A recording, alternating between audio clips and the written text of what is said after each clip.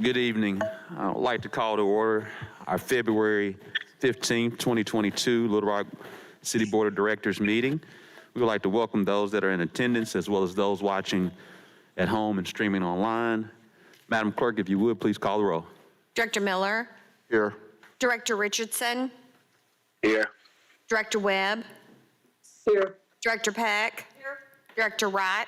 Here. Director Wyrick. Director Campuris. Director Phillips. Here.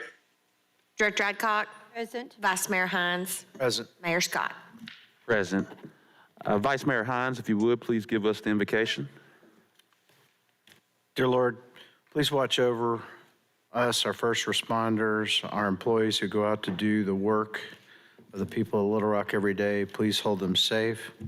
Please let us seek your will in the proceedings tonight, that we ask for your guidance, that we do these things in your will, in your guidance. In your son's name we pray. Amen. Amen. Amen. May we all please stand for a pledge of allegiance.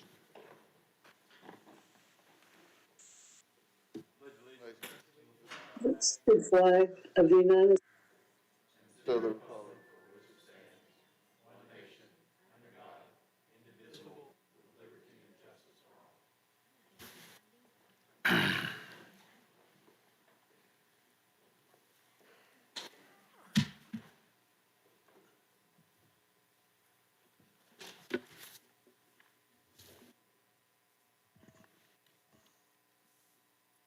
Madam Clerk, if you would, please read the consent agenda.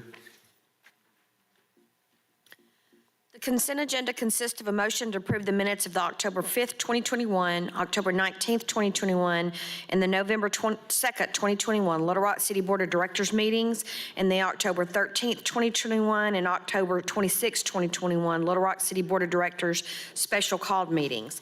A resolution to extend the 3rd Street Temporary Improvement District for approximately 13 consecutive weeks, starting on February 15th, 2022, and ending on May 17th, 2022. And for the purposes, a resolution authorizes the city manager to submit the amended 2021 annual action plan and the amended 2021 to 2025 consolidated plan to the United States Department of Housing and Urban Development. And for other purposes, a resolution authorizes the city manager to enter into a contract with Canvas Community in an amount not to exceed $150,000 for the Bridge to Work program. And for the purposes, that concludes consent agenda. Move for the adoption of the consent agenda. Second. There's a motion and second. All those in favor, please say aye. Aye. All those opposed, please say nay. Present. Ayes have it with the noted present. Madam Clerk, if you would, please read the grouped items.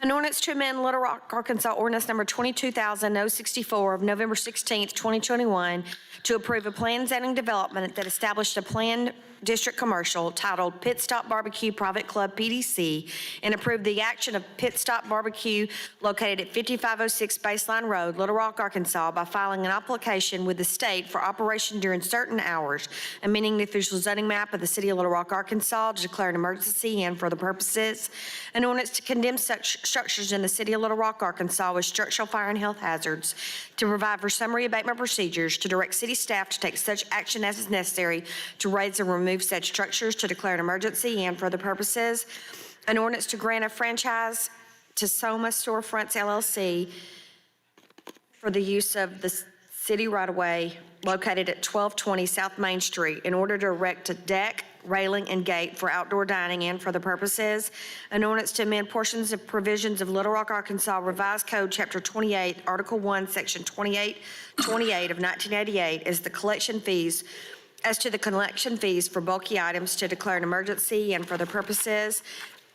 first reading. Move suspend the rules and place on second reading. There's a motion and second. All those in favor, please say aye. Aye. All those opposed, please say nay.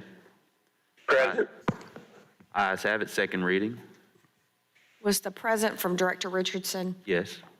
Yes.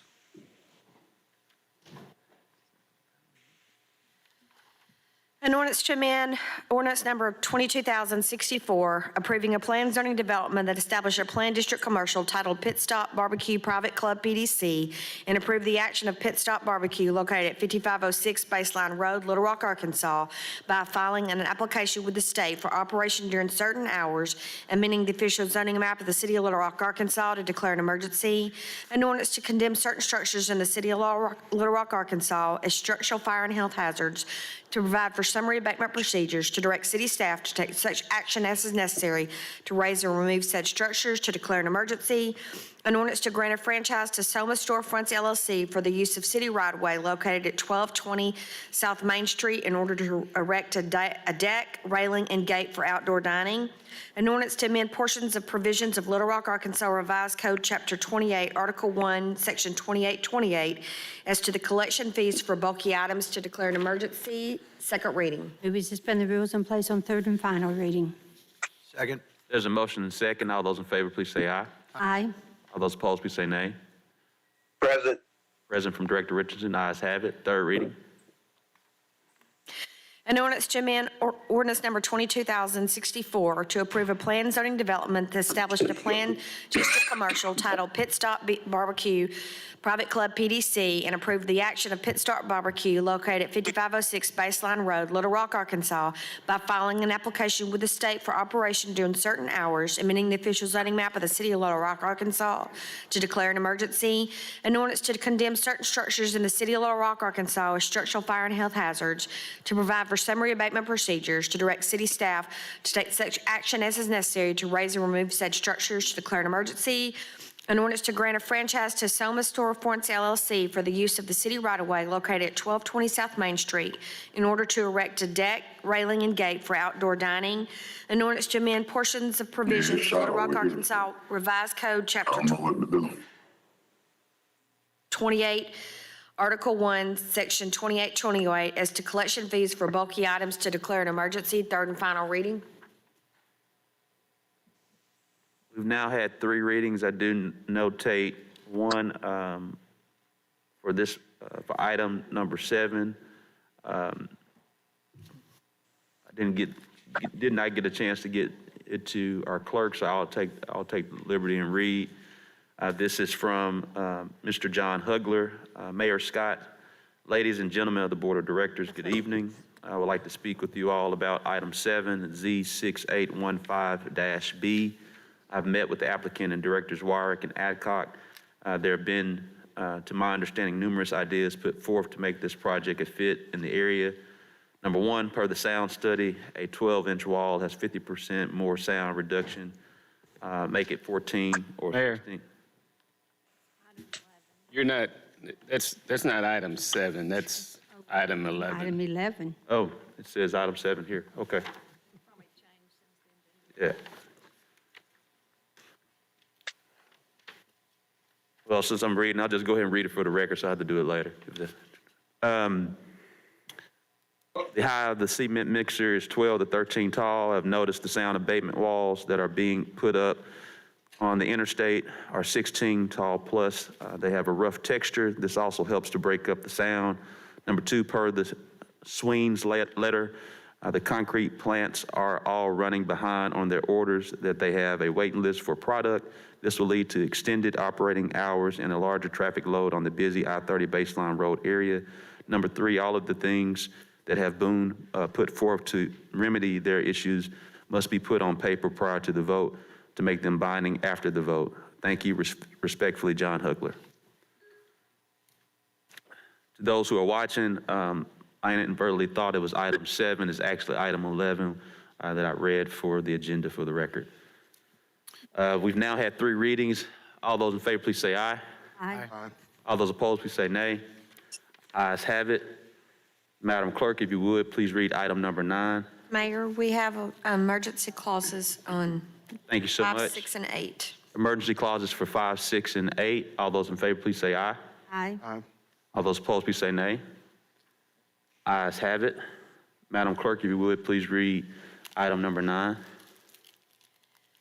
A resolution authorizes the city manager to enter into a contract with Fab 44 in an amount not to exceed $200,000 to provide a day labor program to the residents of Little Rock, Arkansas in an effort to reduce community violence and increase public safety and for other purposes. Mr. Moore, I believe that, can you start that process, please? Mayor, members of the board, we have a presentation with 9 and 10. So at this time, I'd like to ask Emily Cox to begin the presentation, just to give the overview of the context of the dollars we're using, and then Dana Doucette will talk about the particular programs, but we'll do 9 and 10 together, and then the board can decide how they want to move forward. And Ashley is handing out a hard copy, and then we'll email the presentation to board members that are not here. Emily? Thank you, Mr. Moore. Good evening, Mayor, Vice Mayor, members of the board. So as Mr. Moore stated, I'd like to provide the overall context for items 9 and 10. So as a reminder, on August 3rd, the board passed a resolution that stated the intended primary uses of a portion of the first tranche of the city's American Rescue Plan Act funds. And one of those primary uses was for community violence intervention programs, and it allotted $1.5 million for that purpose. So then Emily, hold on just a second. Who's got the clicker? Okay. Okay, we need to go to the next first slide. Okay. Thank you. So as I mentioned, the resolution from August had the primary intended uses, and one of them was community violence intervention programs. So over the next several months, an internal working group, including staff from the Department of Community Programs, the Office of Executive Administration, the Little Rock Police Department, and the Finance Department, including both procurement and grants division staff members, because we were talking about ARPA funds specifically, met weekly to craft a plan for expending these $1.5 million in ARPA funds in concert with existing city PIT funds. So as a result of that working group's collaborative efforts, we issued 3 requests for proposals in December that closed at the end of the month of December. And 2 of those RFPs are before you today as items 9 and 10. And in January, the selection committees reviewed all the proposals that were submitted by the deadline and scored them according to an extensive rubric for each RFP. So these 2 items are to be funded with ARPA funds. So the request for the RFP included ARPA-specific requirements, including those people who are at the highest risk for perpetuating criminal activity would benefit from the opportunities and services to mitigate the negative economic and public health impacts of the pandemic. And the organizations that we're bringing to you tonight demonstrated in their proposals that they will be reaching residents in qualified census tracts, which is how ARPA describes the target audience. But we know those as predominantly wards 1, 2, 6, and 7. So once all the contracts in items 9 and 10 are added together, they will not exceed the $1.5 million amount based on the previous August Rescue Plan Act resolution. And from the perspective of the working group of staff members that have been meeting weekly on the issue of community violence, it's possible, too, that we come back to the board and ask for additional ARPA funds for additional community violence intervention programs. For item 9, there were 2 bids submitted, and 1 organization is being recommended for funding. And for item 10, there were approximately 20 organizations that submitted proposals, and the staff's recommendation is to move forward with 10 of those proposals. I do want to point out that federal funds are being used, obviously, and so organizations had to submit proposals as a part of the regular procurement process, and these are contracts for services. And since these are federal funds, the organizations will have to adhere to federal standards in addition to our regular program monitoring. And that'll be performed by community program staff and the city grants team. which will provide technical assistance and then monitoring throughout the duration of the contract. And indeed, we've already discussed a program orientation to assist contractors with meeting the expectations and the requirements and providing data back to us so that the programs can be evaluated. So within that broader context, I'd like to turn it over to Dana to present on items 9 and 10 specifically. Thank you. Thank you, Emily. And to the mayor, to the board of directors, and to the city manager, thank you for this opportunity to talk a little bit more about this process. So for item number 9 on your agenda, that's for the day labor program services. The goal of this bid was for the city to contract with a supplier to operate and manage a day labor program. And it was with the idea to increase public safety and curb criminal activity in the community by specifically providing productive economic opportunities to those people who are most at risk for perpetuating criminal activity. And so the work performed by the day laborers will supplement the city's existing efforts to complete service requests that residents and staff enter into the 311 system. And this project is indeed somewhat similar to how a previous item on the agenda, the Bridge to Work program, works with homeless residents to pick up litter in the city. However, the work performed with this contract would not be restricted to litter pickup or to homeless residents. Rather, it's open to all Little Rock residents with a target demographic of ages 18 to 30 who are at the highest risk for perpetuating criminal activity within the city. And we also know that those individuals would benefit from employment opportunities and the relevant training that would go along with it, since there would be expanded opportunities for employment. This target population we know needs the opportunity to work despite some of the traditional barriers that may hinder their gainful employment. And the intent was to help them learn the necessary skills to be able to maintain a full-time job. Now, traditional barriers that may hinder gainful employment, they're not going to stand in the way here because the supplier will recruit day laborers with risk factors such as they're involved in or have a relative involved in the criminal justice system, or they have other issues that we know may be of concern to them. So the winning bidder, Fab 44, they have a track record of success in this arena, and they submitted a proposal that the selection committee felt will accomplish these goals. Now, Fab 44, several people have said they've heard of them before. That's really just the name of the nonprofit organization who responded to the bid. But the owners of Fab 44, they also own Janitorial Doctors, and they also own Rock City Kitchen, which has 3 locations. And both of those businesses have experience using day laborers. Janitorial Doctors was actually born out of a need to hire the target population of this bid because they're already working with that age group as part of their work with youth under the name of G3 Academy. And they also had an after-school, out-of-school program, Fab 44 Basketball. They have also worked with the housing department by mowing weed lots and land bank properties. So the contract term for this particular bid is 1 year, but it does have the option to renew for 2 additional 1-year terms pending available funds. And so the supplier is responsible for providing any necessary training and the equipment to complete the work. But we haven't yet negotiated the full terms of the contract, as yet board approval is sought here tonight first. But the RFP stated that the award amount would not exceed $200,000. And so, again, that's for item 9, day labor program services.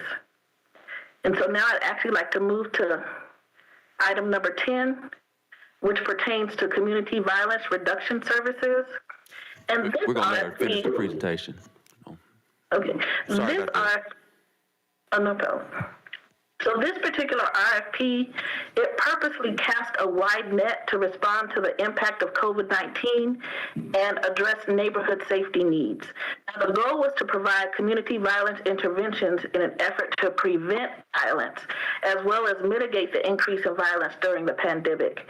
It was also to provide children, youth, and their families with programs and services in several different categories that lend themselves to violence reductions. And those are on your screens. So the first category was conflict and management that they could submit a proposal in. Another category was domestic violence prevention and intervention. The third area was hospital-based intervention. The fourth area was prevention of criminal activity through violence intervention. The fifth category was life skills and/or workforce readiness. And then the sixth area was mental health and wellness. Now, the target population for these particular proposals are, again, children, youth, and their families who reside in Little Rock and are at the highest risk for perpetuating criminal activity. And we believe this target audience would benefit from opportunities and relevant training to also mitigate the negative economic and public health impacts of the pandemic. So the target market also includes individuals who have the same risk factors mentioned previously when I discussed the day labor project. Again, each contract would be for 1 year. After that time period, if there is a desire to continue the programs and funding is still available, then contracts could be extended for up to 2 additional 1-year terms. And that's something that we normally do with our contracts. Again, contract awards would not exceed $200,000, but the exact amounts have not been negotiated yet, pending board approval. And the resolution lists the pricing proposal of each organization submitted, so the contract amounts will not exceed those pricing proposals. And those pricing proposals were submitted at the same time as the organizations submitted their technical proposal. So we received a total of 22 unique proposals in the different various categories, and I'd like to walk through each category, describe those proposals that we are recommending for funding. So we'll start with the next slide. So under conflict resolution and anger management, we had top 2 proposals.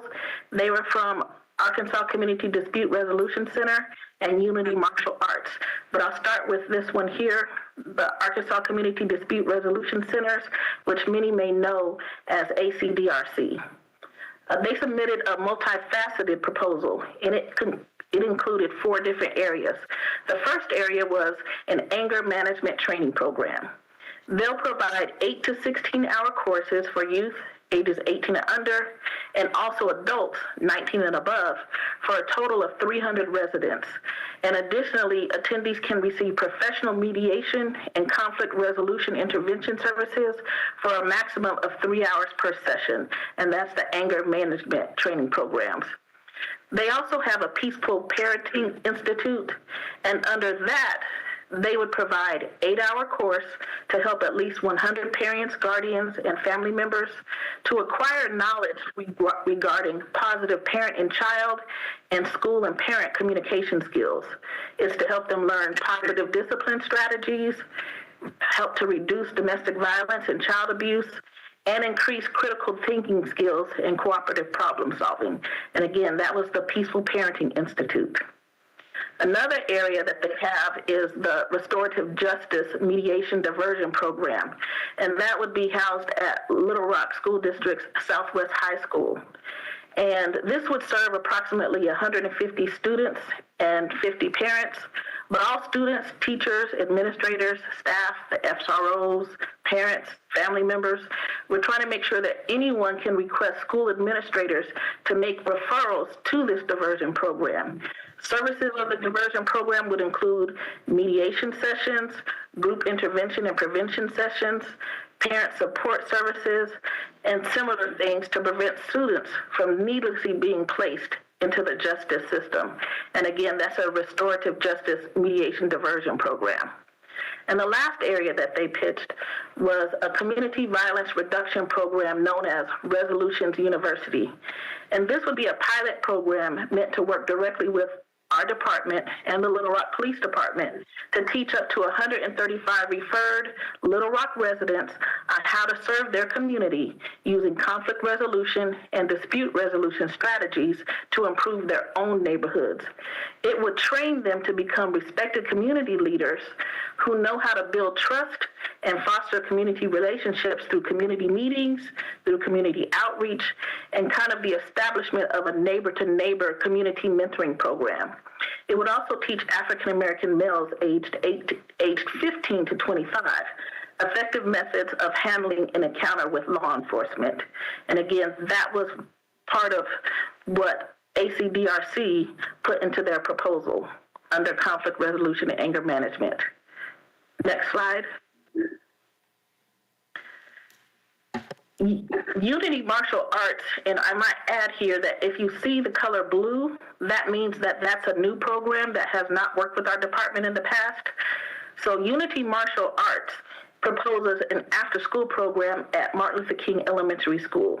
The students would be selected by the counselor and the principal and will adhere to the risk factors like all of the other proposals.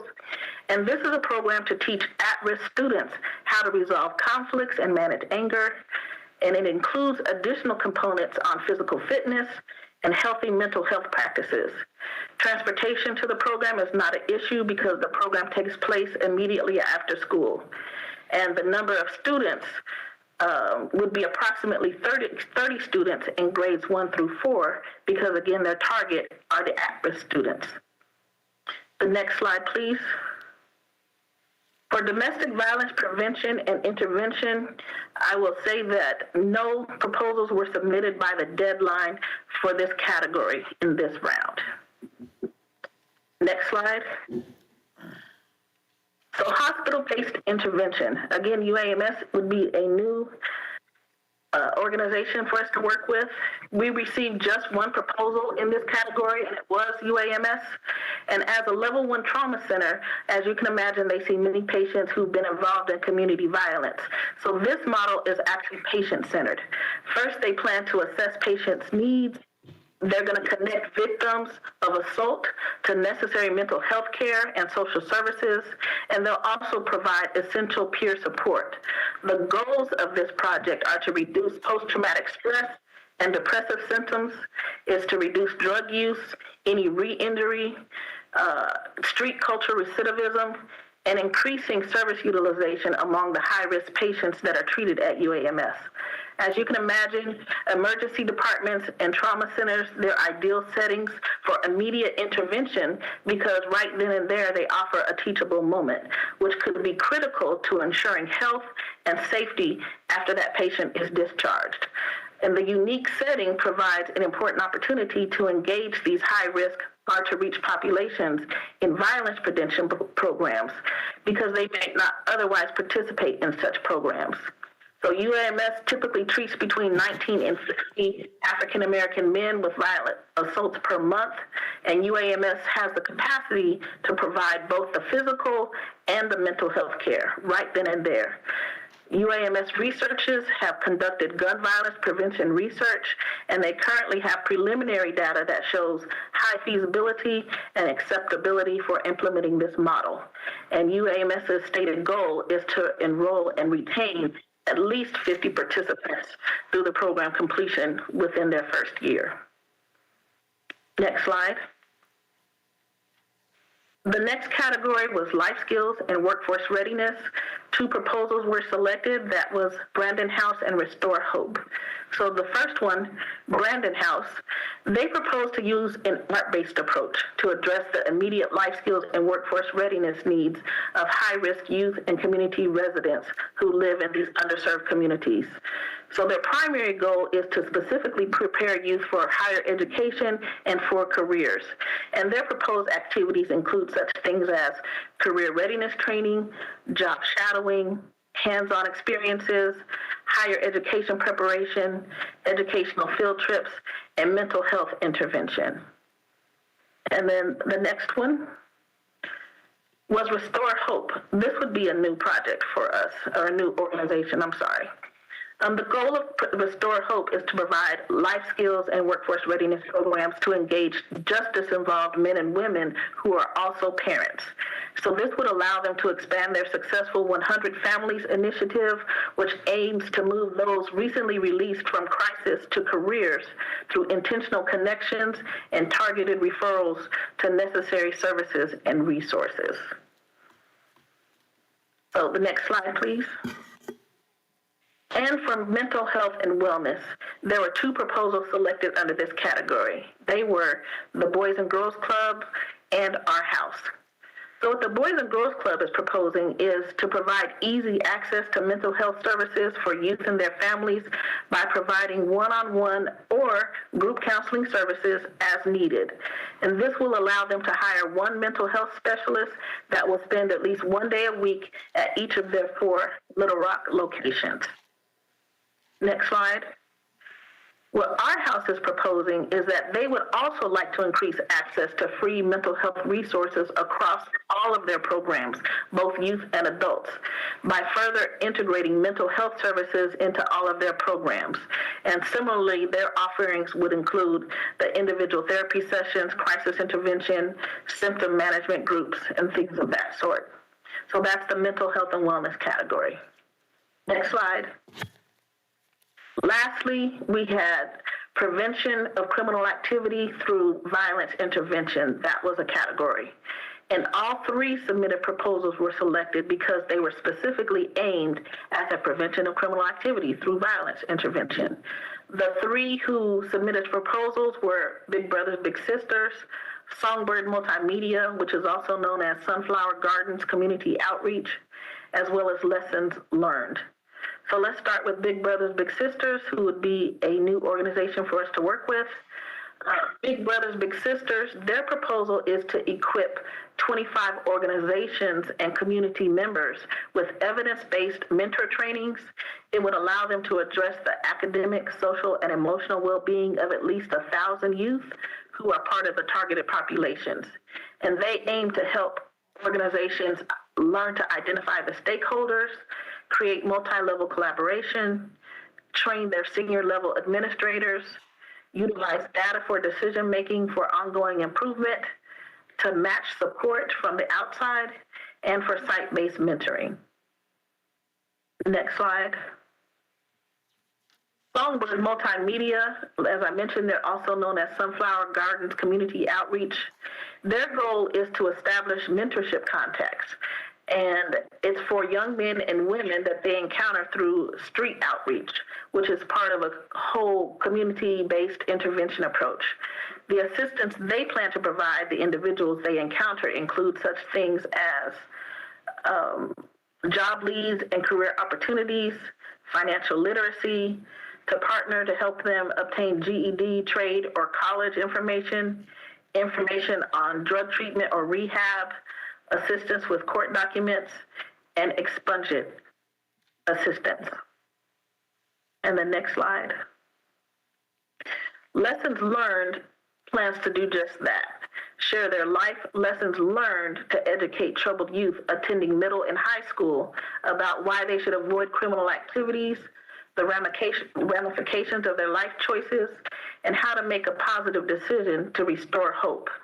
They plan to do that through sessions on self-defeating attitudes, behaviors, negative voices, communication, conflict resolution, building relationships, time management, gang prevention, and developing new skills. And so it's important to note that the person who would be working with this particular one is a former gang member who has changed his life tremendously and has a wonderful story. So in conclusion, there are a few points I'd like to make sure that we are sharing.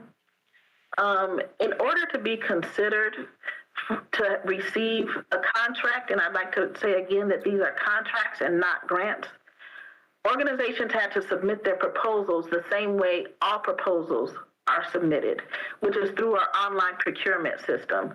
Of course, the submission had to be on time, and anyone who did not submit their proposal correctly and on time, of course, was not considered. I think it's also important to note that each proposal we are asking for approval to move into the negotiation phase was individually considered by a 5-member RFP review committee before we presented them today. And they had to receive a score of at least 540 out of 900, which meaning it was at least a score of 60%. And then from there, the organization still had to receive a top score to be recommended for funding. We don't start the negotiation process at all until we have received city board approval to do so. So today's vote only allows the negotiation process to start. Programs only move to contracting once the negotiation process is complete, and then all contracts are approved by the city attorney. If the board approves these resolutions, community programs will start the negotiation of contracts with these entities, but not by ourselves, because they include federal grant money. We'll also be including our grants division and our procurement divisions. And as part of the negotiation process, the City Grants Division will be conducting risk assessments to gauge the capacity of these organizations and their needs for additional technical assistance. The risk assessment, it will drive the scope and depth of that technical assistance, as well as the quantity and frequency of any subsequent site visits. The Grants Division will hold technical assistance workshops to assist organizations with SMART goals for performance measurement, the completion of monthly reimbursement requests, and conduct quarterly site visits to ensure compliance with these federal funds. And the Grants Division will also provide assistance to help these programs with locating and applying for additional funding grant opportunities to decrease the reliance on future city funds.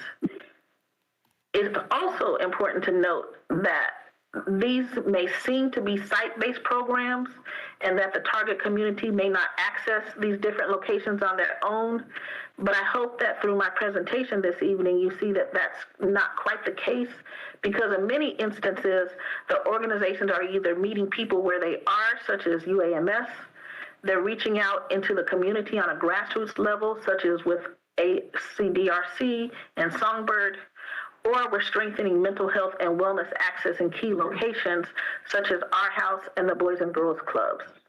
So this concludes my presentation, and I'm now available to answer questions. Thank you, Director Doucette. We do appreciate, I want to take this time to share appreciation to you as the leader of the Department of Community Programs. I know you and your team have been working on this project. I think as you shared in your presentation, that these community violence requests for proposals are out of the allocation the City Board approved in a resolution in August of 2021. As you have shared throughout that process, then developing the request for proposals, that then went out for the public in December of 21. And then as towards the end of December 21, these applicants applied for these American Rescue Plan Act dollars. And then after they went through that process, it went through extensive review, the review committee, just like any other vendor program, and then was reviewed by the CYF Commission as well, and then now before. So it's really been a journey of close to 4 to 5 months to even get us to this point. And so I just want to say thank you as the leader of the community programs for getting us to this point, utilizing these American Rescue Plan Act dollars to address community violence intervention, which was all done before 2022, but started that process to get us to that point. So thank you so much for doing that. We really do appreciate you. I will now transition to Director Phillips. Then after Director Phillips, just for the order that we have, Director Phillips, Director Wright, Director Compuris, then we have Director Peck, and Director Adcock, and Director Phillips. Thank you, Mayor. And thanks to Ms. Emily Cox and Dana Doucette for the presentation. I got a few questions that I think are very specific, so it shouldn't take a long time. And Mayor, in the spirit of being an attorney, I would like to reserve questions at the end in case my colleagues bring up something and I want to address that as well. I know sometimes we only get one bite at the apple, so I'm reserving a second bite on the front end. The first question, I think you kind of addressed already about the timeline, but I want to get into a little more detail with Ms. Doucette. This went through the normal process, and I guess normally it takes about 4 or 5 months. Is that fair? It's fair, and also because we wanted to make sure that we were updating the process as well to make sure that organizations kind of understood the process. So we recrafted our RFP process, like how you do RFPs, to make it as easy as possible and as understandable as possible. Okay, understood. Thank you for that. And related to that, I received some phone calls and people reaching out to me asking if these 10 organizations, I guess really 11, if you include the Fab 44, if this was related to our emergency declaration from a couple of weeks ago. I told all those people that this is not related to that because this was in the works a long time ago. Is that correct? That is correct, yes. Okay. And then I think Ms. Cox mentioned that there were 6 people who applied for item number 9, and we end up picking 1. No, there were 2 for item number 9. There were only 2 organizations and we picked 1. Okay, 2 for item number 9, and then 22 for item number 10, and we picked 10, correct? Yes, we picked the top 2, and for that one category, we picked 3 because of the category that they were in, which was prevention of criminal activity. And we talked about this a little bit last week, Ms. I said, I don't know if you got a chance to watch the meeting, but so there's 13 organizations that want to help out in this area who didn't make the cut for whatever reason. Are we doing anything for those organizations to help them be prepared the next time around? The difficulty, as you can imagine, is just the amount of the award. The amount of the award is $200,000. And so when we have 1.5, that only goes so far. So that was why we tried to award as many as we could, but at $200,000, we were somewhat limited by the cost of the programs. In terms of putting it out there again, that's why Emily made the comment that, hey, we may want to come back to the board for any additional funds. And then also, we really don't know the final amounts until we have a chance to negotiate with the organizations to identify what the actual final amount will be. Okay, understood. And we've Go also, ahead. I'm sorry, Ms. Cox. Go ahead. thank you, sorry. We've also discussed having technical assistance workshops with future rounds of funding so that you could come in to a workshop and submit your application as you leave. Okay, all right. Is that, and maybe I'm getting too into the weeds here, but is that, you say submitted before that leaves, is that like a draft submittal where they can do like, hey, this is what I would have done, and then someone says, if you would have done this, you would have missed it, or is that what you're talking about? I don't have all the details, but I mean, my vision of it would be that we would have staff, we'd have make the application available during a workshop, and we would have staff available on site to answer any questions you have and to walk you through how to apply. And if you wanted to submit it before you left, you could, or you could go back home and work on it some more because the deadline would be in the future. And I will add that we also do, before each bid, we do have pre-bid meetings so that we actually have pre-bid meetings about a week after the bid opens. And that week is to allow people time to read over the bid and kind of even get started. And then as they have questions, they can ask any question under the sun during that pre-bid meeting. And we do our best to answer it right then and there so that they still have time to go back and update their proposal as needed. Okay. Thank you for that. Couple more, and then I'll pass the metaphorical microphone. As it relates to the ACDRC, Arkansas Community Dispute Resolution Center, based on what we heard from Chief Humphrey and Chief Bewley, that seems to be something that's sorely needed. So I'm happy to see them be on this list and getting as much money as we can to address a need that our police see is important. I'm curious, is there any element for them to work with our judges or judicial system where if someone's, on probation or as part of their probation, they go to ACDRC? I do know that they're open to that because this is actually an organization that we have worked with in the past, and they don't turn anyone away. So the short answer to that would be yes. Anyone who needs their help, they're trying to figure out how to provide that assistance. And I will offer my whatever service I can be.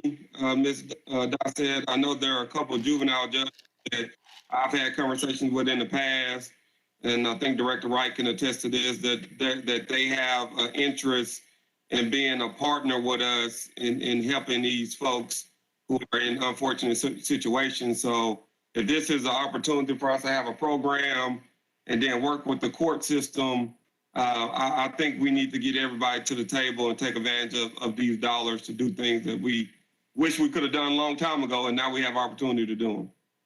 I would like to add real quickly that on our staff, we actually have a part-time, someone who serves in this space that you're talking about, justice, a connection to reform and to diversion and to juvenile justice.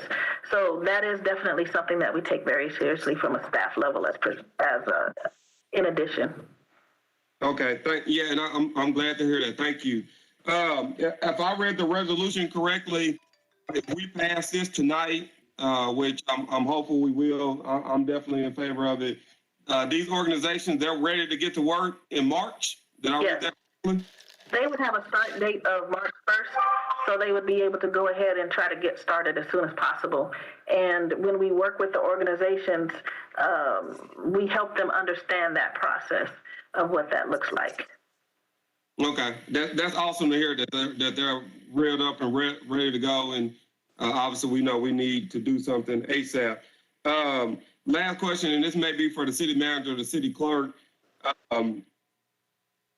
When we have items like this, I mean, I went back and added them all up, but I would like to have a total going forward. I think that's something that Director Miller mentioned a couple meetings ago, just for ease of reference on how much money we're talking about together. So if our city manager, our city clerk can make note of that request, I would appreciate it. Can I ask, would you want that in advance or after the contracts are negotiated, because those are going to be different amounts? Right, and I understand that, but there's a list of numbers here that you're up to. Oh, okay. What I'm saying, what are we, the aggregate of all of what we're up to listed in the resolution? I think that'll be helpful for me and maybe others. Again, Ms. Dossett, Ms. Cox, thank you for this. Thank y'all for the work. Mayor, that's all I have for this at this time. But like I said, I do reserve a hand raise later on. Thank you so much, Director Phillips. Director Wright. Thank you, Mayor. 1 second, Director Wright. Director Compiers, I got a list. I've got a lot of questions, but I just need. It's Director Wright's turn. It's Director Wright's turn. We're going in order. Director Wright. Okay. Thank you, Mayor Scott. Dana, thank you for the presentation. You did clarify a question that I got from one of my constituents who did apply. I hope she's listening. I'm pretty sure she is. However, I did hear from the Mayor's Chief of Staff, and she will be reaching out to her to let her know about the technical assistance workshop that will be upcoming for entities that were not funded, so that they can understand what it is they need to do. I have a question about the Fab 44. What area will they be targeting? I know they have a location on Barrow, and I know they can't work all over the city unless they have the manpower, but will they be targeting in that area, since that's a part of the targeted community development sites that the board voted on in January of last year? Definitely. So all of these proposals, every single one of them, have a target area of 1, 2, 6, and 7. Okay. But they are also open to individuals across the city. So, but the target areas are 1, 2, 6, and 7. Okay, thank you. Regarding reports, how often will you get reports from the organization to track their progress as they move along? I know, some of them are seasoned, but some aren't. So will there be periodic reports like 3, 6, 9 month updates as to their success with the outreach to the youth? That's basically, I'm sorry. Yes, that's basically how it happens. So what happens is that with annual programs, we do a couple of things. I have a full-time monitor and I have a full-time coach, but the monitor's responsibility is to stop in on the different organizations and find out what's happening, like you say, at different points between 3, 6, and 9 months and the 12 months. So they drop in, they do both. Some are announced and some are totally unannounced, just so we can find out what's going on. In the summertime, we also use our summer youth employment interns, our mentors, their mentor level, but they also do the same thing, so it gives us an extra level of monitoring. The other thing is that twice a year, we get what's called a full monitoring. That's where they go in and look at every piece of paper, not every piece of paper, but they look at all of the things that are within their contract. So again, on a monthly basis, they're kind of going in, looking at various different things. They find something wrong or something inconsistent, it's then referred to that coach, and the coach's responsibility is to provide that technical assistance to say, hey, let me make sure you understand how to do this, or let me make sure you understand how to do that. And then again, as I mentioned, twice a year, there's a full monitoring with reports on each organization. And Dana, finally, for those who were not successful, do you have a timeline or a prospective date or of when you're going to do the technical assistance workshop so that those entities that weren't successful can engage and those that are interested can attend and understand the process? Yes, we do. It's tentatively at the beginning of March. We've already started planning it out. Some of it, of course, depends on what happens tonight, if you will, or what happens with these particular projects, because we want to make sure that everyone has an opportunity to come through this training. And so we're definitely planning it within the next couple of weeks. Like I said, it would be, our goal is to have it at the beginning of March so that we can turn right back around and offer opportunities to organizations once again. And for the listening audience, when is the next bid going out? I understood there was supposed to be one in February. Has it gone out yet? It did not yet, because we needed to find out if they actually got through today to be able to go back out. And then once we have a better idea of the final amount, then we will have a better idea of how to put them back out. Like how many would we be able to do at the $200,000 level and how many might we be able to do at any other amount. But there was a bid in January, is that correct? Yes, that was for community. That was for community-based intervention. So our community-based intervention project will be before you in the next couple of weeks because it's being reviewed right now. All right, thank you. Members of the board, just to make sure everyone's aware of the order that we're going in, we just finished with Directors Phillips and Wright. Director Computers is up next. After that, Director Richardson, Director Webb, Director Wyrick, Director Hines, Director Peck, and make sure I didn't, and Director Adcock. And then Director Phillips with his reserve time. All right, Directing Computers.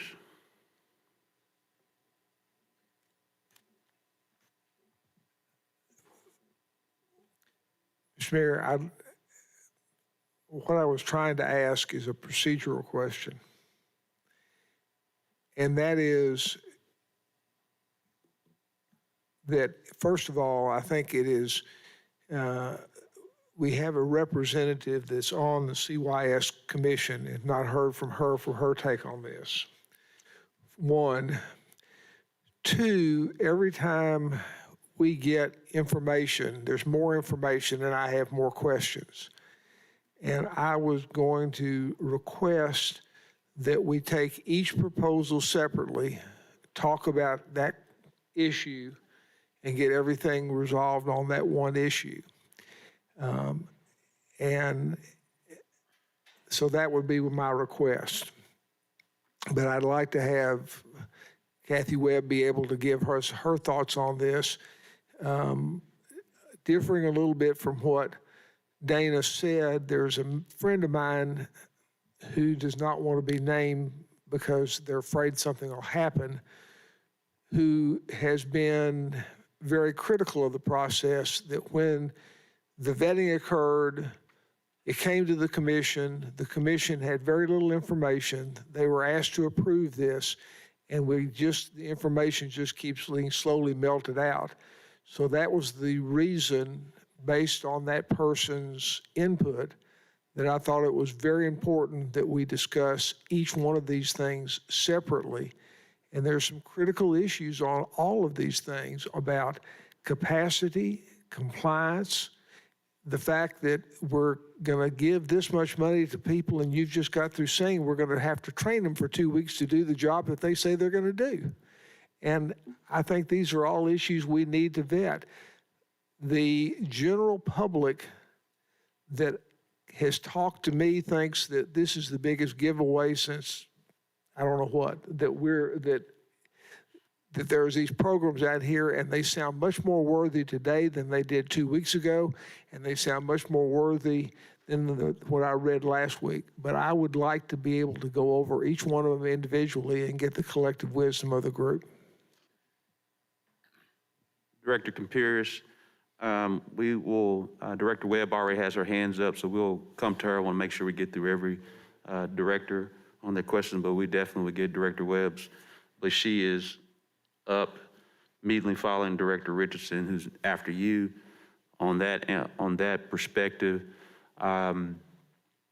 Dana, actually, Bruce, will you share, in regards to how the items are provided from agenda, since you set the agenda?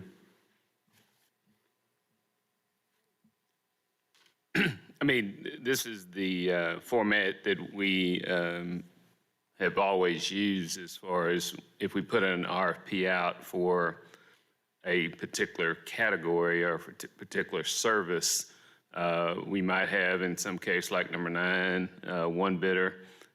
We might have, in this case, number 10, 10 bidders.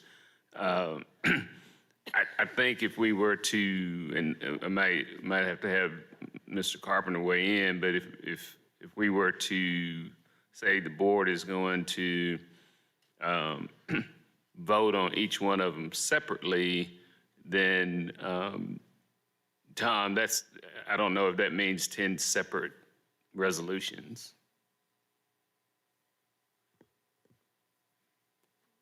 It depends on how the board wants to do it. They could do it as 10 separate resolutions. They could do it for each program.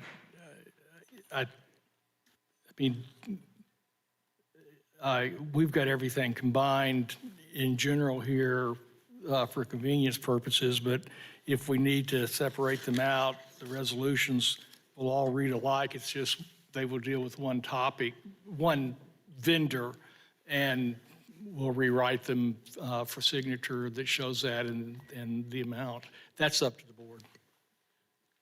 Director Cox, if you would just speak to the scoring process again, just to reiterate. Well, the working group that I referenced with many departments involved worked together to draft the RFPs, and it included a rubric that the selection committee then graded the submissions by, which is how we do RFPs. So this is inconsistent with how we've always done RFPs before the city board? Yes, I can answer that. It is how we've always done it, and we didn't stray from our normal process at any point in this entire process. Thank you. So you've used this process as has been done the entire time, being consistent. Thank you. Director Richardson, and then after Director Richardson, Director Webb. Yes, thank you, Mayor. I was going to agree with Dana that this is the way we've done this for a number of years. My only question centered around the capacity of those organizations, our capacity to train the trainers, and it seems to be a lot of money. With the exception of New Futures, I don't think we ever given anybody that did this kind of work, Bruce or Dan, you guys correct me, more than $50,000 in the past. It seems to be a lot of money available for what I've heard is evidence-based programming. And Dana, I know you're not fully staffed enough. Having done this work myself, fully staffed enough to do regular monitoring and technical assistance and training and evaluation. And that doesn't happen on announced visit. It happens on monthly visits. So the monitoring that I heard you talk about, I equate that to monitoring and documentation. I didn't equate that to monitoring and actual provision of services, which is key and critical to me. I think that the fact that the ex-gang member has a program, and he's one of our recommended programs. I think that's really, really important to me, because a lot of people who work best with these young people are not certified counselors. They're not even, some of them don't have their high school diplomas, but they know how to connect with those young people. They know those young people, and then the young people know them and believe them and understand them. Because it's hard to take somewhere to a place that you've never been. And I think that's part of the reason I decided to run for city board, because I didn't think we could program our way out of this. Nor do I think we could police our way out of this. We have to have policy that's supportive of both. And we need to make sure that we're in position to do what we say we're going to do. Otherwise, we're going to have these false impressions that we're just doing it just to do this. I have a problem with this capacity and how it's laid out across the board. I have to just say that. And no disrespect to you and your team and your work and the COIF work.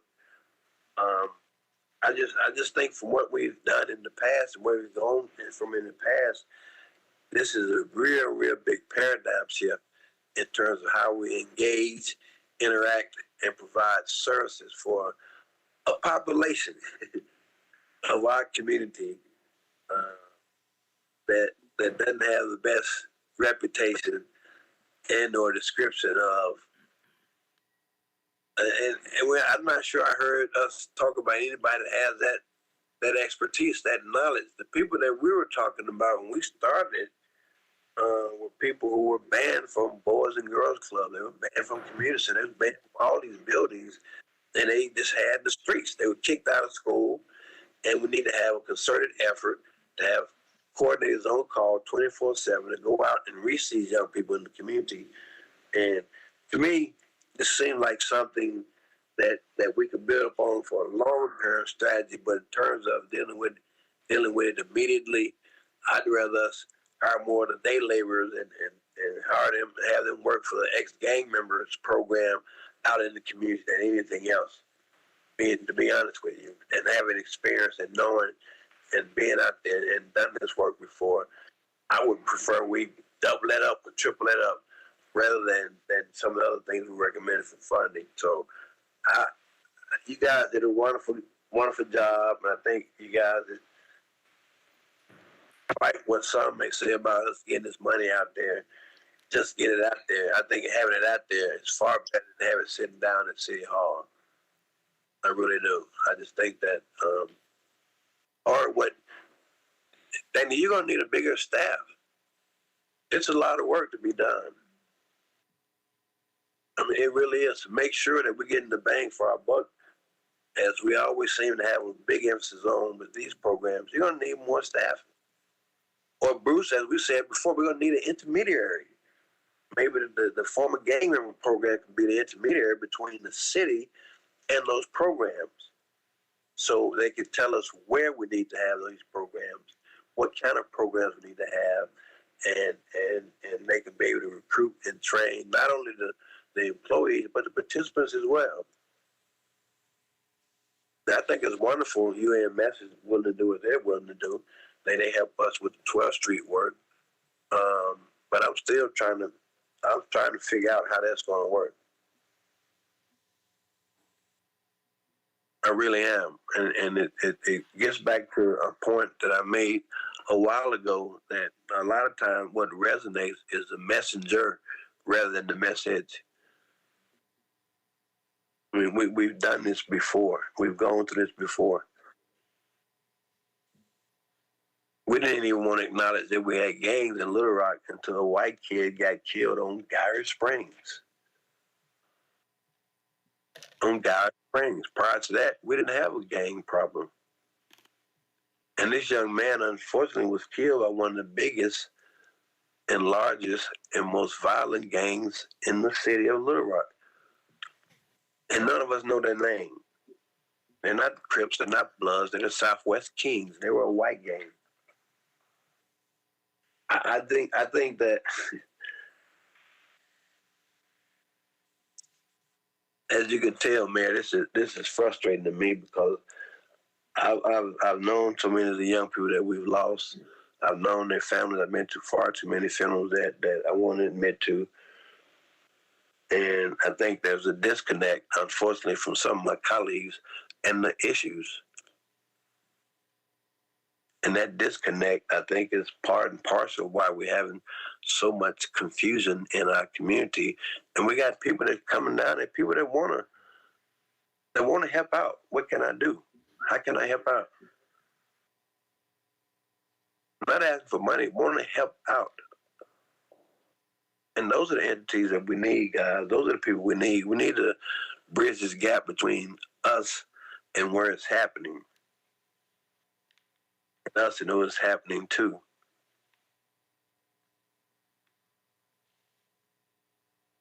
I might, and that's right now, I might want another second bite at the apple depending upon what I hear from my colleague, because this is something we're talking about lives lost, people.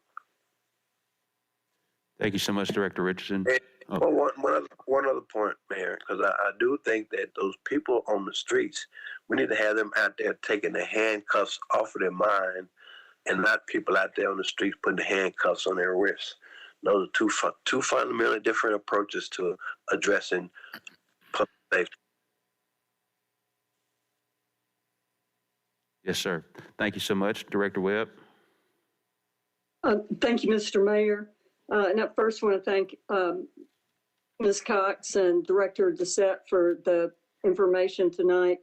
And like some of my colleagues have said, the information was really helpful, and I wish that I had this information before. I agree with what's been said by Director Doucette and you, Mayor, about that this is, and I think Manager Moore, that this is the process that we have used in the past. I have no issue with the group that vetted the proposals.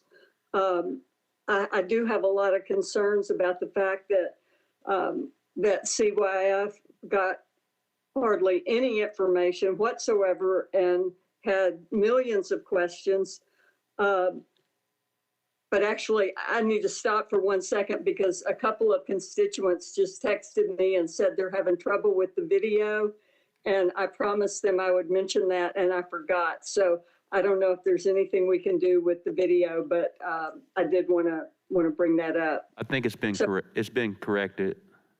Okay, thank you, and I apologize. If it's not, we'll find out and report back, but I think it's been corrected. We got a note. Has it been corrected? Is it still there?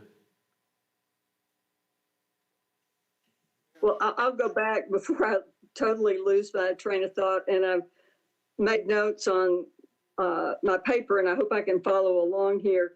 One of the things that Director Richardson said, and a couple of others have brought up that I completely agree with, and this would be something that I think people on CYF have emailed and texted me about since our meeting, because since we didn't have much information at the meeting, there's a tremendous concern about the capacity. I took the weekend to look up websites, to look on Facebook, to try to learn as much as I could if there were groups on here that I didn't know a whole lot about. Some of my questions were answered, but some of my questions even grew because we're saying now that we're going to offer training, as a couple of people have mentioned, to groups to do this work that we're going to give hundreds of thousands of dollars for.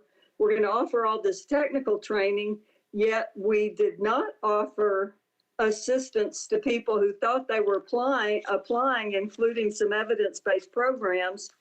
And I brought this up last week, and I think Manager Moore said we would correct this on the website.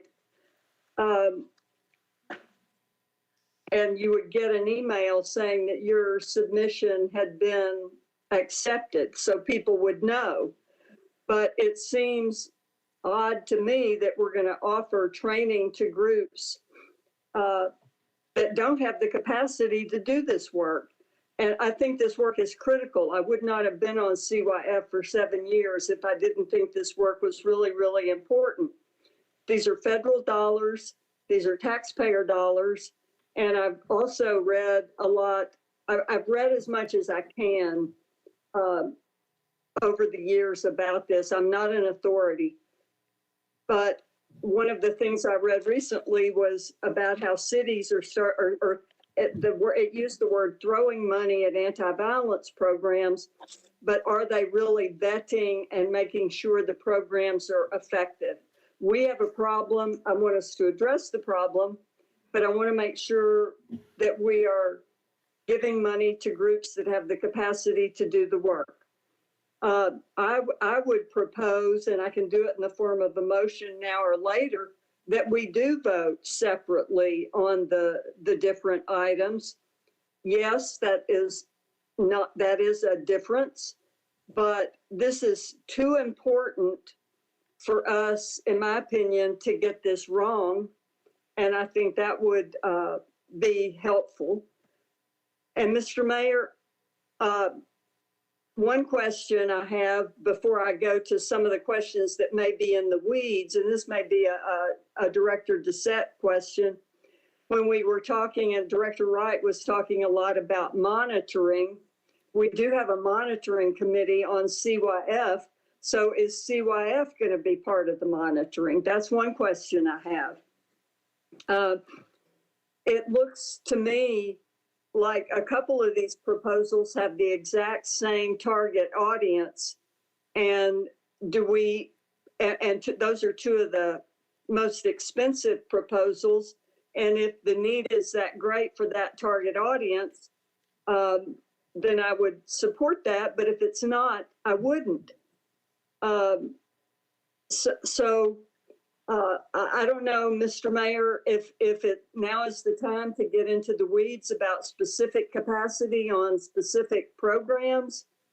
I still don't understand what Big Brothers and Big Sisters are going to do. Mentor 25 organizations, I don't understand that. And I would like to propose, I guess, in the form of motion that we vote separately on these, but I know every board member needs to have an opportunity to talk. I'm also confused about the things that FAB 44 would provide. Is it going to be all city services, city projects? Because on the summary we got, it says commercial lawn mowing service. So are we going to, I don't understand, are we going to provide this for businesses as well? Landscaping, is that city landscaping? It's just not clear. There are an awful lot of things that are not clear to me. So I will yield to others, but I do make a motion at the appropriate time that we vote separately on the programs. Thank you, Mr. Mayor. Thank you so much, Director Webb.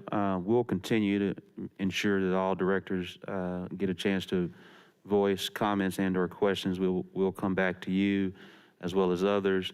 But I do think it's prudent to ask Director Doucette, because I think there may be a bit of confusion in regards to the training language as well as the capacity. So Director Doucette, if you could address first, I think the capacity was a question from Director Webb as well as Director Richardson.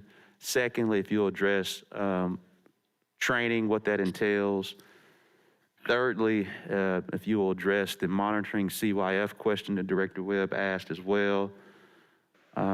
Fourthly, if you'll speak to the target audiences of the two larger projects, and I won't say fifthly, but I guess I just said fifthly, if you'll address the Big Brothers Big Sisters, and then if you would reiterate the process of, just like other RFQs, there's a negotiation process after the board approves, and so things may change. That's longstanding within city government. If you'll kind of explain that. If I could start with the first one, the last one first, I think that might help with some of the other comments. And so, again, we have not had go ahead. I think, okay, I thought I had some static on yours. I'm sorry, I apologize. Okay. I would like to start with the last one first, and that is simply that we haven't negotiated these contracts yet. And so we do deal with capacity during negotiation. I like to use the example of, that's also why I say that these are contracts for services and not grants. So we don't just give out the money, they're actual contracts. So I like to use the example of, just like if you have a roofer, you're going to, once you start the negotiation phase, you're going to start talking to them to say, okay, you say that you could do this. Can you tell me your experience? Can you tell me I know what you plan to do, but how do you plan to accomplish it? Do I see you with one person with one hammer and a box of nails, or do I see you with a whole crew? Because I want to make sure that, yes, I don't have just a 500 square foot house. I have a 3,000 square foot house. I don't want to see just two people. I want to see a whole crew. So those are the types of things that when we're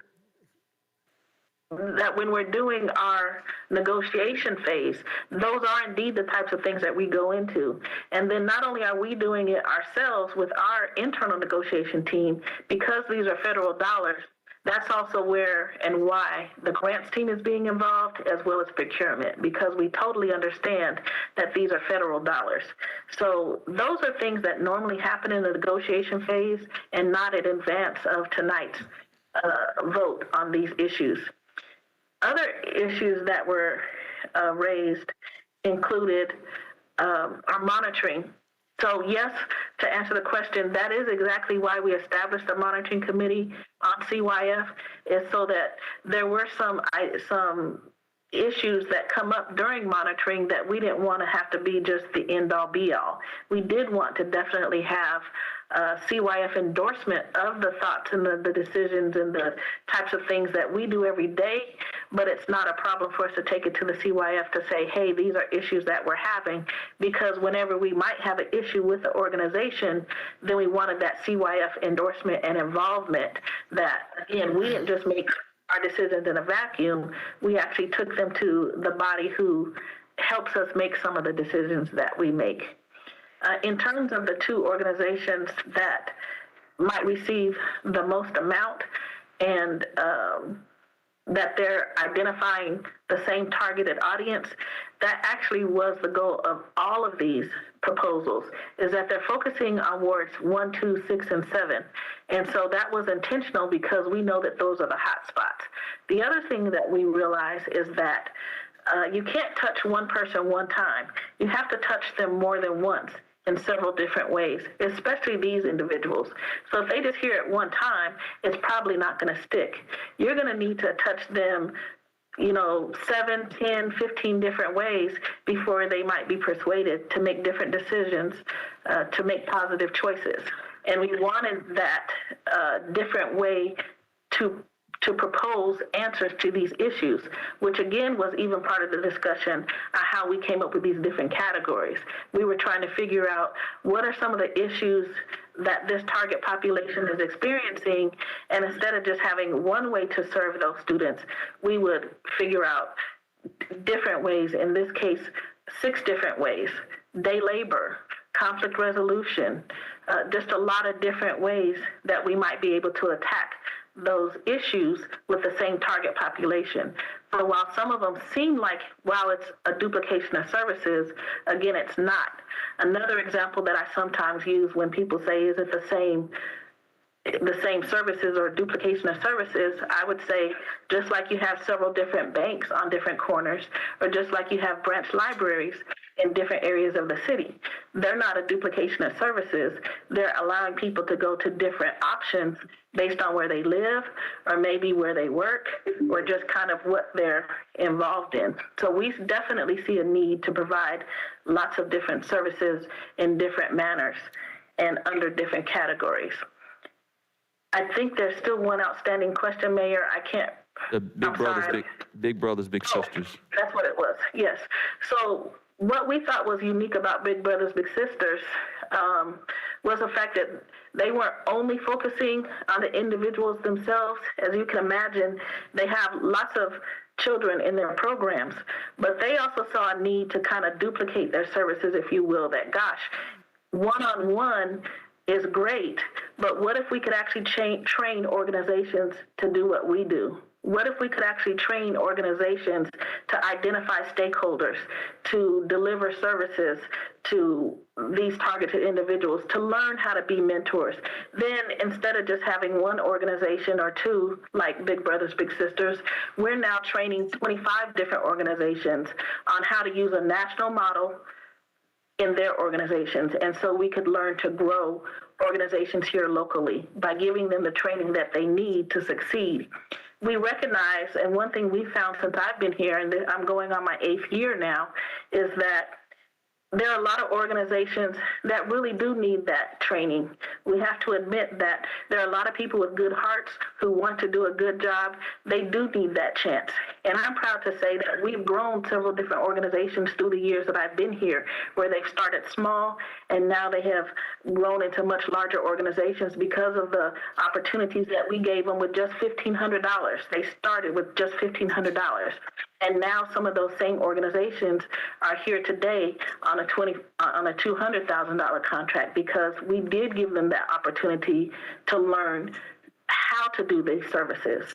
And so with the training that we plan to provide, not just here on our end from a staff perspective, but also through these different type of opportunities and proposals that we have before you today, I think it would go a long way with training future organizations, but they do need that chance to prove to us that they can do it.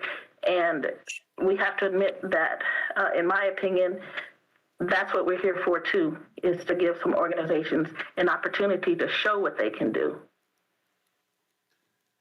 Thank you so much. In addressing all those questions, I believe you also answered the training question as well, correct? Yes, and that's what I was saying at the end is that we've got to get, it's kind of like a person with a new job. How do you ever get experience if no one will give you a job? It's kind of like that. So we plan to provide people with some technical assistance, some training in all aspects, from learning how to respond to a proposal to, as I mentioned with Big Brothers and Big Sisters, how to actually go through the process of growing an organization. Thank you so much. We'll now go to Director Wyrick. After Director Wyrick, we'll go to Vice Mayor Hines.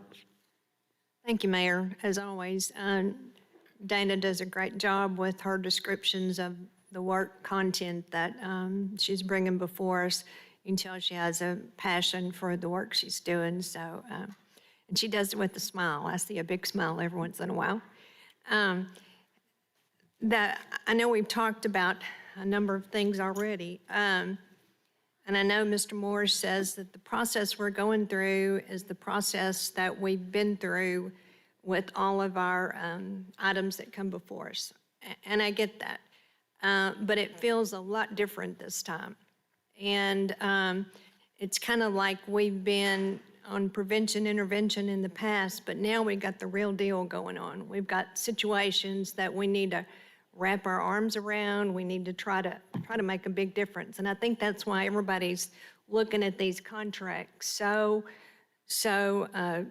hard. And one of the things that, the other thing that I was thinking was we rely on CYF to look at the contracts that come forward. And so when they have all these professionals that look at these contracts, it gives us some comfort level that we're doing the right thing. So we're in a preventive intervention mode, but we're also in a crisis mode at this point. So I think maybe that's one reason why we're looking at it so strongly. I worry about staff concerns in regards to being able to look at these contracts and monitor them. I do believe that we need some feedback on the contracts to make sure that what they've said they're going to do, they are complying, because I don't think we need to waste money on product that is not helping us with our citizens. I was a little bit taken back about the part where it says that, where we said that we're going to start as soon as possible. But how do you start as soon as possible? Who knows about these? Who knows about this work that's being done and where they can come to get services? How is that out in the community? I mean, we're talking about doing a lot of work here with a lot of residents, but I don't know how we get those people to these locations or we get out. So I don't know what that as soon as possible means. How do we do that? One of the things that questions I had last week was capacity and transportation. And we've done a pretty good job in talking about the numbers of people in most of the programs. So that was helpful.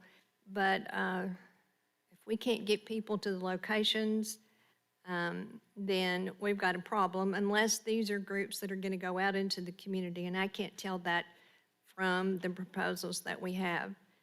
Was a little bit dismayed that we weren't able to award a contract for domestic violence. And if you read the newspaper and you watch what's happening, in a lot of the cases, it is domestic violence related. And if we had some folks that were out there that didn't dot their I's or cross their T's in that field, I would like to see us really reach out to those people and see if there's something that we can't do, especially if they have a track record of making a difference.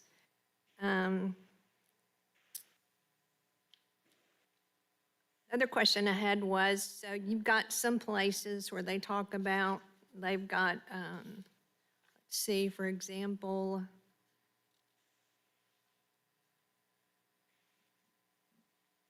under the ACDRC, it says anger management training programs for 300 residents. What does that mean? Does that mean that we have 300 residents for a year? Does that mean they come into the program, they do better, they pass some sort of milestone, and then they go out and somebody else comes in behind them? I don't know how the numbers work in regards to the work that we're getting out there. Maybe somebody can identify that. Like for instance, 150 students and 15 parents under that Restorative Justice Mediation Diversion program.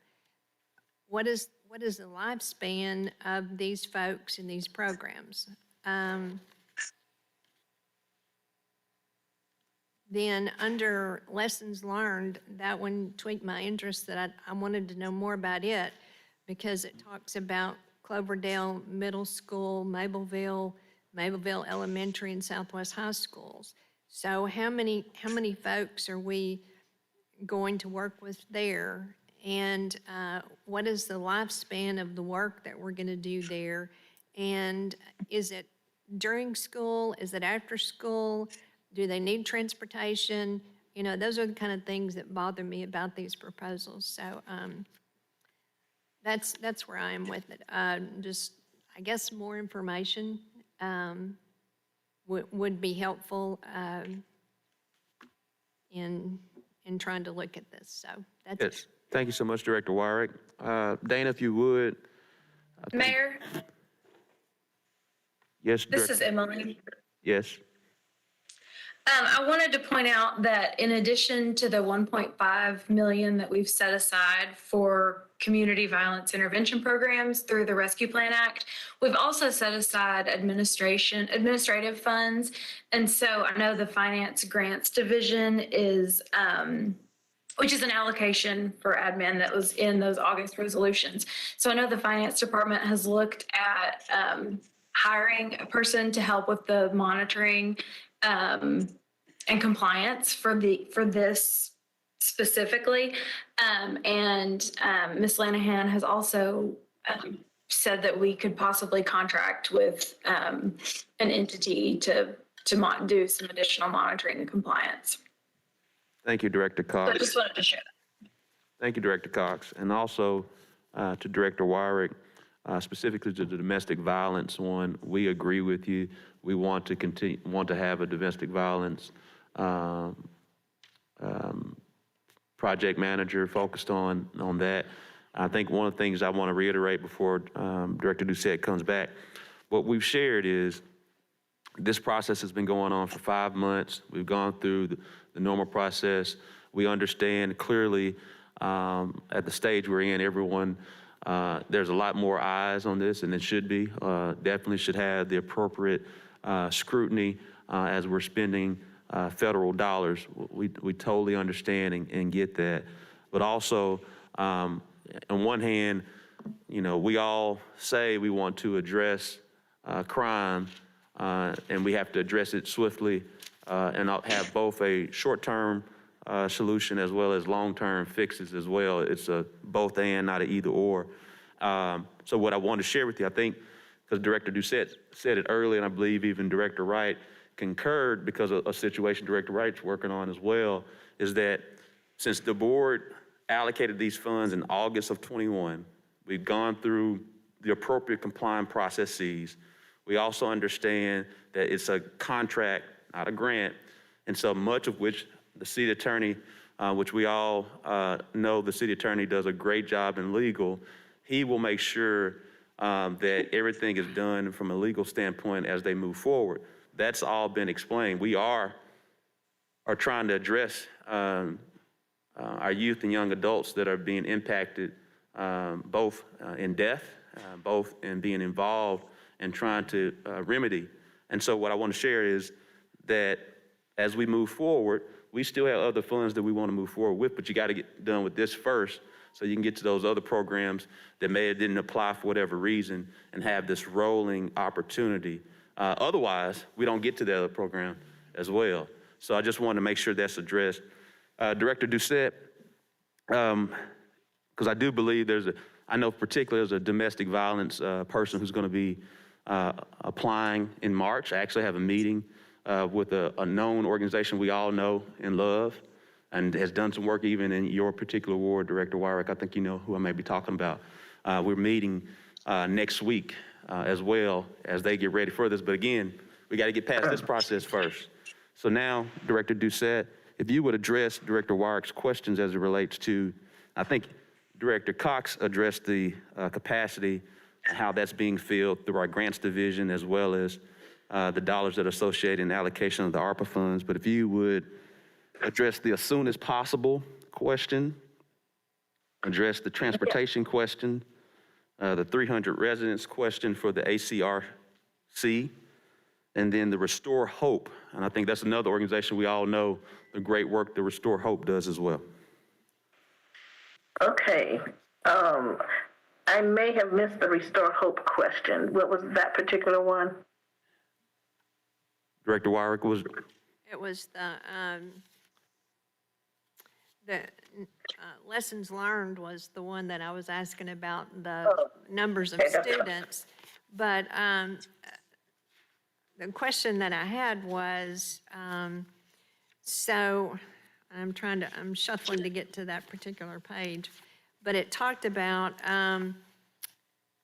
like 150 kids and 50 parents, and it had to, it was the Restorative Justice Mediation Diversion Program for 50 students and 50 parents, and also the anger management training programs for 300 residents. So how does this work? I mean, if you get in the program, really in any of these categories, are you in there for a year?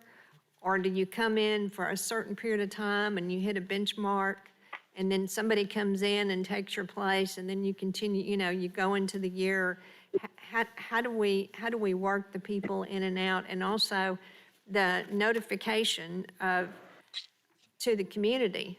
You know, how do we get the folks into these programs? Are they sitting out there waiting for something to help us? You know, what is the process for doing that? And then the other thing is that we stated that we were going to start as soon as possible. So do we have the notifications out there so we can start as soon as possible? How is all that, how does all that work? And it may be different in each one, but generally, if you could communicate that to me. Right. And that's what threw me off just a little bit, because I didn't necessarily hear Restore Hope, and I wanted to make sure that I didn't miss a comment about that particular organization. But let me tell you about how some of this goes. Maybe some of my comments, I can explain it just a little bit better. So one thing is that it's important to note that these are proposals, and so they don't always get down into the total weeds. They're giving us an idea of what they would like to do. It's not always down to, you know, exactly what they're going to do, because they're actually proposing services. So it's kind of like, if I'll use the same roofing example again. So when you decide to hire a roofer, then they come and say, well, we're willing to do your roof. But you don't always get down into, well, what size nails are you going to use? Or are you going to use tar instead of whatever material you might be able to use? Or, you know, what type of board are you going to use on your house? They don't necessarily tell you that up front, and they may not tell you at all, actually, unless you ask specifically what type of nails are you going to use, or what type of board are you going to use underneath the shingles. And so similarly here, these are proposals. So they don't go so far into that.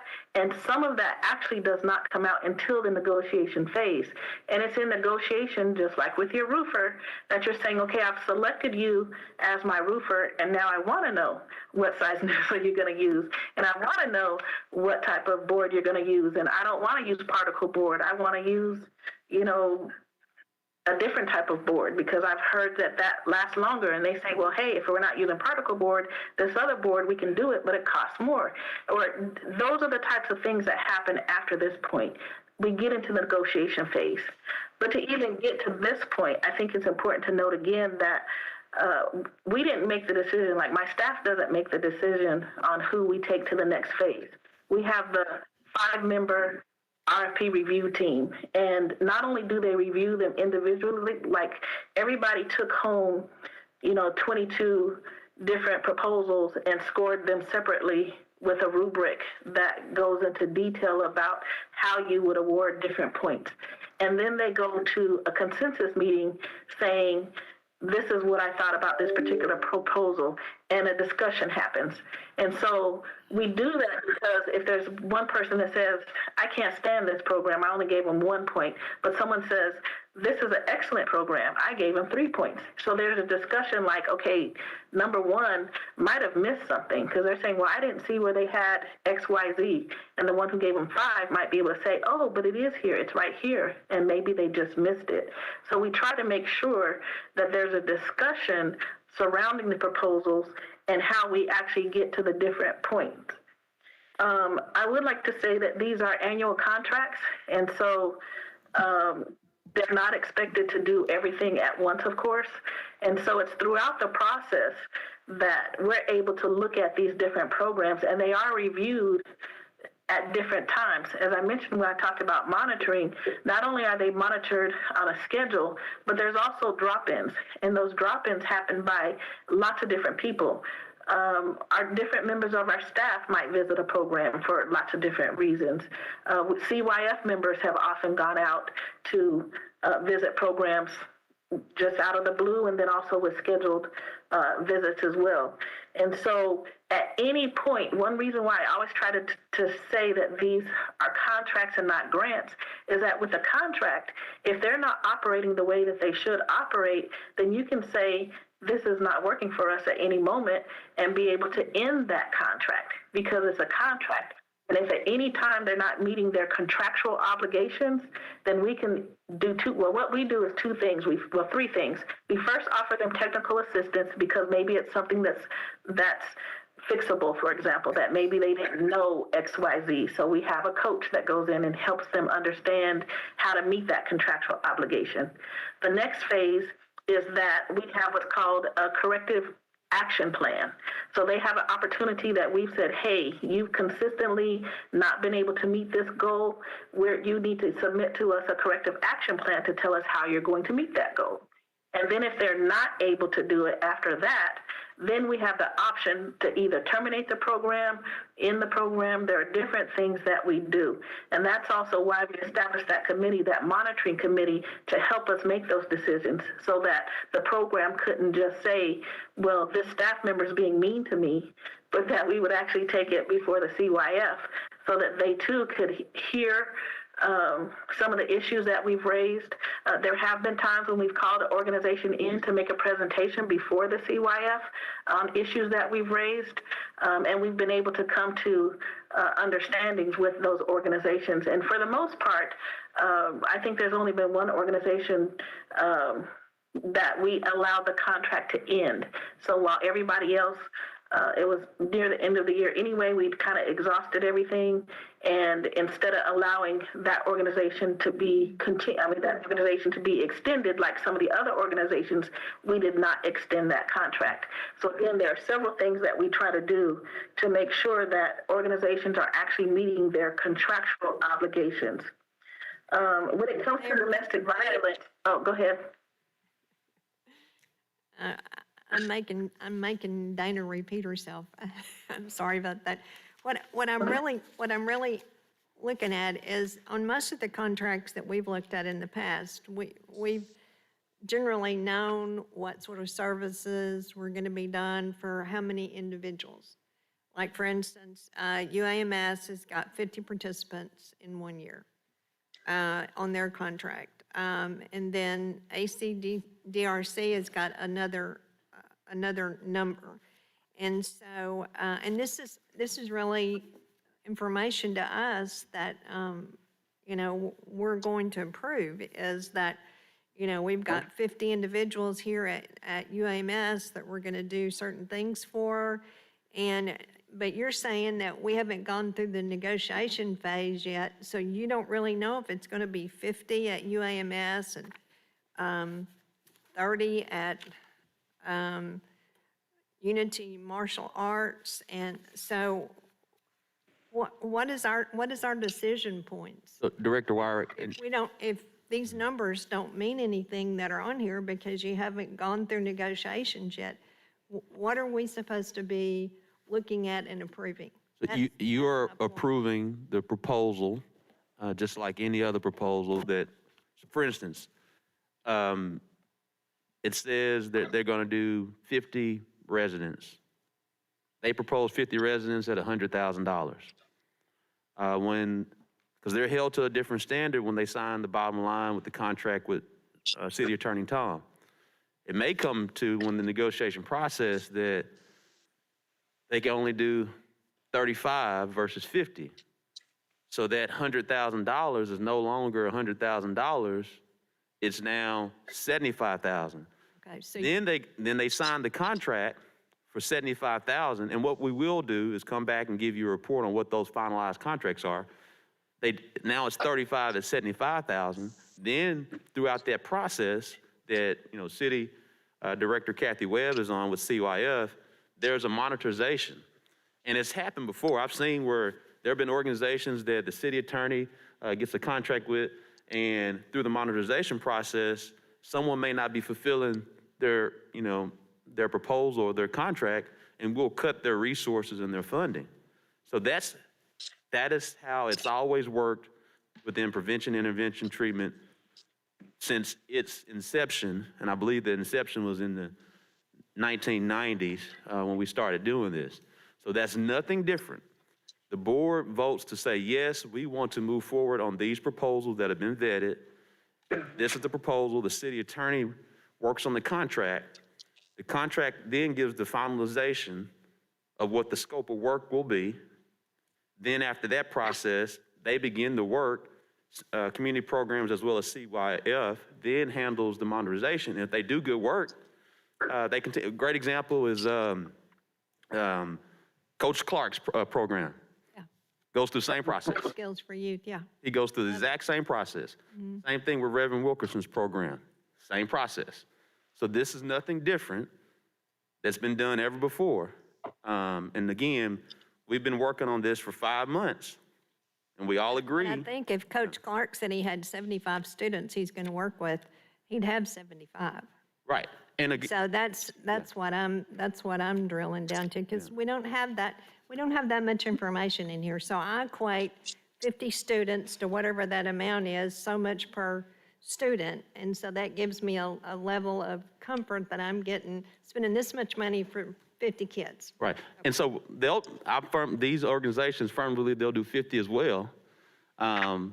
But they won't do anything more than 50. If they do anything, it'll be less, and they'll let us know as they work their project, just like Coach Clark does. That's what I'm trying to share with you. There's nothing different in Coach Clark applying for these funds versus this organization.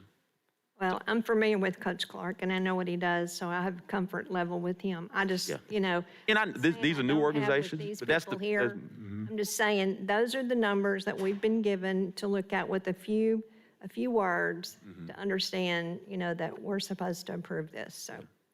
Totally. Director Doucette?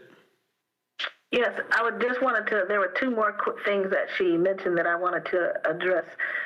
One was, how will we let people know about these different organizations that we have? Right. And one thing that we were planning is, because we did have a lot of different new organizations coming on, we plan to have what's called a We Care resource fair. And that was exactly part of bringing all these different organizations together so that everyone in the community would be able to find out what's available in the community. And in addition to that they actually have a Department of Community Programs, that they can become involved in Rock Academy. We've also been promoting, attending board meetings, especially since they've been online, so that people can begin to understand why city government is so important to their everyday lives. In addition to that, each organization had a recruitment plan within their RFP. So they also had to tell us how they would recruit people, and more importantly, how they plan to retain them. And then they also have to put on their flyers or different things like that they are affiliated with Department of Community Programs. Because one thing we've learned is that we have a lot of programs in the community, and people just don't realize that they're funded with community programs or PIT dollars, or in this case, ARPA funds. And so that's also a requirement. But I also have on staff an engagement specialist, a community engagement specialist. If you remember, pre-COVID, we were having block parties. We were always doing something in the community. COVID has tremendously cut that down, and now we have to depend on emails and different things of that sort. But we are doing what we can, and we hope that by the summertime we'll be able to get out once again and help people better understand that process. Additionally, if you remember, we're going to be doing more with LRTV and then also KWCP and some of the other radio stations to be able to let us know, to let the community know what we do, where resources are available. I'd also like to mention that sometimes you may not remember that we have someone in the schools full time. For example, we have people in community centers on staff. We have people who are in the streets sometimes, who are making sure we're passing out information as we can, or flyers or whatever. You may remember them when we had the census going on, and we had people in the community passing out flyers. We have a great group of volunteers that likes to help us with the different things that we do. And then each member of our CYF commission, they also represent youth organizations, and they make sure that it gets out. For example, the executive director of Delta Dental is on the CYF commission, and so she's making sure that her member organizations all know about these resources, and we get it out that way. So we really do try to go above and beyond with making sure that the community understands what we have available to the best of our ability, and we continue to try to improve on that as we can.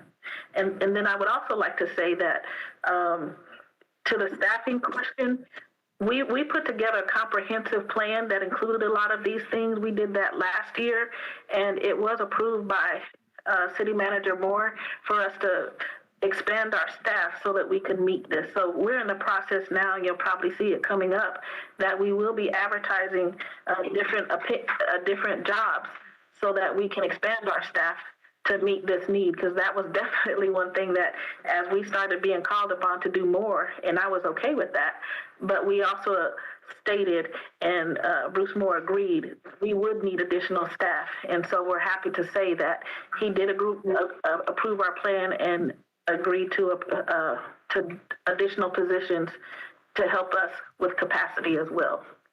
I hope I addressed your questions. Yes. Thank you very much. Appreciate you. Thank you, Dana. And before we move to Vice Mayor Hines, and then after him, we have Director Peck, I just want to also share, we definitely understand that the members of the city board are used to a number of different organizations that really always have played in this space, worked in this space. And one, we say we are grateful for them. We want to continue, the likes of Coach Clark, Reverend Wilkerson, we want to continue to work with them, and we are in a very big way. But also, again, and we know too, again, these are new organizations, and that's a good thing. We have a new set of eyes, new strategies that are working to address crime, as well as youth and young adult development, as well as prevention and intervention treatment. And so we should be supporting new organizations that are coming to the table that have never had an opportunity before. And so that's what you're seeing. They're going through the same process. At one point in time, Coach Clark was new to everyone. And so at one point in time, Reverend Wilkerson was new to everyone throughout that process. So we totally understand that, but also want to reiterate, it's a good thing that we got new organizations that are coming to the table, because quite frankly, we're dealing with a new phenomenon. We are. We're dealing with. Mayor, I don't have a problem with new organizations. That wasn't my thing at all. But y'all have made a big point in saying this is not a grant, this is a contract. So if I'm looking at a document and it tells me I got 50 people that I'm going to serve for this amount of money on a contract, then when Dana made some of the negotiation comments she did, I'm going, oh, but I have a contract here that says blah, blah, blah. And really, we don't have a whole lot of information in here about what the programs are. And so we're focusing on these bullet points that we've been given. So that's the reason for the questions. And I appreciate Dana spending time to go through the questions I had. Thank you very much. Thank you, Director Wyrick. We'll now go to Vice Mayor Hines. Thank you. I'll try to get to the point. I'm going to go through these one by one, Dana and staff. And I think at the beginning of this, had we had this presentation and packet of information last week, I think we'd have far fewer questions tonight and would have been able to work through them. So, making a decision on $1.5 million worth of funding, just because staff says it's been vetted, and we as the fiduciaries of this city representing the taxpayers of Little Rock have a responsibility to make sure what we're approving to be negotiated. And I understand the process. I've been in the CYF Commission. I know that what we're approving are the right to negotiate a contract. But I've got some specific questions about each one of these programs I need answered. Okay, Dana? So on the item 9, the day labor program services, what struck me when I looked at them last week was how are they going to, because when you do the math, and this will probably answer some of my questions, at $200,000, if you left 10% for administrative costs, that leaves $180,000. If you divide that by $15 an hour, that's 12,000 work hours. Divide that by 8 hours in a day, that's 1,500 days of labor. Just to give you a perspective, using a minimum wage of $15 an hour. And I can't remember what the state minimum wage has gone to this year, but do we know, are they planning on paying them the state minimum wage, Dana? Yes, they would be paying them a state minimum wage. I also know that they wouldn't be working 8 hours a day. They would be working 6, and it would actually be a 4-day week. The rest of the particulars, that actually was also part of our negotiation phase, to be able to say what did we think was reasonable also, because that, the work that they'd be pulling from 311, we also have staff that handles 311. The whole public works department does that. And so there may be a need when they would have to work, 8 hours because we just had a storm and we've got to pick up a lot of debris. And there may also be days when the current public works staff can handle the current load and they're not needed. So it's not just every day. It's going to fluctuate. So we Gotcha. were going to have those discussions during negotiation. Gotcha. And then in your presentation, you talked about Fab 44 being a 501c3, but the people who run Fab 44 also have a janitorial company. It sounds like a landscaping company. So are they doing are any of those companies doing contracts with the city already? You alluded that they were doing weed lot cutting. So my other question is, do those companies do contractual work with the city already? I'm not sure if they still do. I know they have in the past, but since it's not in my department, I'm just unsure about that particular question. So here's one thing to consider going forward. If they have a contract with the city or are bidding on city jobs, I think I get the gist of why we're doing it, to help some of these folks get some jobs and get some money in their pockets so they're not out, doing other things to get money. But the issue I have is if any of the for-profit entities that Fab 44, the folks that are running that own, then we want to make sure they're not double dipping in that we're paying for their labor through this program and then they're bidding a contract with the city, which should already have their labor included in it. So we need to make sure we've got to stop that they keep those buckets separate if they've got, that was the only thing that occurred to me, if they've got city contracts. So, and then, and that was kind of how do they get to the work? I understand if they've got a janitorial service company that's going to provide labor to that seems like a good segue, because those service companies tend to be at night and in off business hours. So it sounds like I think that was the biggest question. How is 544 going to be able to provide all these, these work hours that we're going to fund through this program? So I think that's... Can I add one thing real quick, Director Hines?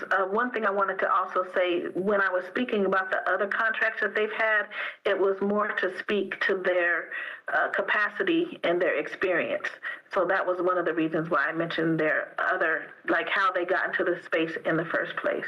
Okay, super. That's the only questions I had about that, just a couple questions and a point. So if we go to the Arkansas Community Dispute Resolution Center. So I just want to recap. So when you were going through that, you said their anger management training programs for 300 residents would be a 3-hour course. The Peaceful Parenting Institute for 100 parents, guardians, and families would be an 8-hour course. So those two programs sound like they're one and done. We do a 3-hour course with them, and then they're done. We do an 8-hour course on the Peaceful Parenting, and they're done. So are there any other wraparound services that would go with those, or are those just a deal where they recruit people to do the course and then hopefully they learn something from it? And is that kind of a one and done thing on those two programs? No, and that's also not how that goes. I may have misrepresented that. Let me go back to that. Give me 1 second. With ACDRC, what I was saying on that is that the anger management training programs, they provide 8 to 16-hour courses, but they can also receive professional mediation and conflict resolution intervention services for a maximum of 3 hours per session. So it's not a one and done. It's expected to go on as needed. Okay. That particular one. And then even peaceful parenting. So it's not just one 8-hour course and that's it, because they're not going to do that for 100 parents at one time. They're going to stagger those. And so people would be able to come and if they need to come back again, I could imagine that they would allow that, because I can definitely speak to ACDRC. They're inclusive and not exclusive. So if there's someone who's saying, hey, I need more information, then they're the type of organization to provide that. So it's not a one and done. It's more meant to be ongoing in an as-needed type of situation. And none of the different 4 areas are they a one and done. Because again, they couldn't serve all those students at one time or all those people at one time. It's meant to be an ongoing opportunity for the community to actually get involved in making a difference. Okay, super. That I just was, because that's kind of, as you were presenting, I just wanted to go back over that. So on their restorative justice mediation diversion program, that's going to be housed at Southwest High School, correct? That's an on-site program? Yes, that was an on-site program, and they've actually done that many times. So this isn't the first time that they've been in that space either at Southwest, as well as I think all of the high schools, to be honest. This is something that they're definitely a trusted organization from the Little Rock School District. Okay, super. And then on their community violence reduction program, the Resolutions University. So they're going to partner with LRPD, and then they're going to work with training people, basically, essentially folks from the community that are interested in trying to help be conflict resolution, get the training so they can go out on the street and try to be interveners. Is that kind of what that program is? Exactly, because they realized that this is a project that we had actually started. So this is something that, well, we didn't start it. Let me take that back, because we didn't start it. It's something that we saw a need for, let me put it that way. And it was interesting that they pitched this, because it was conversations that we had from our own staff saying, wow, we wish we could train the trainers on how to solve some of the issues in their communities. Because as you've heard the police chief say, a lot of these things are happening outside, like they're happening between friends, they're happening between family members. There's no way for us to get to them. So if we could do it on a community-based level or a family-based level and teaching them, how to do that, and they could kind of have a neighbor-to-neighbor community mentoring program where the neighbor might even see someone across the street saying, hey, they're getting into an argument. Let me go right over there and see if I can offer some assistance, so that, mother and daughter or father and son or neighbors won't get into conflict issues and maybe be able to do something about them. Okay. Thanks for that one. The Unity Martial Arts is pretty self-explanatory on that one. So on the hospital-based intervention, the UAMS, we got some more information on that they're talking about at least 50 participants. So since this is going to be based, is it going to be based in the ER? Or where is it going to be based within UAMS? Is it going to be based in the ER when they come in with trauma and interactions that, whether they've been assaulted or been the assaulter? Is that where that interaction is going to occur? It's going to start there when they enter the door, and then they will be working with working with the individual through that process. So some of it, of course, the individual has to agree, but the main thing is to catch them during that teachable moment, when they're right there, when they're vulnerable, when they're potentially open to hearing opportunities to turn their life around, and then getting those mental health issues. Because as you can imagine, if you've been assaulted, stabbed, shot, or anything, you're going to go through some trauma. So how do you help that person deal with the mental health issues that might go along with that, so that maybe there's no retaliation? We do know that sometimes there's retaliation, and if we can stop it right then and there that same day by talking to them and helping them through any anger management issues or things of that sort, then that's what that aims to do. And I can tell you right now, it's going to be more than 50 participants. So I think some of these organizations, because we probably would all do it too, we might say, okay, I don't want to overcommit and say, I'm going to do 150 people, and then we get 149. We'd rather say, okay, I know I can do 50 of them, and then we get 149, and then everybody's happy. Right. Okay, and then the other question I have on that, because that was my other question, when they only listed 50 in the cost, I'm thinking, okay, is that because they're going to be staffing this 24/7? Because the ER doesn't shut down at UAMS. It's one of our it's only level 1 trauma center in the state, and it's 24/7 operations. So is that kind of the approach, because, you know, a lot of times when we're having these folks enter the ER is not always during regular business hours. Yes, and let me also add, to answer your question, yes, and then let me also add that all of these organizations and really all of our organizations know to work with each other. So we make sure that they're making referrals to each other. So we also encourage organizations to partner with each other where they can and refer to each other. So you might have someone who came in for trauma, and then we're pointing them to the community-based intervention program as well, because that's what we see as wraparound, is that there's not one solution to this. There's several different solutions to solving the problem. Because as I mentioned before, these participants are going to need more than one intervention to make a lasting change in their lives. Gotcha. So moving on to the next on the Restore Hope. So that was probably the only one that I think I had a question about. How do they, you know, some of the other ones either didn't have the number of participants, or they had a number of participants that seemed kind of low. This program says they're going to be able to reach 1,500 justice-involved men and women.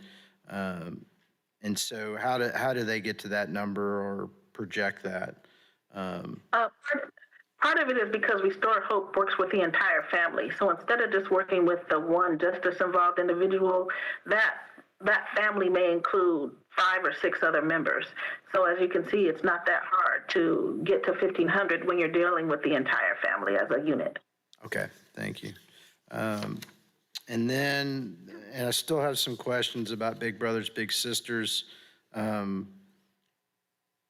So this is more of they're going to offer their professional services on how they run their organization to other organizations in the hopes that they can, I guess, create, it's still a little nebulous on this, and then which organizations, you know, they say 25, is it neighborhood-based organizations? Is it, you know, I guess this seems like a pretty broad And again, ask. some of this is, I say yes and yes, only because I can tell, you know, I know the executive director, and he's inclusive also instead of exclusive. And so I definitely believe that they'll be working to be more inclusive to help anyone who's interested in this information than saying, hey, we met our 25 and, you know, you're out. So I do think that it's across the board to even some of our existing programs that might, because all of our existing programs could use that evidence-based mentor training.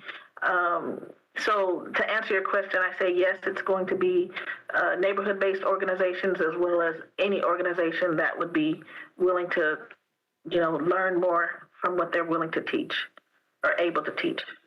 Super. The next one, the Songbird Multimedia. What age group are they going to be reaching? Because it looks like they're talking about job leads, career training, partnering to change GED, drug treatment. So is this that 18 to 30 age group? Which age group are they dealing with? It is. They were dealing with the older age group because, again, as you can tell, it's with financial literacy, job leads, career training opportunities. I think with some of them, they were willing to go a little bit younger, but I think for the most part, they're focusing on that older age group, 18 to 30. That's always our target market because we know from the hotspots and from some of the data that is a target age group. But again, none of these are exclusive. So if someone's 35, they're not turning anyone away. Okay, thank you.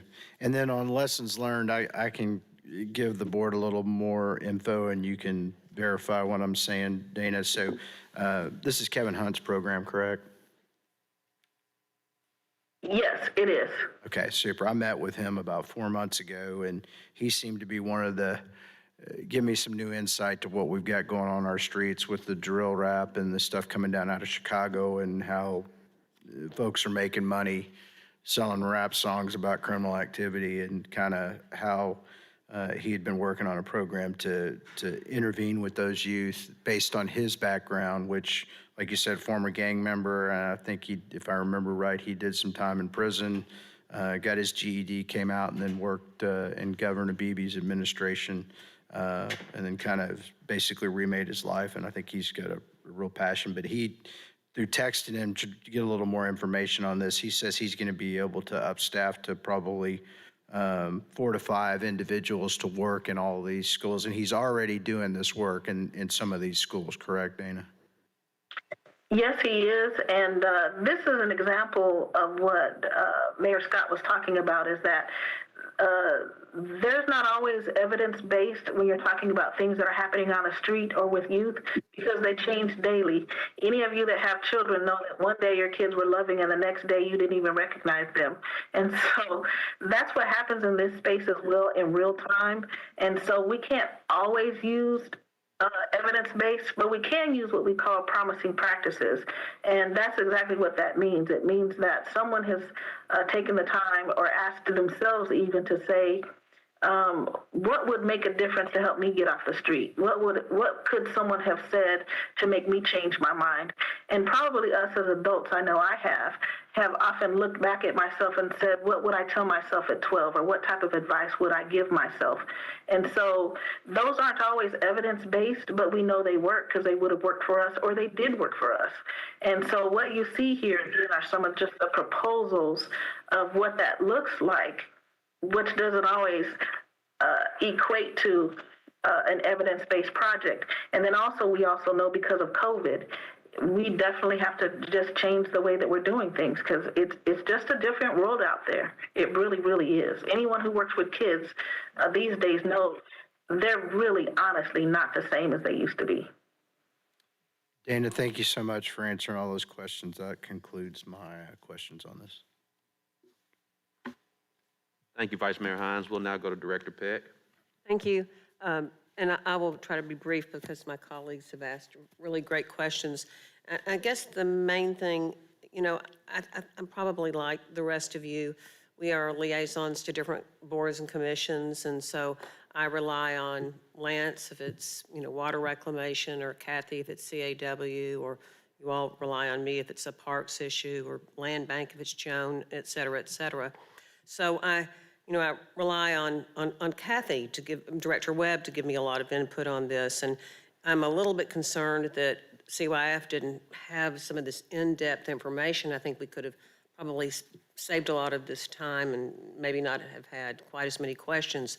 And I also will reiterate what Vice Mayor Hines said. I wish we would have had this document over the weekend rather than the email that we got that listed some programs that we're not even looking at, but that's all water under the bridge.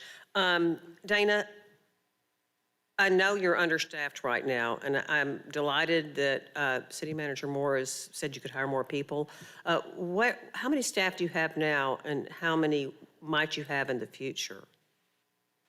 That's a good question. How many do I have now? I'd say right now, because I never counted them, to be honest, but I probably have about 20 if you count even my part-time staff. But we're increasing, I'd say up to, I hate to say 30, but it's really more like 30. And they're in some great areas. For example, one of the areas that we will be getting is someone who specifically looks at education and training. And that's education and training of our programs, education and training of the community, education and training of our staff too, because I definitely am making sure that the staff are taking the type of professional education courses to make sure they're staying up to date with the edge information. So that's just an example of one of the positions that I'm excited about gaining here, and hopefully within the next month or two at the most. Okay.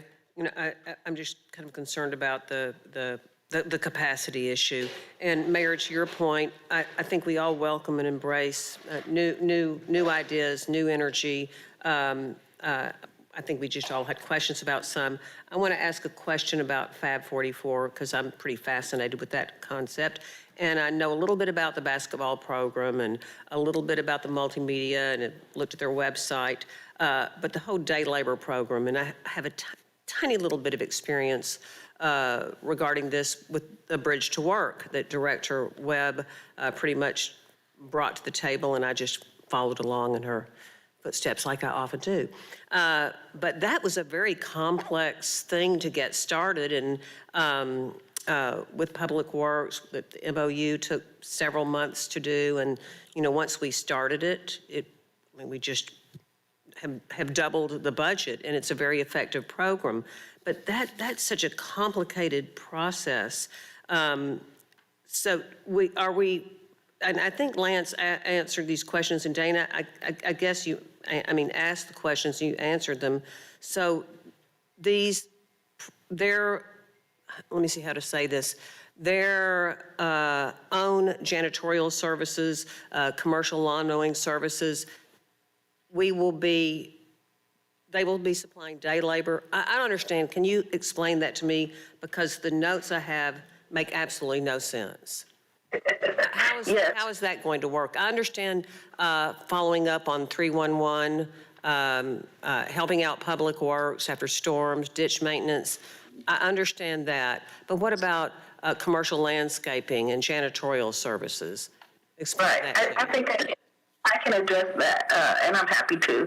I can say that one of the things that we definitely wanted to do is, because they were working concert together, was to learn from the Bridge to Work program. So we were actually happy that we wouldn't have to start from scratch on what we were doing. And again, the biggest difference between the two day labor projects is that one is dealing with the homeless population specifically, and this one is open to anyone and to the target population, of course, but it's not restrictive.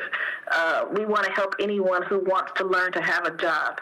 And it is somewhat similar to Bridge to Work in that we're hoping that we can prepare these day laborers that are coming on to some of the jobs within the city. We're hoping that we will then be able to pass them off to the Public Works department, because there's a huge need in Public Works, and they would love someone who's already trained in some of the things, as opposed to getting someone and having to train them themselves. But the day labor projects help us to get that person going to work on time every day and learning different skills that they may not have had. Now, in terms of anything that's with their private business, they won't be doing anything with their private business. This is strictly, so for example, their commercial landscaping or any of those things. The idea is not to take them to do their own work. Their idea is to help us with our work, because as you know, as city directors, constituents are always calling saying, hey, this didn't happen, or this didn't get picked up, or this lot is still overgrown. It's those things that we're trying to make sure that we're tackling, and that not just from 311. Sometimes it may come from Parks and Recreation saying, hey, there was this big storm, there's trees everywhere, we need someone over here, can you help us with that? Or Housing and Neighborhood, same thing. They may have a structure that has fallen in and they need help putting that into dumpsters or whatever. So there won't be a mix between their private organization and what we're needing for our services. What we're trying to do is make sure that the residents of the city of Little Rock are receiving the services that they need, and we see this as a win-win. We're helping people get jobs, get money to make a difference from a financial standpoint, and we're also helping the residents who would like a much prettier city be able to receive that, because now we're able to get to issues a lot quicker with these 2-day labor programs. So again, they will be working together. I've already been in contact with the other, the Bridge to Work person, and said, hey, if this passes, it was before this, it was like, hey, if this passes, do you mind helping our new provider? And of course, he was like, well, of course I would, So we plan to work together and be inclusive. I just like to say that because it's true. We're definitely trying to be inclusive and not exclusive. Well, thank you for that explanation and answer. And along those lines, what about the LRPD social worker? Are they involved in any of this? It seems like they should be in some of these programs. This is all sort of police related. Are they in the loop? The short answer is yes, from the standpoint of every week, I forget the name of the committee because we just have a meeting every Monday, but that meeting is a group of people that includes the Little Rock Police Department, and that's what we discussed there is how can we integrate services? So I talk to the police chief often to figure out how can we, for example, that's how we find out our hotspots, for example, that we use for this RFP. I have a data coordinator now, and I'm excited. They just started, but that's part of my staff expansion. And so they use some of the information that we have. So the short answer is yes. We haven't pulled them in yet because we don't have any programs to turn them on to. But once we do, all of that is part of the process. And even as it goes to community schools, because community schools will also have some social workers, and we will be integrating those opportunities as it relates to students as well. Okay, thank you. Let me flip through this because I think Vice Mayor Hines addressed pretty much everything. Domestic violence prevention. I know who you're talking to. Can't wait to get them on board. Love the UIMS idea. Very familiar with Brandon House. Most of these programs, or a lot of them, half of them I'm very familiar with. The Restore Hope, you helped explain that a little bit. Okay, Boys and Girls Club. Let's see, just seems like there was Our House. So big brothers and big sisters, who are they going to train? Training 25 organizations, community members, and I love big brothers, big sisters. I have lots of friends who have been a big brother or big sister and made a huge impact on people's lives. I get it. But training organizations and community members to be mentors, how's that model going to work? So as I mentioned before, So as I mentioned before, some of the organizations, and this goes back to the negotiation phase, we have an opportunity to negotiate that, if you will. And I just lost my thought. I'm sorry. It was that.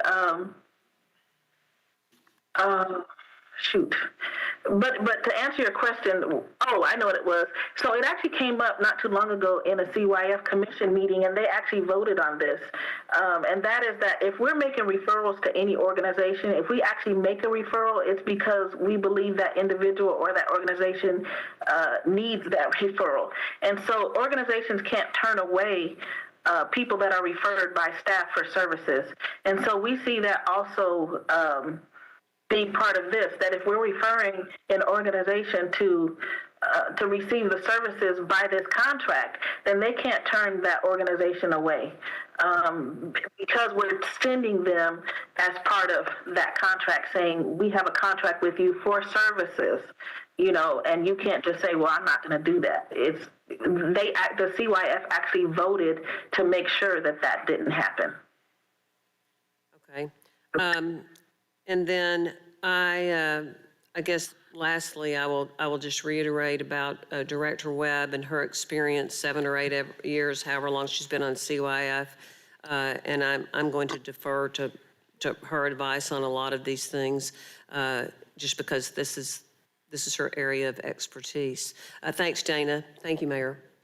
Thank you, Director Peck. And Dana, just a question, just because you answered you said it twice a couple times to Director Peck in regards to Big Brothers Big Sisters.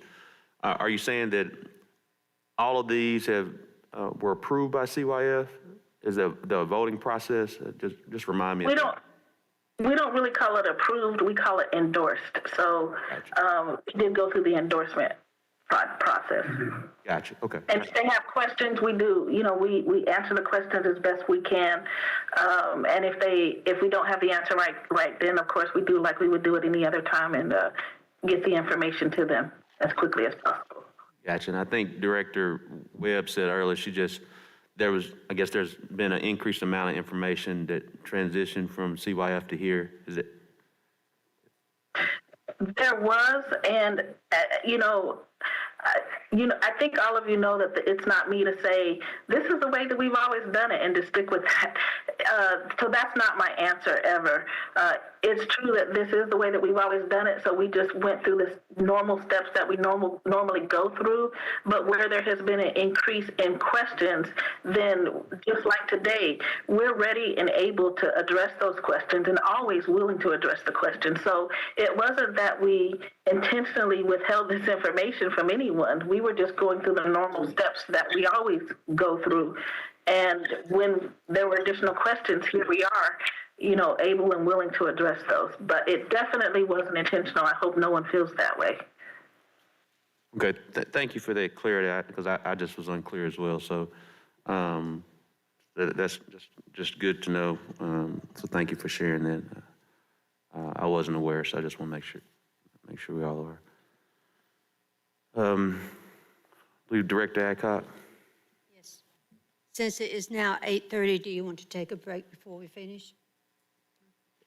If that's the will of the board, we can. Is that the will of the board to take a 5-minute break? Yes. We'll take a 5-minute recess.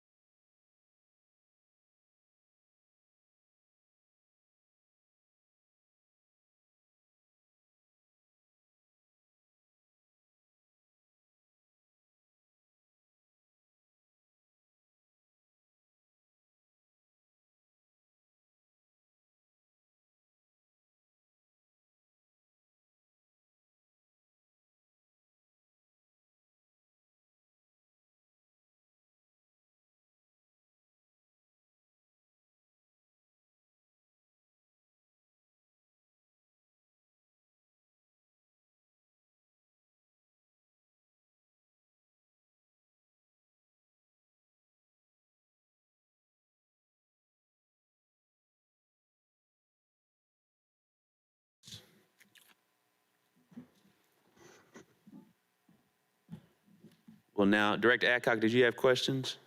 I have about 10, Mayor. All right.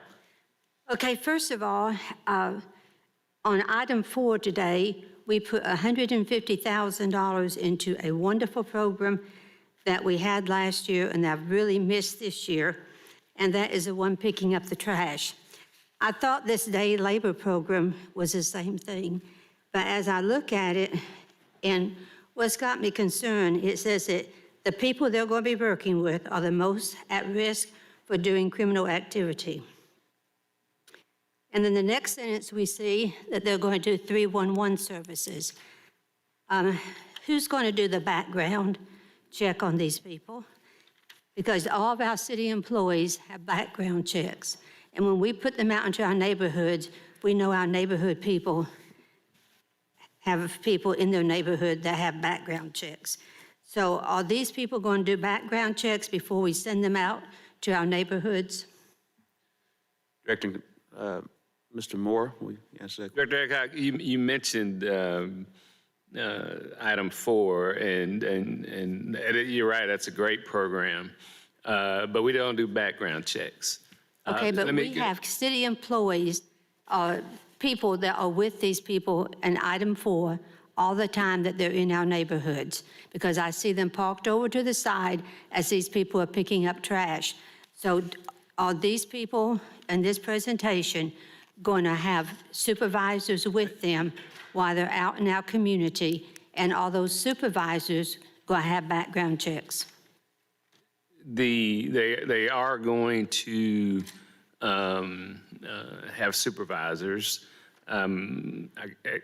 I can't answer the question about whether they'll have a city background check. They're not city employees, and I don't believe we could require that. But in both the Bridge to Work and this program, the design of it is to target individuals who aren't working, who when our teams come up to them, they said, if I could just have a job, I'll work. Well, we're going to take that excuse off the table. And they're going to get paid cash every day, just like the Bridge to Work program. And so we'll be teaching them money management and other skills too. But I think it's very important to note that these aren't full-time jobs, and we are targeting a very specific population. And this is another thing, Bruce. If these people are taking jobs away from people who are looking for full-time jobs, so these people working in this day labor is not going to work 8 to 5 like our city employees. Correct. And they're not going to work a full week. Correct. Okay. Okay, the next one is the conflict resolution and anger management. We already have this program being done in this city by Channel 4 and Channel 16, and Let Your Violence End. So to me, this is kind of reduplicating what is already being done that we had an opportunity to assist in. The next one is life skills and workforce readiness. And I have a question for Ms. Dorsett on this one. What is 1,500 justice-involved men and women? I've never heard that phrase. Justice involved means that they have at some point been involved in the criminal system. So it can be reentry on any level, either the youth arena, maybe they've been to a detention facility or something of that sort, or it could be a adult who's been to prison or jail. And how does this differ from our reentry program? How is it different? Because one of the things is that with our reentry program, we deal primarily with the individual. And with Restore Hope, they deal with the entire family. We're just now starting to work with the entire family through that new program I mentioned, where we're working with children and families of incarcerated parents or spouses. But this one, like I said, it deals with the youth and the adults. So, for example, they're dealing with the parents and helping them, get through the crisis that they're going through. But if there are children who are, say, 16 to 18 in the home, then they're trying to get them trained to get jobs of their own. And if they're younger children, then they're putting them into programs so that they're assisting the entire family and trying to break generational issues. And how many of these programs, these 10 programs that we're looking at, has a Spanish-speaking component to it? That's not a requirement that we have, so I just can't answer that. I could find out, but it wasn't something that we specifically asked for as part of the RFP. I know when you're talking about working with students, they mainly go to school and they have English in school, but when you're working with families and parents, you have lots of people in our community. I think we have 20,000 people in our community, and lots of those do not speak English. So I would like to see that we require some of these programs to have a Spanish-speaking component to it so that we can serve all the people in our community. And definitely, I've taken that down as a note. Okay, and then the prevention of criminal activity through violence intervention, Songbird Multimedia. So many of these are being done by the Workforce Center already and by other organizations. So this to me kind of looked like something that we already have available with other organizations in the city already. And then lessons learned. Where did the group of these schools come from? So the schools listed are schools, as they mentioned, it's Cloverdale Middle and High School, Hall High School. I'm trying to remember off the top of my head. I apologize. Let me see if I can find it. Cloverdale Middle School, Mableville Middle School, Mableville Elementary, and Southwest High School. Right. Yes. So what we tried to look. So those were chosen partly because of the hot spots, if you will, or some of the things that are happening in the schools. And again, that's not to say that it's necessarily only limited to that. I would just have to repeat again, we're inclusive instead of exclusive. So if there's another hot spot that pops up in the next couple of months, then we would make sure that we're doing what we can in those different hot spots as well. Okay, well, a couple of these I would probably agree with you. I disagree on Mableville Middle School and Mableville Elementary because I think of the schools in Southwest Little Rock, those probably have the best academic and the parent involvement. So I was real surprised to find them on this list. And here again, working with parents, particularly in those schools, we need to make sure there is a Spanish-speaking component onto this group. And that's all the questions I have. Thank you. Thank you, Director Compuris, then Director Miller.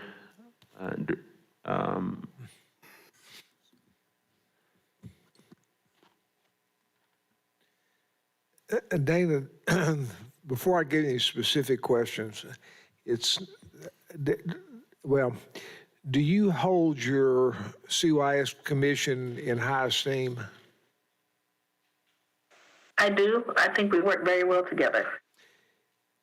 And as I mentioned earlier, not Director Webb, but a friend of mine is on the commission and called me and said that he or she was threatening to resign because the information came in little dribbles and they were pressured to vote to do something that they didn't have the information for. And I've now spent 2 hours of my life doing what Director Webb does with expertise, and this could have all been taken care of if she had said, I agree with all 10 of these things and let's move on. So I'll move on from there, and there's no comment needed. Going back to the FAB 44 group, in one of the original communications, it said provide employment, ditch maintenance, commercial lawn mowing services, landscaping, cleaning, and laundry services. You can assure us that none of the services that these people will provide will be anything other than to the city and not be duplicating a paid service that these people may be doing. Yes, I can confirm that because that would be part of our contract once we negotiate it. Well, but it's in here in the description that you sent out last week. The second thing is that it says self-development and financial literacy through weekend seminars. How do you do that? And is that a prerequisite for getting into this program if they have to attend it? Or is it an optional service? I didn't understand the question. Would you mind repeating it? I'm sorry. I mean, this is what you sent out. It said goals, But I just didn't 44. understand the question. I just didn't understand the question. Could you repeat it again for me, please? It says that part of what you're going to do for these people, and I agree with the premise that what you should be doing, it said self-development and financial literacy through weekend seminars. Is that a requirement for being in the program, or is that an optional program? I think it depends on the individual because what we're trying to do, again, my statement is inclusive instead of exclusive, is we're trying to meet people where they are. And so we're inviting them to come and learn more so that they can get to the next level because our intent is not to keep them always as a day laborer. Our intent is to give them the skills that they will need to be able to gain full-time employment and maintain that employment. And so I don't see it as a requirement to get into the program. I would see it as something needed to be able to get to the next level, which by this program, they'll be learning how to do that. Okay. And just to ask some different questions on the conflict resolution and anger management, the Community Dispute Resolution Centers, Inc., how long have they been around? Oh, gosh, it's probably been more than 20 years. They've been around for a long time. So they have a track record that you've looked into? Oh, definitely. They've done services across the country, not just here in Little Rock. They're a very well-respected organization across the country when it comes to dispute resolution and community engagement. Well, once you have someone in this program, tell me the referral system on how you get someone who you recognize with the problem someplace else. So again, those will be coming from a lot of different areas. They would come from our We Care resource fair, for example, when they learn about that program. If you remember under the Restorative Justice Mediation, it says that students, teachers, administrators, staff, SROs, parents, family members, all of them may request school administrators to make referrals to the diversion program. We'll be publicizing it as part of what we do because, of course, we want to make sure as many people as possible know about these new services that we have available. And definitely, one thing we'll be enjoying is the amount of news attention that the board meetings have. So I definitely think that this will go a long way in helping to promote all of these organizations about what they do and what they're about. So that's just a low level of some of the things that will be involved because we will definitely be working to put as many people as we can into the different opportunities that we hope to have available. And then the same question comes up with UMS. Have they been doing this program before, or is this a new program? This is a new project, and I was really excited to be able to offer it. I haven't heard of it being offered in our city before, but it definitely has happened in other cities. So when as a staff, like I mentioned, we've been working on these different areas to even figure out which areas we would even offer for requests for proposals. And that's how hospital intervention came up, was we were already talking about gosh, what's really needed in our community that we don't have. And that's how hospital intervention came up. So It may not have happened here in our city, but it's definitely happening across the country. And that's another thing that we're trying to benefit from. And that's where I say the promising practices. The promising practices aren't always evidence-based, as you know, but it just looks like, wow, this makes sense, first of all. And then it seems like something that is working in other cities. Why not try it here? And I think it's a great idea. And having worked in many emergency rooms, I will tell you, the person who comes in that's been injured, their first thought is, get me well enough so I can go back and avenge what happened to me. So how do you take care of that, and who are they referred to, and how do you do on-the-site counseling? But it requires more than just saying, don't do that again. Right. And I know that UAMS has been interested in this, which is, you know, they were happy to pitch it to us. They have been working to consult with other hospitals across the country as well as they begin to institute their projects. So again, I don't think that, especially with this particular one, since it's never been done before, that they have all the answers. And some of this also is a learning process, where we mentioned before that this is an opportunity for us to try some new things. And as you do that, some things work really, really well, and some things maybe not so much. But the great news is that through the contract process, if it's not working at all, then we can end that contract. Okay. And then one of the programs that I have the most problem understanding is the Brandon House Cultural Arts at $44,000 for 12 use. Convince me that that's one of those things I ought to vote for.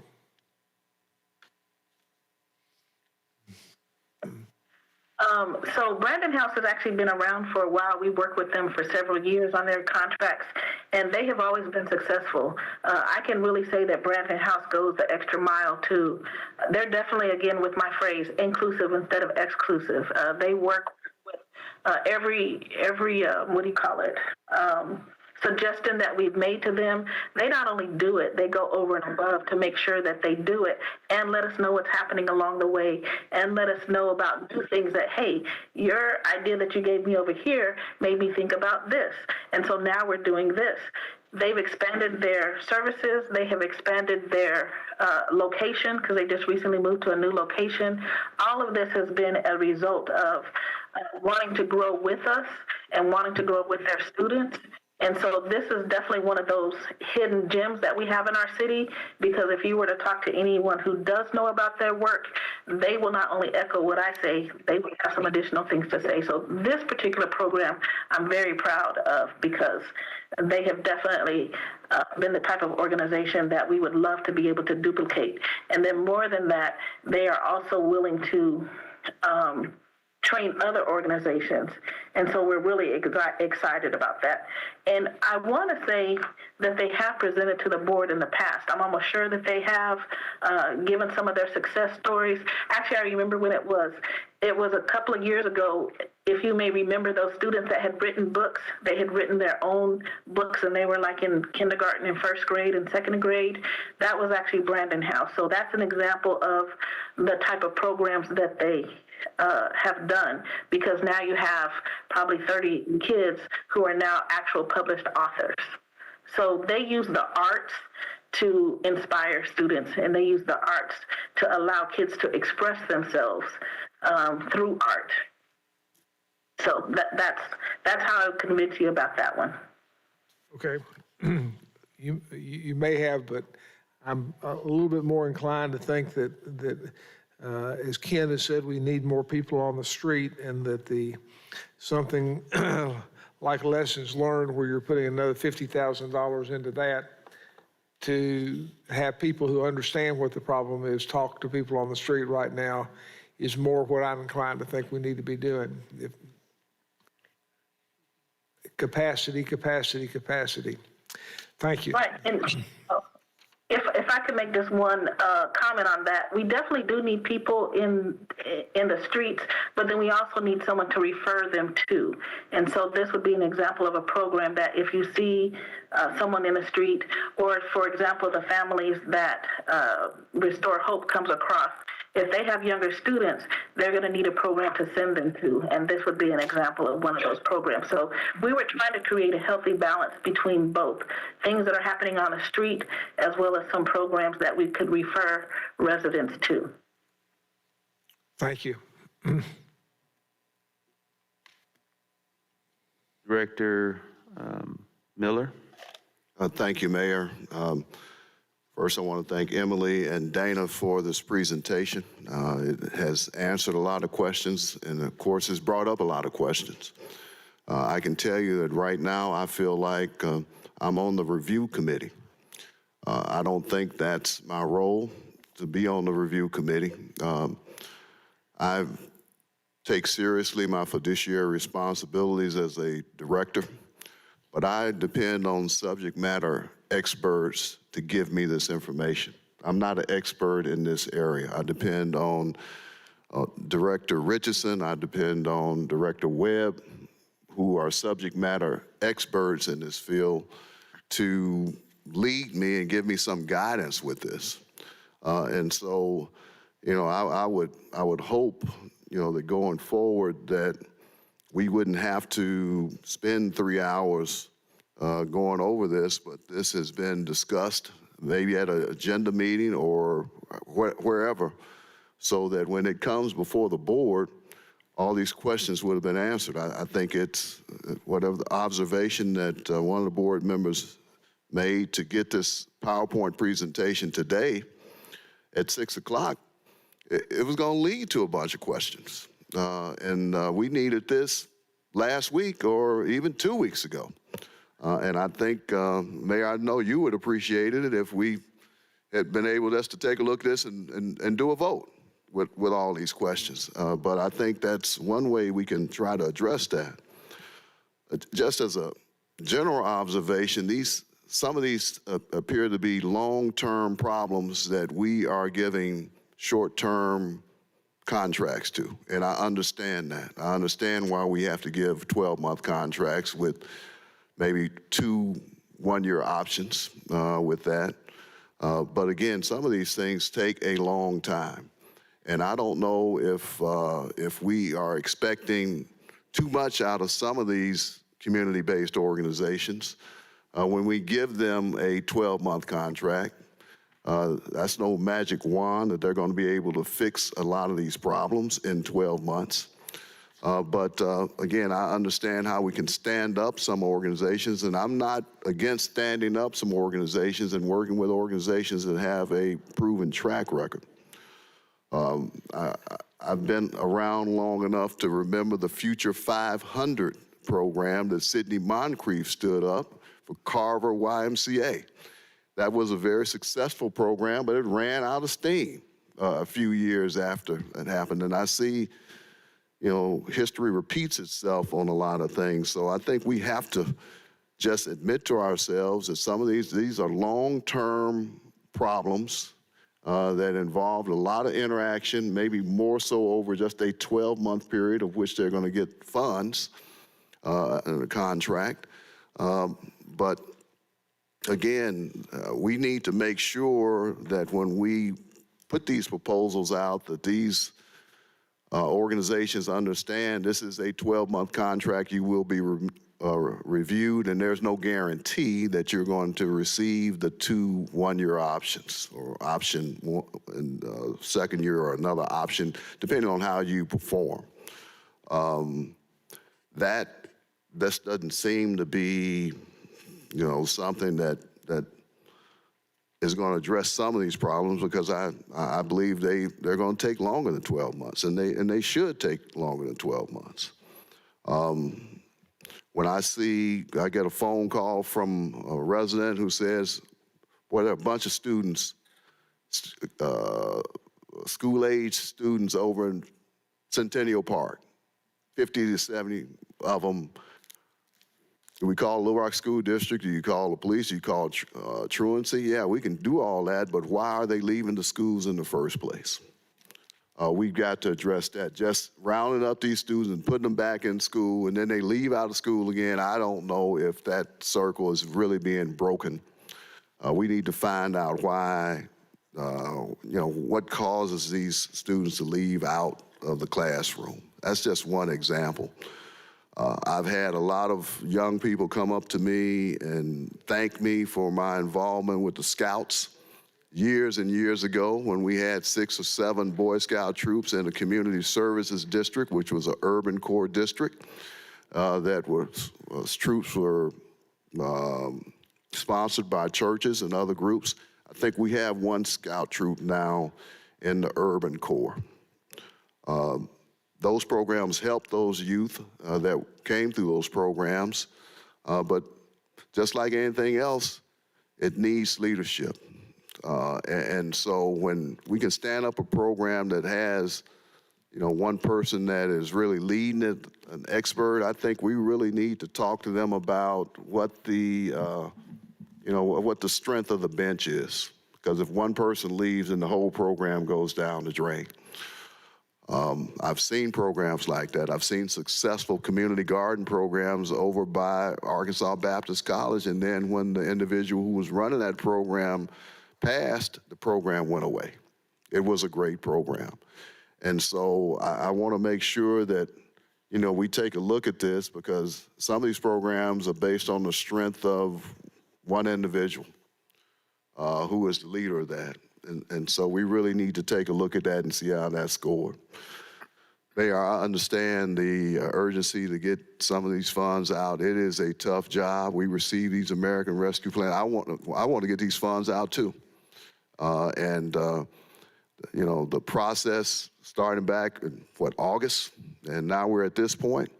It's a tough situation, but I'm like you, I'm like every member of this board. We want to get the funds out in the street. The funds do no good in the bank. We need to get them out. So I applaud you for trying to get these out, and the staff and Dana for working with all these. But again, I just feel like I'm doing community review work at the board level. I mean, I could go down, this list of this PowerPoint presentation and ask a bunch of questions too.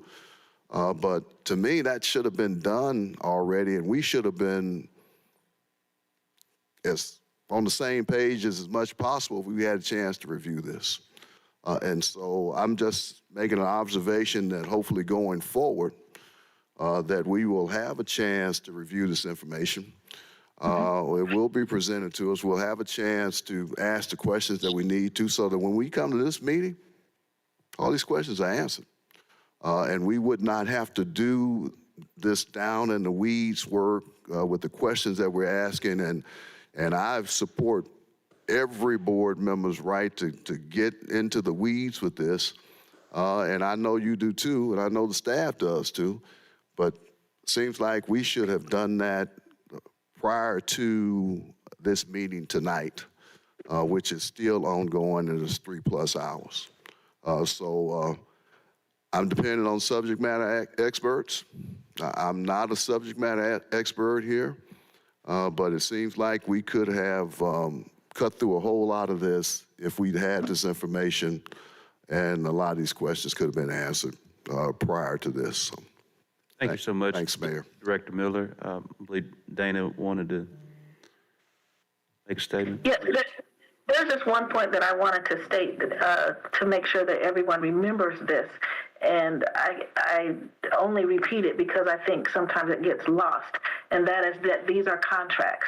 Because again, if the organization is not fulfilling it for whatever reason, the owner passes away, or if they're not meeting their contractual obligations, we can end the contract. So, and it doesn't get extended if they're not meeting their contractual agreements. I mean, there's several different opportunities for us, because we also, on our end, we're not just, we are responsible for the funds that we expend too, which is why we have a monitoring, which is why we have technical assistance.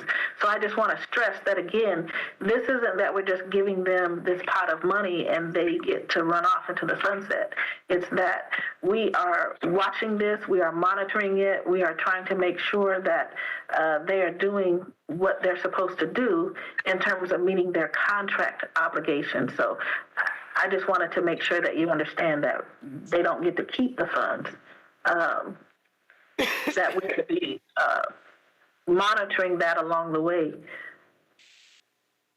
I understand that. Thank you. Thank you so much. We'll now transition to Director Webb. Thank you, Mr. Mayor. You know, Director Doucette and I have had some very good discussions when we've actually been able to sit down over coffee and talk about what's success and what evidence-based. And, you know, the commissions did a pendulum swing for a while, and we wanted everything to be evidence-based. But Dana said earlier, not everything is evidence-based.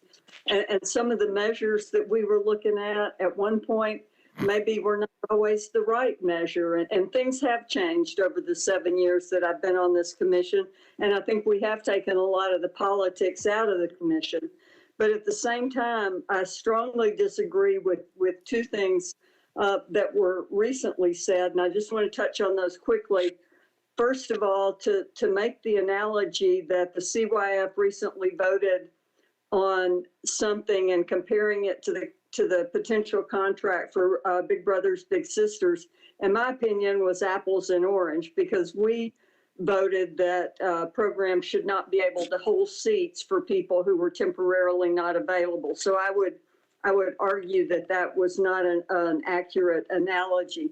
But I think even more important, to Director Miller's point and points that others have made, we could have avoided probably 90% of this discussion, or 90% of these questions. The week before the CYF meeting, I check my email often to look for my packet of material for the agenda, because it was going to be my intention to review the RFPs before the meeting so I would be familiar with what we were going to talk about. But we didn't get them in the packet before the meeting. And during the meeting, we got a piece of paper put up on the screen that had general categories with the name of the program, with zero information about the program. And then we were asked to endorse those programs. Everybody on this commission is super passionate about the work we do. And I am not an expert. I am a passionate person about this, but I am not an expert. I left the meeting in the middle of the meeting to go call Bruce and say, Bruce, we can't endorse this. We don't have any information. We have a piece of paper with a category of numbers and a name that tells us nothing about what they do. And now to say, well, we've done it that way before, we've spent several hours talking about all these new programs that we've never worked with before. And I can tell you, from somebody who has sat on this commission for 7 years, we ask lots of questions. And you can ask Dr. Barth, because he's come under some tough questioning at this commission.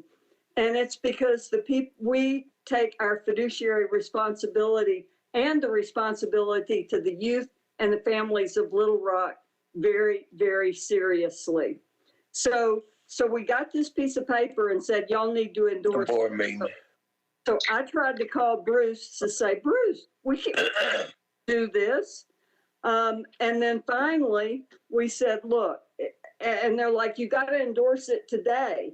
And like, okay, send us some information. After we leave the meeting, send us some information. And if we have concerns about them, then we will email you and tell you the concerns. So we got these little summaries, the same summaries that the board got, which generated more questions than ever. And I emailed and said, I have now 1 million questions about this.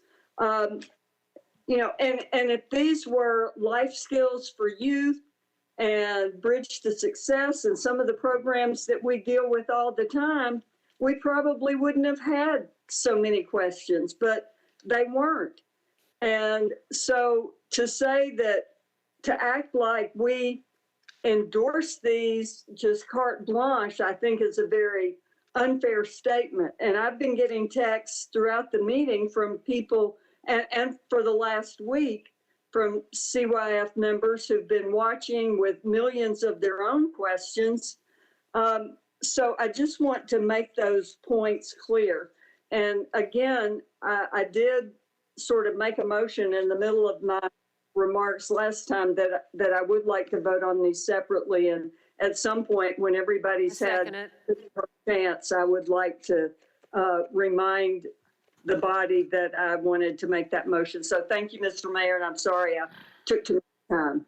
I'd second your motion, Director Webb.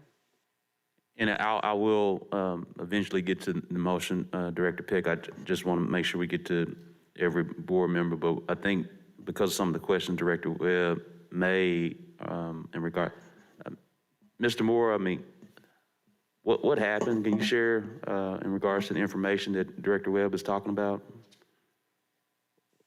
And to the information? I think I know that Director Webb is accurate in her statement regarding what was presented.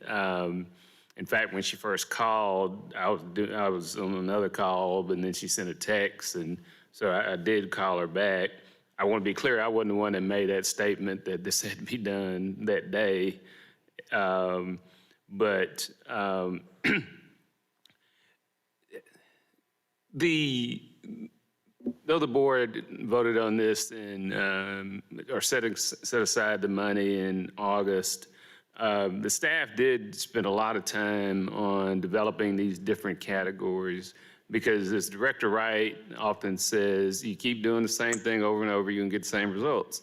And so we were looking at, as Dana said, you know, a hospital intervention type of program. So that was new, and some of these other categories are new. The other thing is it was expedited in a way, and there's some organizations that didn't get their bid in because we advertised it for 2 weeks in December. So we've tried to address those issues. This could have been handled a lot better at the CYF level, and I'll take responsibility for that and work with the staff to ensure that doesn't happen again. I also do want to point out, especially for the newer board members, that these contracts are reimbursable contracts.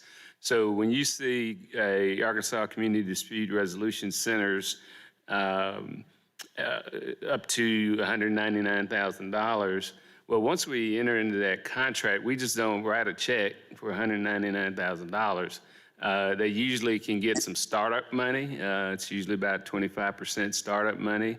And then they have to submit monthly paperwork in order to get reimbursed. So when we talk about another level of monitoring on a monthly basis, in order for them to get paid, they have to say exactly how many people they served and what those costs were. So I don't think we've talked about that today, but I wanted to point that out, that these are all of our PIT contracts are reimbursable type of contracts.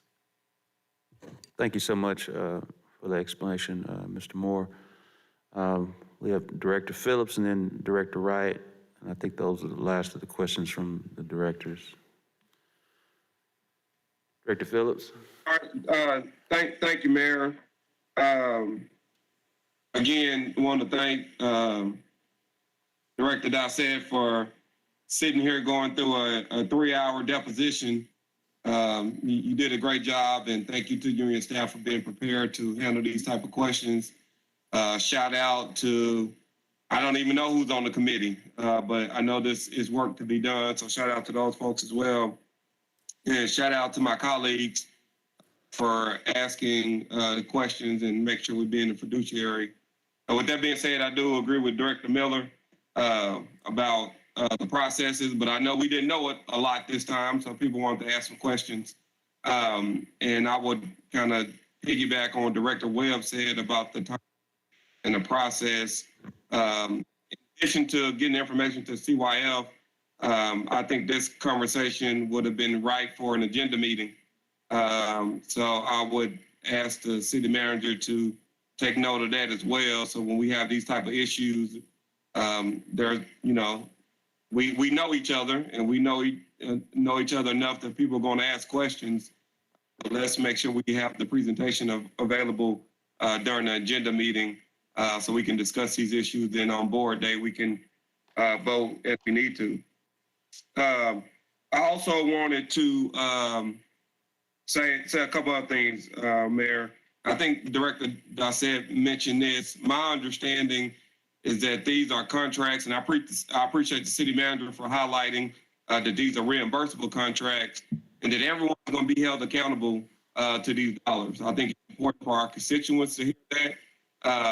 And I think it's important for us to realize that you're going to be held accountable whether you UAMS or the new kid on the block getting $28,000. The scrutiny is the same for each organization, and I don't want us to kind of think we're treating people different or imply that we want to treat different organizations differently, because my understanding the scrutiny is the same for each one of them. Lastly, as it relates to, I just want to do a personal thing here. I know Director Webb said she made a motion to vote on these separately, and there's been a second. I don't know if we're going to have any discussion on the individual items, but I will say that Big Brothers Big Sisters and the mentoring process has meant a lot to me in my life. I wouldn't be on the city board with you guys in front of the city of Little Rock without having mentors, a couple of who sit on this board. So I'm big time supporter of that organization and what they do and how they impact people's lives, because my life is not my life without mentorship. Let me see what else I got here.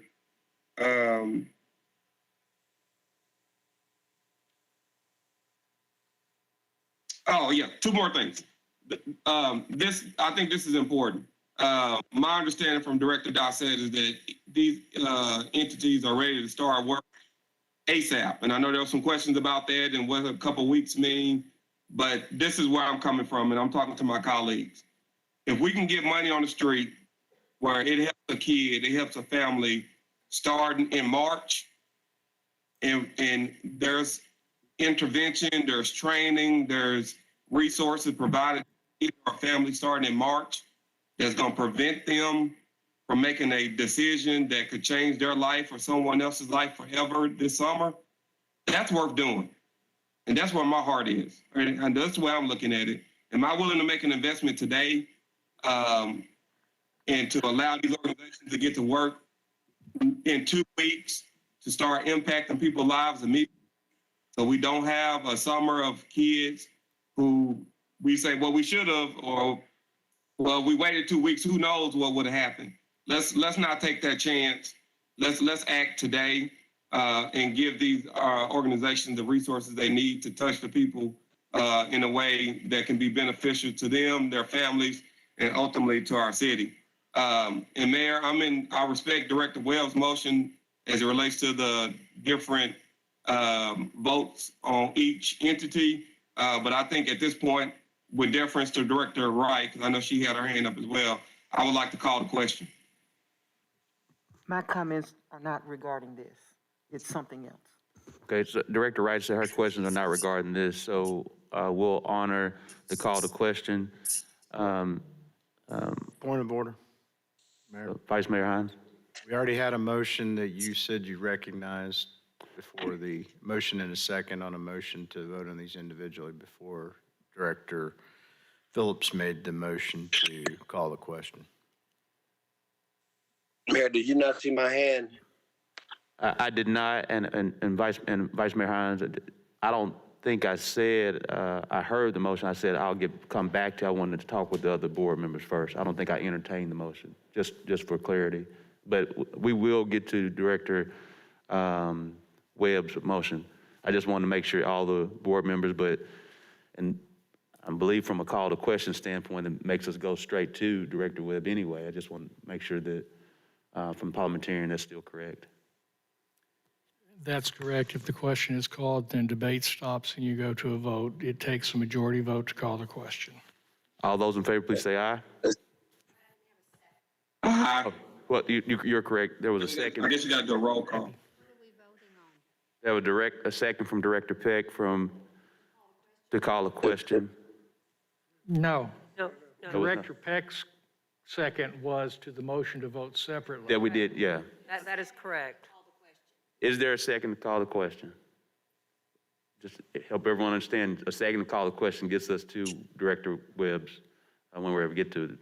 Is there a second to call the question? Let me make sure I understand what the motion is. The motion is to call the question. Oh, the vote. No, I don't think that was not his motion was literally just to call the question. We'll come to. Yeah, and if it helps, Mayor, I was calling the question so we can get to Director's Webb motion about voting on the different issues. So ultimately, we can just vote.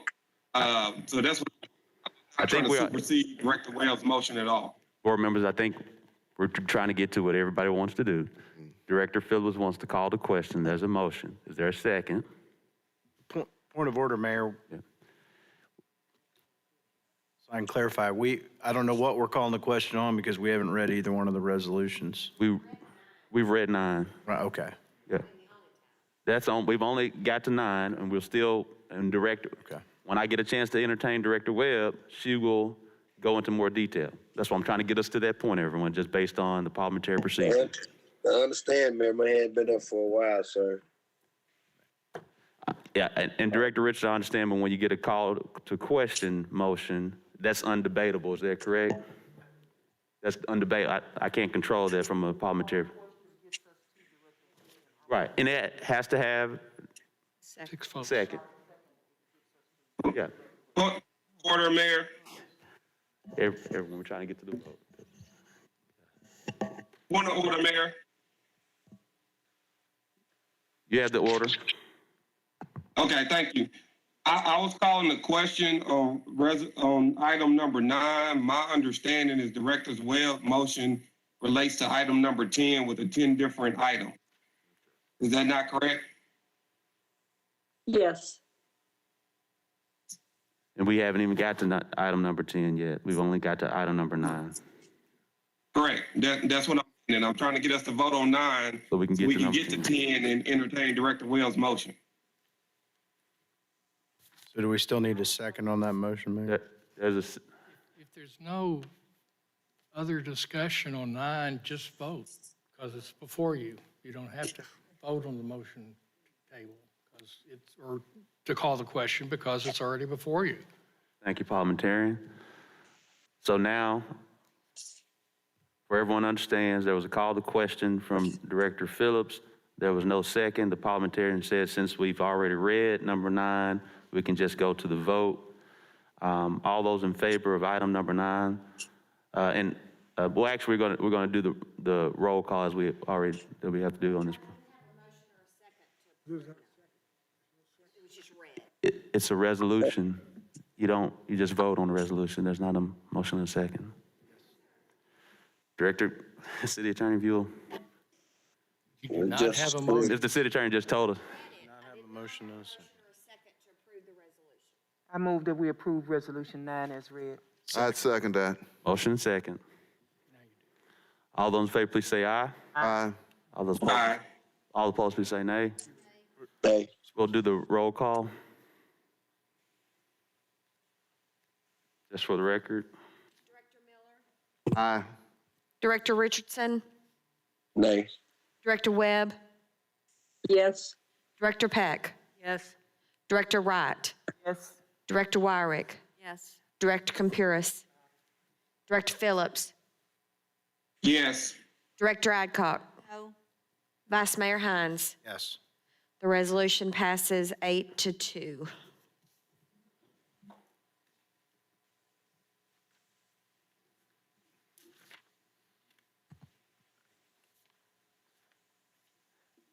Director Richardson. Yes, Mayor. I know we spent far too much time on this. I've never seen us, and since a couple of you guys have referenced your previous work, I can say about my previous work at the risk of sounding in vain. As a service provider, as a board member, I've never seen us vote on these issues separately. I've never seen the breadth and depth of conversations about particular programs. I think once we start doing that, then we start highlighting our friendships and particular pet projects that we may like, and we may have an opportunity to politicize the funding. I want to apologize to those names of individuals who were mentioned, particularly the brother who was in the penitentiary. I want to apologize to you guys for having your name being mentioned doing this, because what we're doing now, we're doing what the RFP review committee was supposed to be doing. Those are the questions that they ask. That's not our role as board members. We're policymakers. And at the risk, Doris, of sounding like a tune of a broken record, I agree doing the same thing over and over again is a definition of insanity if you're not doing the right thing. If you're doing the right thing, you're reaching out and you're helping improve the lives of young folks. And I disagree with many of you say duplication of services. I don't see what's problematic with that if we're saving just one life or 5 lives or 2 lives. We're talking about human capital. And at the risk of sounding vain, November 2018, I made reference to we had 5 homicides over a weekend, including a triple homicide of 3 young ladies on 14th and Payton, a young man on 17th and Pine, and another young man on 18th and Washington. And I said that night, we did not have not one single solitary word.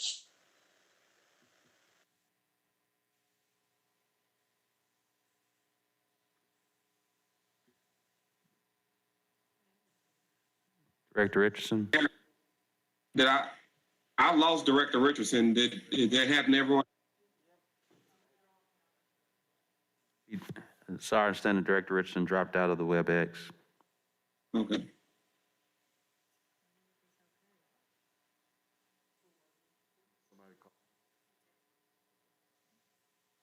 We're going to give a couple minutes to get back in touch with them.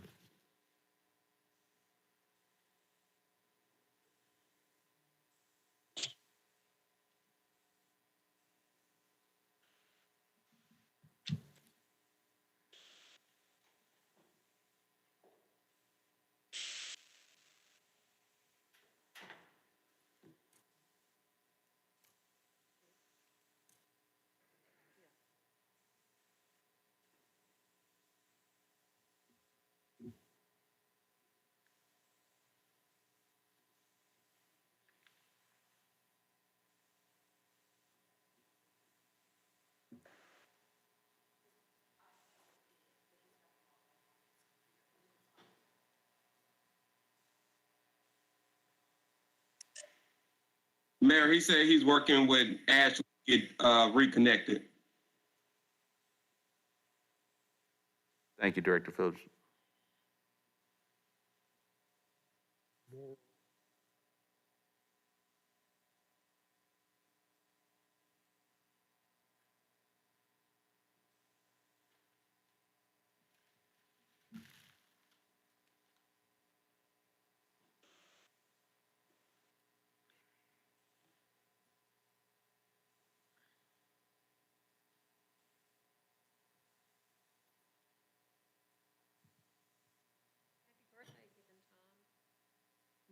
Birthday? At this rate, you may have to eat our cake. We may have to eat your cake with you because it won't be your birthday when you're home. Well, I hadn't had a chance. Better protect that cake. I just saw what I gave into the. Better protect that cake. I may be coming after it.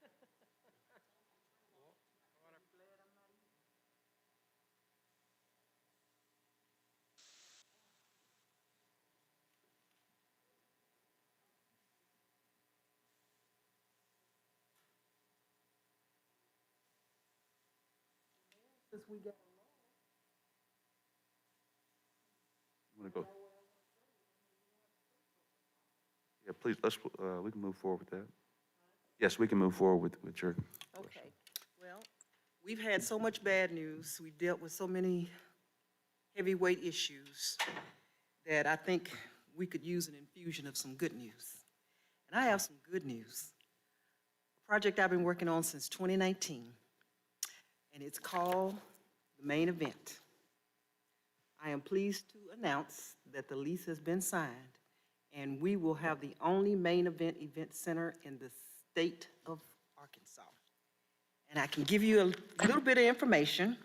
This organization was founded in 1998 in Dallas, and they have grown from 6 centers to 49 centers in 18 states, which we will become one. And they have 49 locations as of July of last year, and they have fiscal revenue of over $300 million.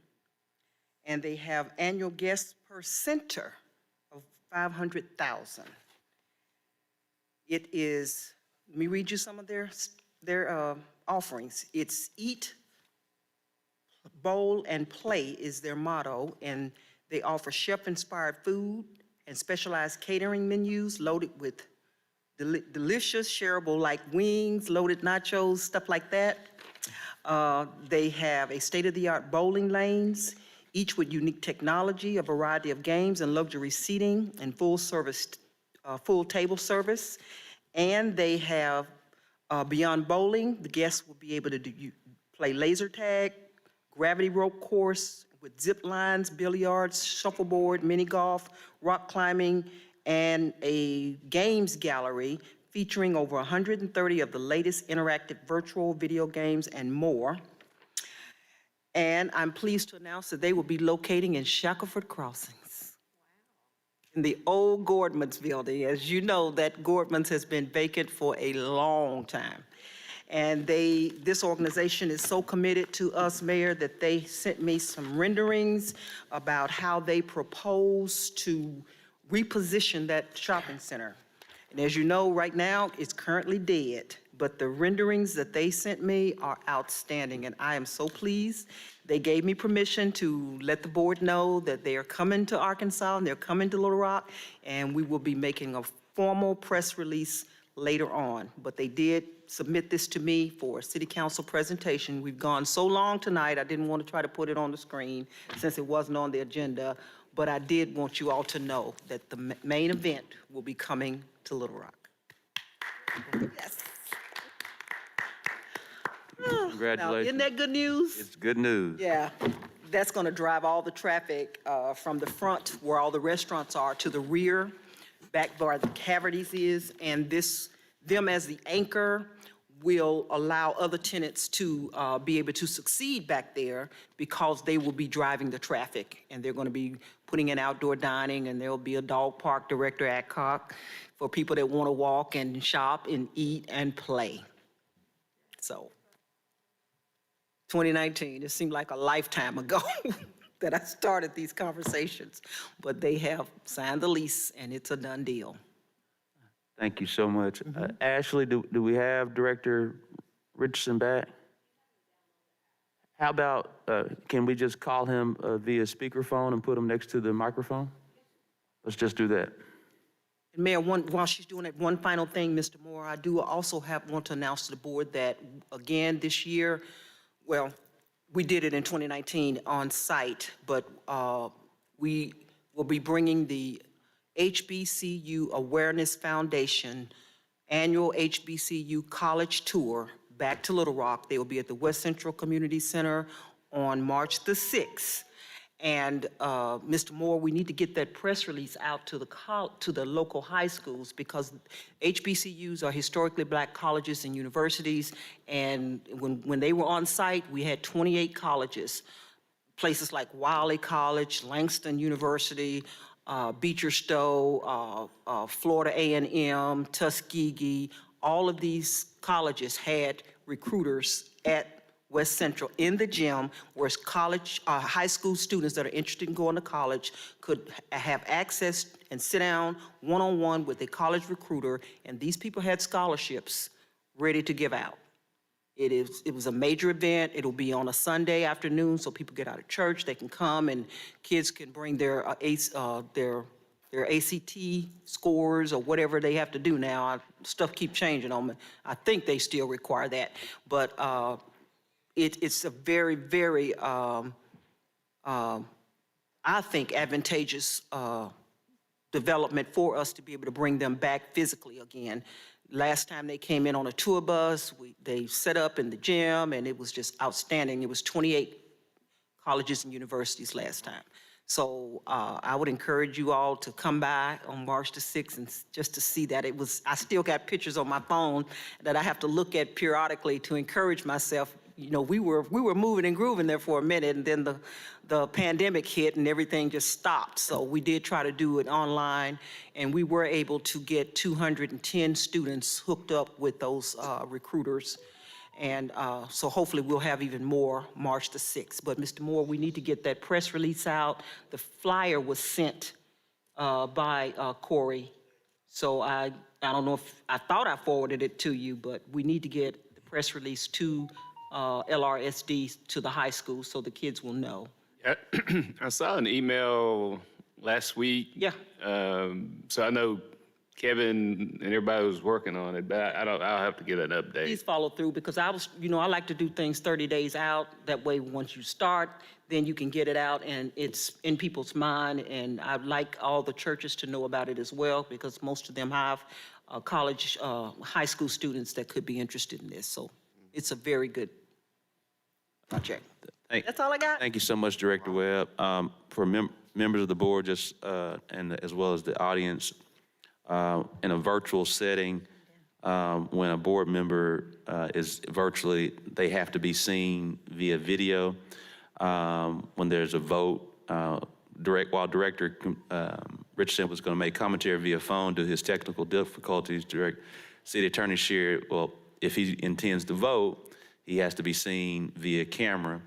And so thanks to Ashley and thinking on her feet, she said, well, if that's the case, we just need to FaceTime. So we have FaceTime Director Richardson, and City Attorney is looking at Director Richardson as he makes his commentary and pull the phone next to the microphone. So great job, Ashley, for thinking on the feet. All right, Director Richardson, you can talk. Yes, Mayor and Ashley, thank you, and I apologize, guys, for going off. My services are not working too well. Yep, no. Yeah, go ahead. All right, I apologize for my service going out. Ashley, thank you, guys. I was making a point about, it seems to me like we're trying to do the role that the RT committee is responsible for.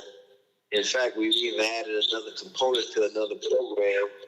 I really find it amazing and amusing that 4 years ago in November, I said that whenever we have conversations about PIT, we have endless talk, endless concerns. When there's money available. But that weekend, we had 5 young people under 25 died. And the only one I think talked to me was Director Webb the next week.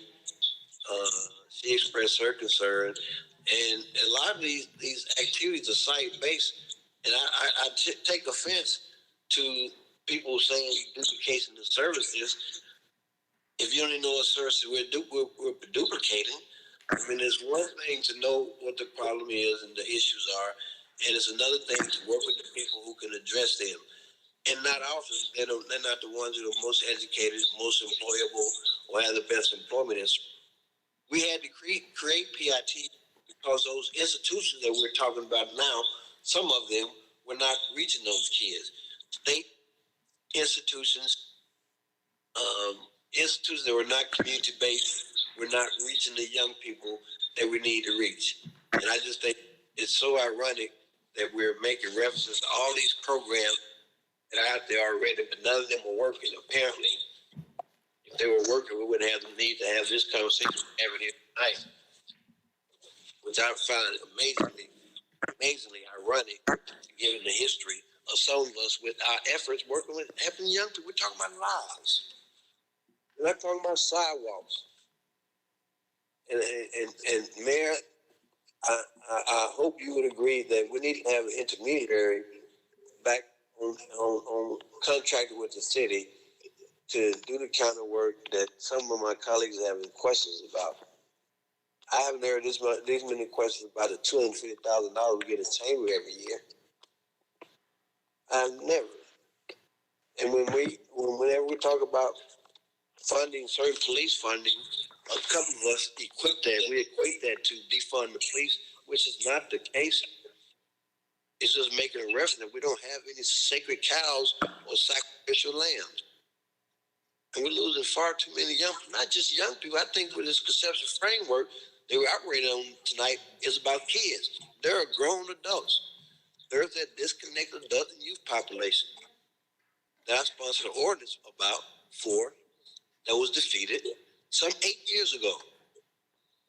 It was about addressing the issues where they are. The colors are not red or blue anymore. The color is green. The color is green. I wouldn't have, Mayor, you have my vote on this. I wish you would have just took all of it and put it in a reentry program or some kind of funding program.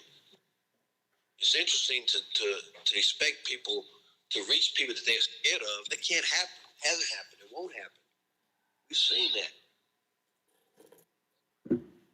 And I like the soapboxes we're on tonight. It's a good thing my computer went out because my blood pressure was boiling. I'm looking at all this concern now.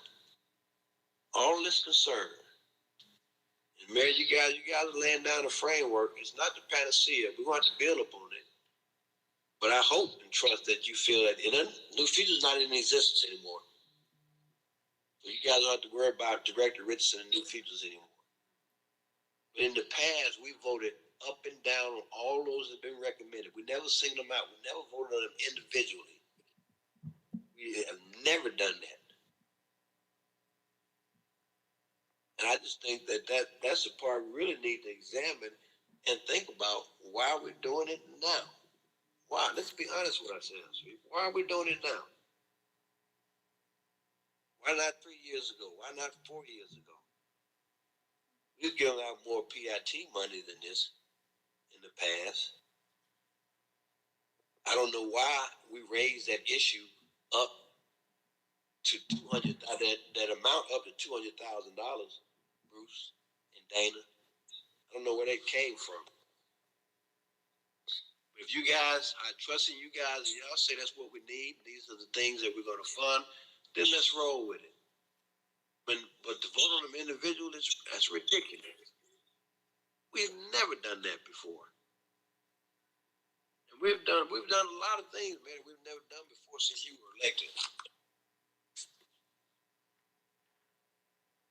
It's upsetting to me and it's hurting to me. I saw Director Phillips cry one night while recounting some of the files we're talking about tonight. I've seen a couple of my colleagues grandstand about it. They don't even know the individuals that they're talking about. Don't even know how to engage those individuals. And I think that's the hypocrisy of what we're talking about right now. The hypocrisy of our democracy right now is this whole 3-hour conversation we've had. And Mayor, with that, I don't have anything else to say.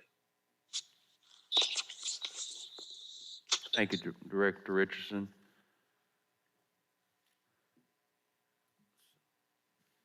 Madam Clerk, if you would, please read item number 10.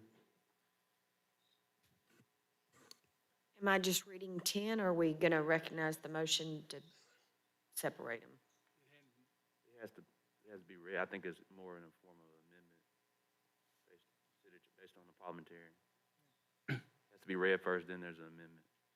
A resolution to authorize the city manager to enter into a contract with 10 organizations to provide community violence reduction services and programs to the residents of Little Rock, Arkansas, in an effort to reduce community violence and increase public safety and for the purposes. Before I entertain the motion that was previously communicated by Director Webb, I do just want to share with the board that many of the programs that are part of item 10, the program leaders have been online for the last few hours, and they're still online and have signed their agenda cards to speak on their program. So just want to make sure board members are aware that these organizations are online, and they sent to the clerk to be available to speak on their particular program as well. For item 10. Director Webb. Thank you, Mr. Mayor. With all due respect to my colleague, Director Richardson, I don't think voting on these separately, if the board chooses to do that, is making it political. And I don't think if we're here for 5 hours or 7 hours or 2 hours, I mean, we're here to do the business of the people of the city, and we're here talking about things that make a difference in the lives of our youth. I would point out that when those homicides occurred that weekend, we talked about that at CYF. That's a meeting I will never forget. And I think it's, I think the people on this board cared about those homicides, and I know the people on CYF cared, and I know it was very heavy. Our hearts were very heavy when we talked about that. We know a lot of the folks who have some of these contracts, and just because we know them doesn't mean we are going to vote a certain way. We're going to vote the way we believe is in the best interest of stopping violence and preparing our youth to be successful. And so I would move that we amend number 10 to vote separately. Second. There's a motion from Director Webb to amend to vote separately. I heard a second from Director Peck. Now we'll do the roll call.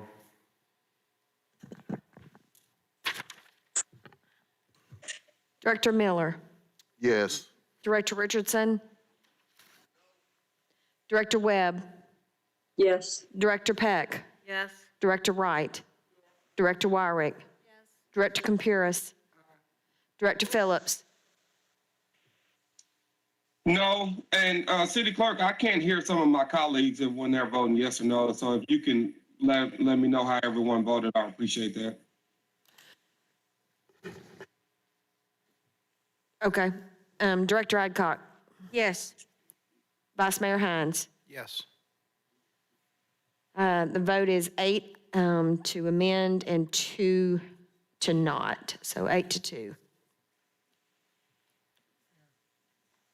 Commentary. And you've got to announce the vote before I can say anything. The vote is 8 to 2. I just did. Members of the board, since we're going to do that, I spoke with the city clerk, and effectively your resolution will now be turned into 10 different resolutions.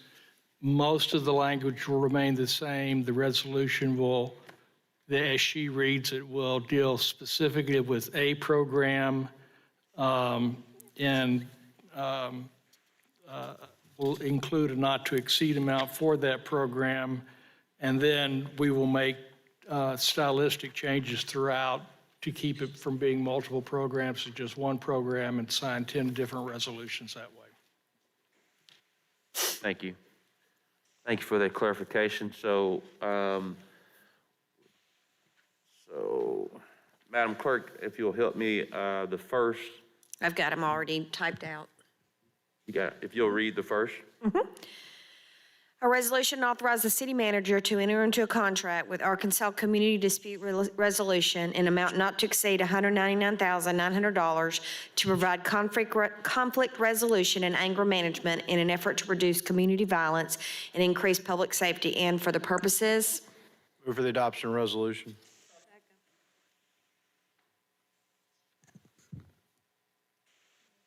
board members, we generally, and parliamentarian, just help me remind me, we generally have, we allow those who are being discussed on the agenda to speak. Is that proper, parliamentarian? When an item is brought up separately, it is proper.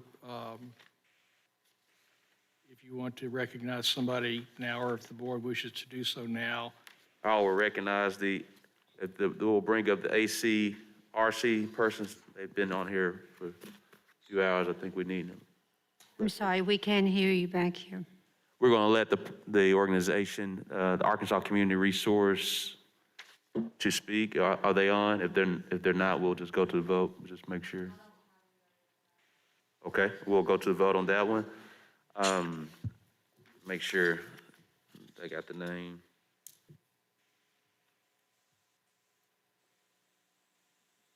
That's being done. Yeah, we'll do. We roll calling these? We're roll calling it, all of them. I will go ahead and just roll call on this one. Director Miller, Yes. Director Richardson, Present. Director Webb, Yes. Director Peck, Yes. Director Wright, Yes. Director Wyrick, Yes. Director Compuris, Director Phillips. Before I answer, I thought I just heard the mayor say we was gonna hear from Not here. They're not here on this one. Oh, okay, I'm sorry. Yes, for me, Ms. Clark. Director Adcock, Yes. Vice Mayor Hines. Yes. Director Richardson, would you like to change your vote? No, we're not. Okay. Be 9 ayes and 1 present.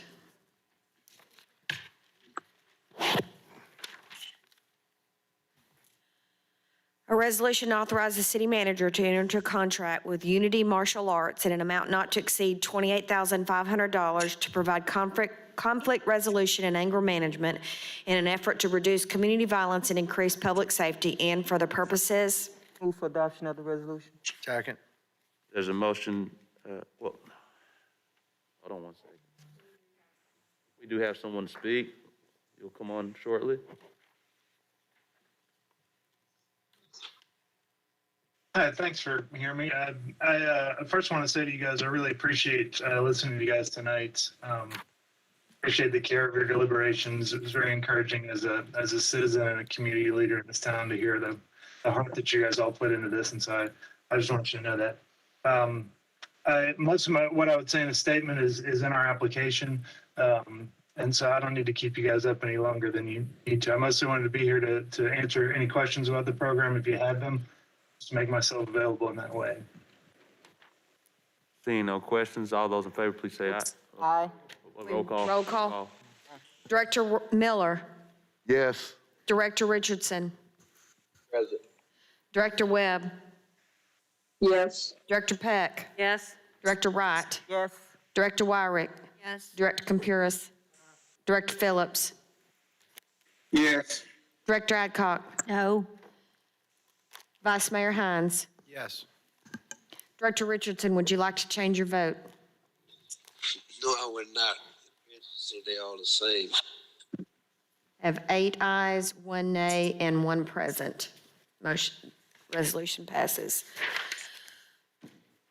A resolution authorizes the city manager to enter into a contract with the University of Arkansas for Medical Sciences in an amount not to exceed $199,966.50 to provide hospital-based intervention in an effort to reduce community violence and increase public safety and for other purposes.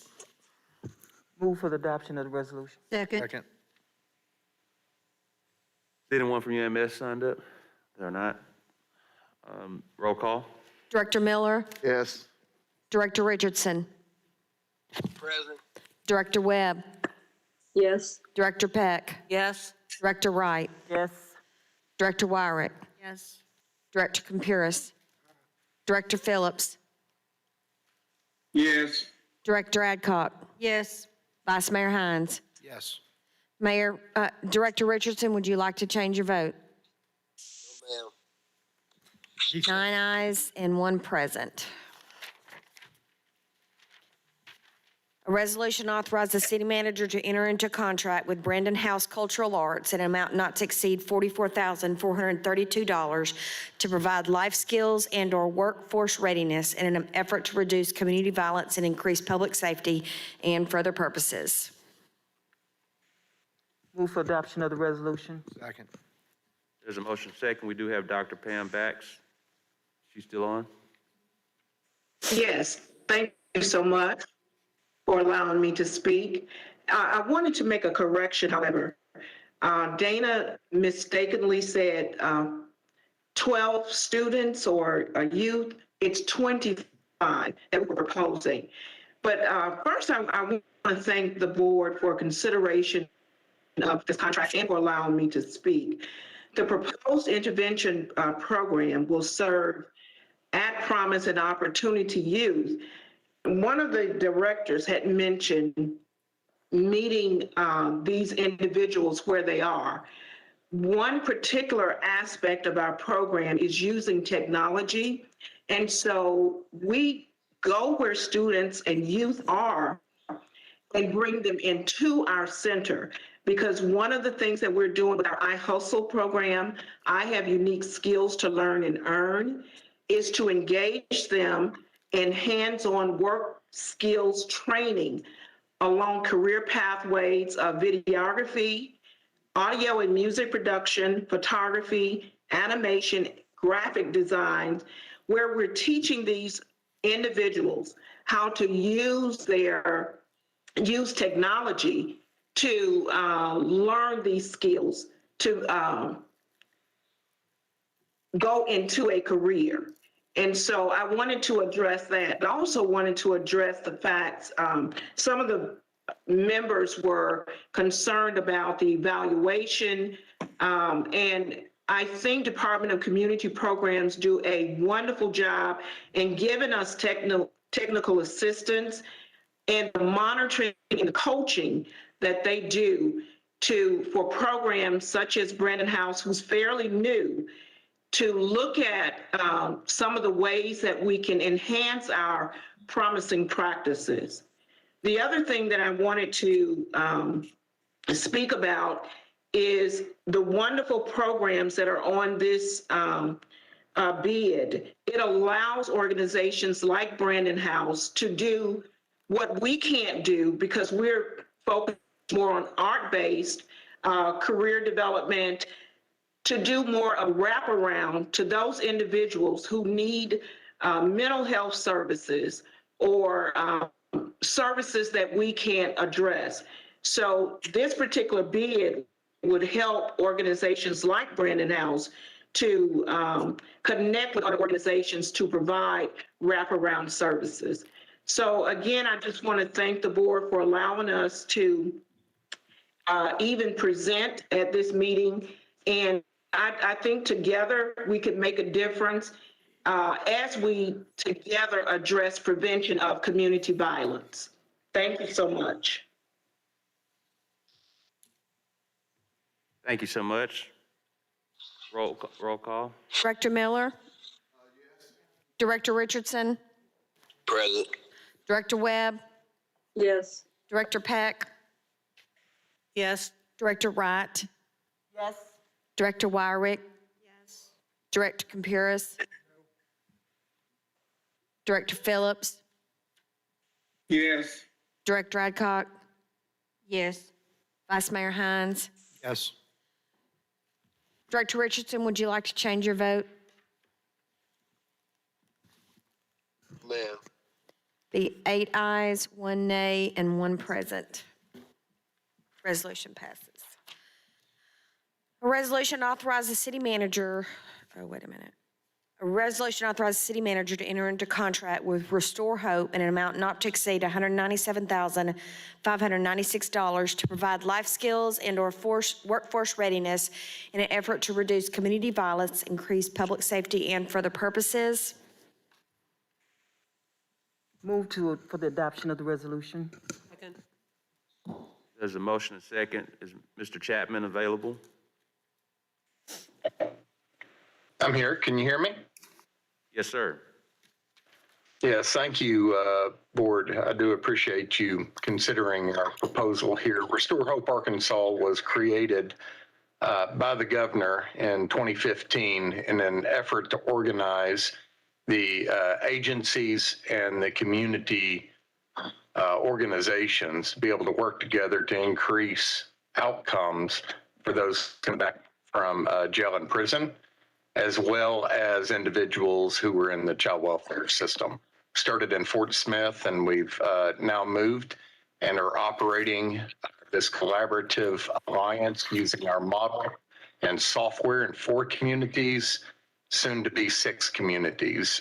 Little Rock, we launched summer of last year and are working with primarily where we've started now is putting case managers in DCFS offices in partnership with them. And then we've launched a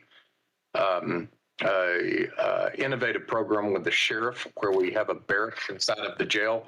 We're focused on providing cognitive behavioral therapy as well as life skills for parole violators, which make up about half, if not most, of those entering our prisons every year.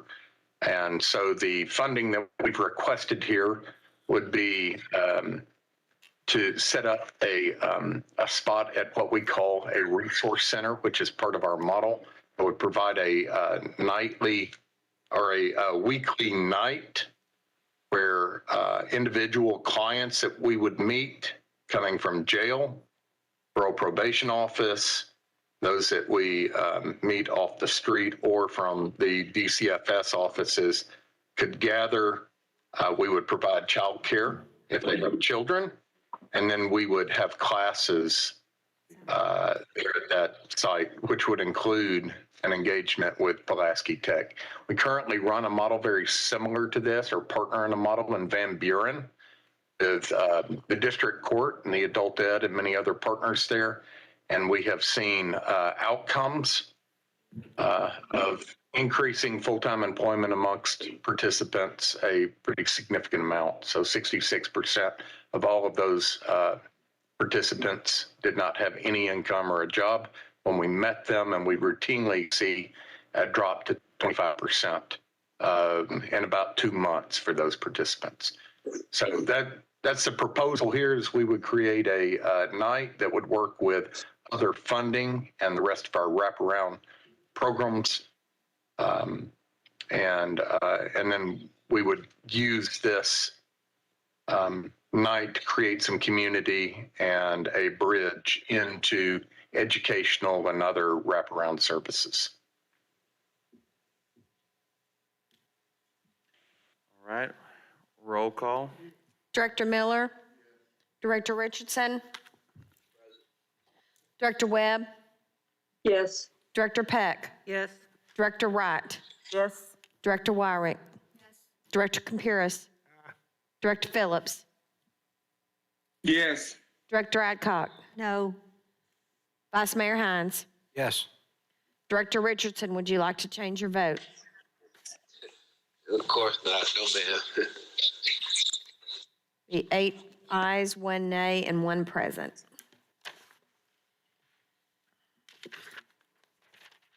A resolution to authorize the city manager to enter into a contract with Boys and Girls Clubs of Central Arkansas in amount not to exceed $83,788 to provide mental health and wellness in an effort to reduce community violence and increase public safety and for other purposes. Move the adoption of the resolution. Second. There's a motion and second. Director Phillips, I saw your hand go up. I'm sorry, Mayor. I don't think I took it down. I don't have a question on this one. All right. Do we have someone from Boys and Girls Club on? All right. Hi, am I on? Okay. Good evening. I'm Cindy DeRamus. I'm the CEO of the Boys and Girls Clubs of Central Arkansas. Thank you for your due diligence tonight and your thoroughness. With our proposal, we would like to add a mental health specialist to the staff to be part of the Boys and Girls Club team to provide the individual, family, and group sessions. So, I feel like in the Boys and Girls Club, where the children and families feel comfortable and at home and welcome, that they would utilize these services that they desperately need. So thank you for your consideration. My understanding also, Scott Hamilton is to speak for this item. Scott on? Scott Hamilton? Yes, I'm on. And again, Scott Hamilton here, CEO of the Urban League of the State of Arkansas, as well as a board member for Boys and Girls Club. I just want to thank you all for the due diligence, the conversation this evening. Certainly a lot of conversation on this is tough, but this work is good. The Urban League is keenly supportive of anything we can do to help our youth. We want to be of service to the city of Little Rock. So again, I just wanted to comment on the efforts that you all have put forth this evening. We're excited to see some of the activities and new work that we're going to see, and want to be supportive in any way that we can. Thank you. Thank you so much, Mr. Hamilton. Roll call. Director Miller, Yes. Director Richardson, Present. Director Webb, Yes. Director Peck, Yes. Director Wright, Yes. Director Wyrick, Yes. Director Compuris, Director Phillips, Yes. Director Adcock, Yes.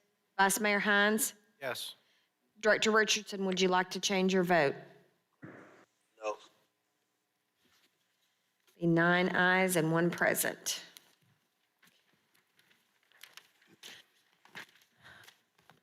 A resolution to authorize the city manager to enter into a contract with Our House in an amount not to exceed $200,000 to provide mental health and wellness in an effort to reduce community violence and increase public safety and for other purposes. Move for the adoption of the resolution. There's a motion second before we go to a vote. Mr. Ben Goodwin. Yes, hi, Mayor, can you hear me? Yes. Okay, thank you, Mayor. Thank you, directors, for your attention to this important topic and your hard work to make a wise decision on this. I just wanted to add a little more flavor to our proposal. Our house proposes to add 2 new full-time mental health professionals to our team who will provide evidence-based mental health and social and emotional learning services to more than 400 homeless men, women, and children over the 12-month contract. The people that we will serve are some of the most marginalized people in our community. More than 50% of our adults have some criminal justice involvement. More than 80% of the mothers that we work with are themselves victims of violence and have experienced violence themselves. And so, we are working with people who are living with these challenges every day. This contract will allow us to do some innovative things, including provide services in the evening hours, which is an important time when crises happen and when intervention can have an impact. We do work with a lot of domestic violence victims, so even though we didn't fall in that category, that is a big focus of our work. We do have a relationship with the Little Rock Police Department social worker, and then she has been out for a tour, and we're excited to work with her and pull her into this project. We have worked with the city successfully on other contracts, and we are proud of the results we've had in the past, and we look forward to having that kind of impact with this contract. The last thing I'll say, there was one question Director Wyrick asked about where will we find the people to serve with this. Well, we will not have that problem because we are inundated with people in need of our services. A separate contract we have with the city, a partnership to offer our financial resources hotline, continues to get more than 1,000 calls per month. We get more than 350 people every month trying to check into our shelter, and we can only admit about 50 of those because we're always full. And so we have our hands full working with people in need. people who are experiencing trauma on the street and are looking for shelter from that and looking for resources to help them build a better life. And so I hope you'll support this contract, which will help us go a long way towards fulfilling that mission. Thank you so much. Roll call. Director Miller, Yes. Director Richardson, Present. Director Webb, Yes. Director Peck, Yes. Director Wright, Yes. Director Wyrick, Yes. Director Compuris, Director Phillips, Yes. Director Adcock, Yes. Vice Mayor Hines. Yes. Director Richardson, would you like to change your vote?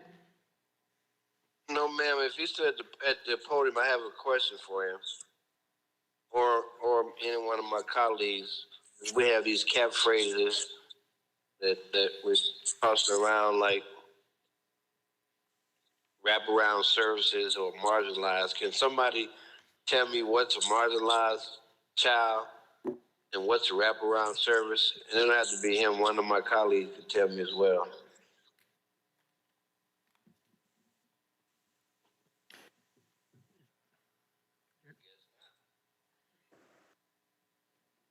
Can I announce the vote? 9 ayes, 0 nays, and 1 present. You want to recognize somebody to answer that, or just answer it? Or if you don't. I think he was asking members of the board. I was asking him as well. You're asking, are you asking Mr. Goodwin? I asked him first. Yeah, he said marginalized, and I wanted to hear the definition of marginalized.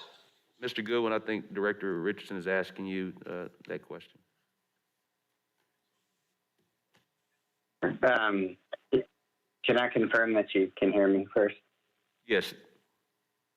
Okay. Well, the families that we serve, I think I'm comfortable calling marginalized because they are either homeless or really close to it, experiencing extreme housing instability. And so they're either literally homeless or they've lived in 3 or 4 or 5 places over the past month. They've experienced violence, they've experienced trauma, they've experienced high rates of mental health challenges, diagnosable mental health conditions, including anxiety and depression, and they experience high rates of unemployment and a host of other issues that we work to empower them to overcome with wraparound services, which for us includes, we on our 1.7-acre campus, housing, help finding a job, job training, on-the-job training, early childhood development programs, out-of-school time youth programs, mental health services, physical health services provided by both Children's Hospital and our care, as well as case management that kind of ties all those pieces together. So that's what I mean by those terms. Question: do you see the marginalized children, youth, and families in certain parts, concentrated in certain parts of our city?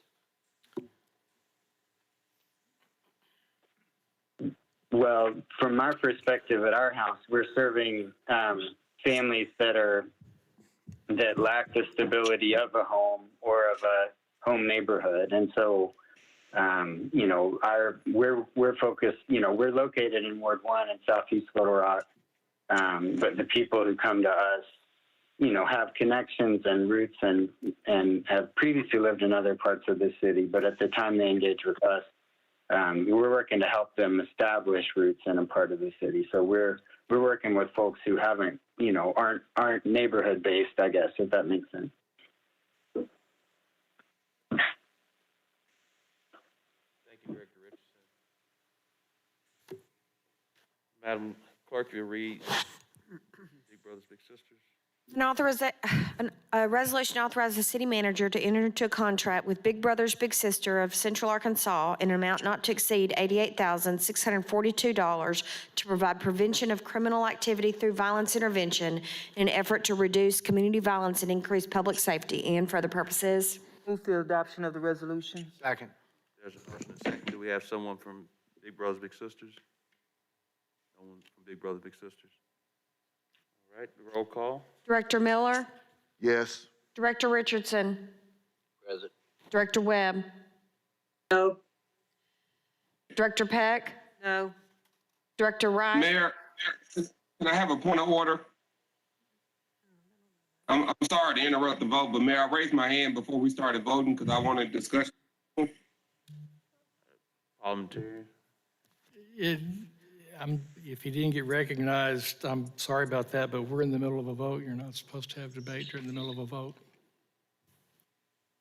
Well, my hand was raised. And it didn't get recognized by the chair, and we're in the middle of a vote. And you're not supposed to make discussion in the middle of a vote, according to Robert's rules.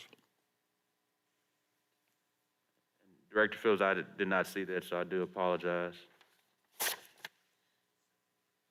All right. Director Wright? Yes. Director Wyrick? Yes. Director Campuris? Director Phillips? I'm gonna just take a point of privilege before I vote. I spoke.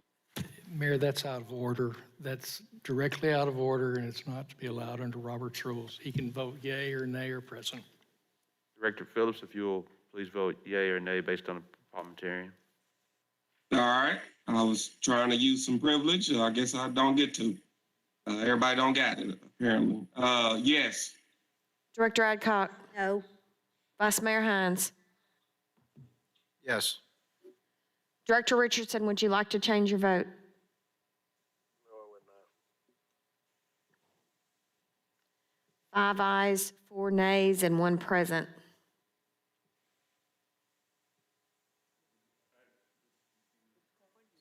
Five ayes, 4 nays, and 1 present. You can't vote it in. You can only vote if there's a tie. I can only vote if there's a tie. Director Richardson, are you deciding to change your vote? Yes. Director Richardson decided to change his vote. Point of order, he's already made his determination, Mayor. Director, City Attorney?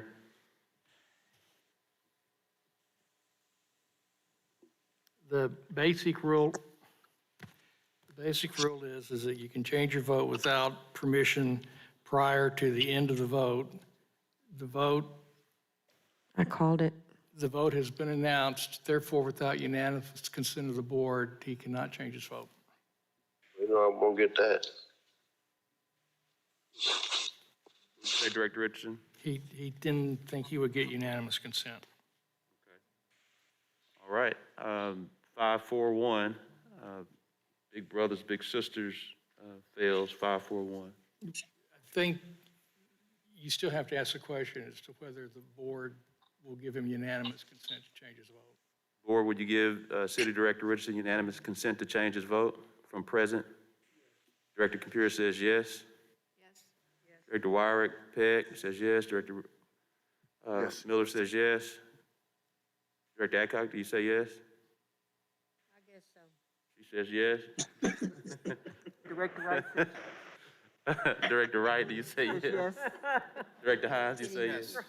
And I want the same consideration if I ever find myself in All right. situation. So there's been unanimous, so Director Richardson, you have gotten unanimous consent to change your vote. Do you change your vote from present to a yes? Yes, sir. It is now 5-5. Now 6-4. Now 6-4. 6-4, 6-4. It's passed. Thank you, Mr. Parliamentarian. A resolution authorizes the city manager to enter into a contract with Songbird Multimedia in amount not to exceed $75,000 to provide prevention of criminal activity through violence intervention in an effort to reduce community violence and increase public safety and for other purposes. Move for the adoption of the resolution. Second. There's a motion and second for the resolution. Roll call, 1 second, I'm sorry. Is there anyone from Songbird? No one's from Songbird. Roll call. Director Miller? Yes. Director Richardson? What are we voting on? Songbird Multimedia. Yes, present. Director Webb? Yes. Director Peck? Yes. Director Wright? Yes. Director Wyrick? Yes. Director Campuris, Director Phillips, Yes. Director Adcock, No. Vice Mayor Hines. Director Richardson, would you like to change your vote? No. 9 ayes, 1 nay, 8 ayes, 1 nay, and 1 present. It's 10 aye. A resolution authorizes the city manager to enter into a contract with Lessons Learned in an amount not to exceed $169,670 to provide prevention of criminal activity through violence intervention in an effort to reduce community violence and increase public safety and for the purposes. Move the adoption of the resolution. There's a motion, a second. Is there anyone for lessons learned? There's not. Roll call. Director Miller, Yes. Director Richardson, Present. Director Webb, Yes. Director Peck, Yes. Director Wright, Yes. Director Wyrick, Yes. Director Campuris, Director Phillips, Yes. Director Adcock, No. Vice Mayor Hines, Director Richardson, would you like to change your vote? No, we're not. 8 ayes, 1 nay, and 1 present.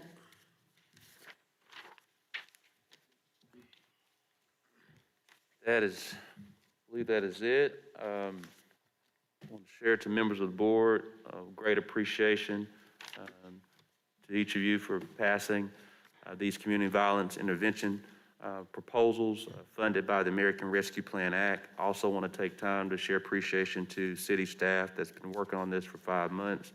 We do recognize, while there was a ton of questions today, it is always prudent to ask questions and throughout this process as we are working to utilize both federal dollars and city dollars. And so there's great appreciation. These funds go directly to addressing systemic and root cause issues with crime as it relates to our youth and our young adults.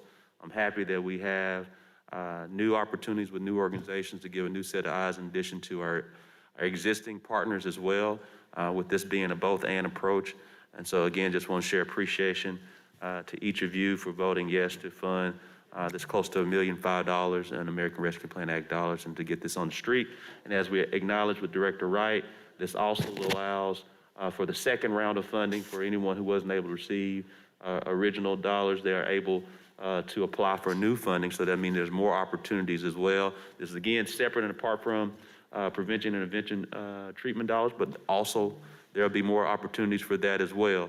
And so again, just wanted to, I think this is a big day for the city board when we made the allocation back in August to get to this point, that we are addressing these issues in a very real and substantive way.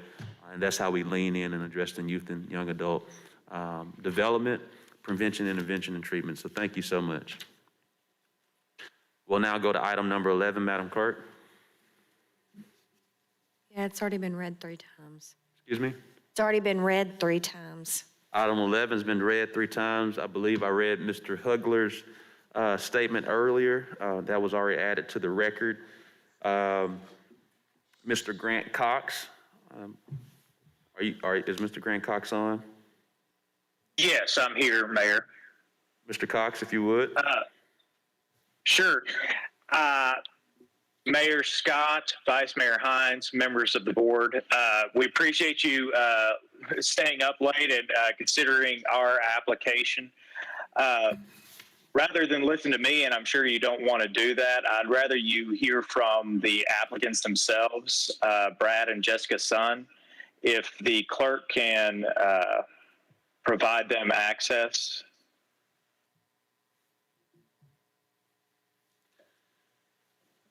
Can we provide access? Can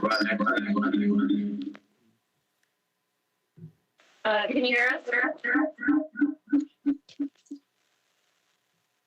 Yes, we Can you can. hear us? Okay, ladies and gentlemen of the board, we'd like to thank y'all for considering our project. We've talked with the city engineer, Jamie Collins, at length. My engineer and him are working together to come up with a plan that's going to be good for everyone, including the neighbors.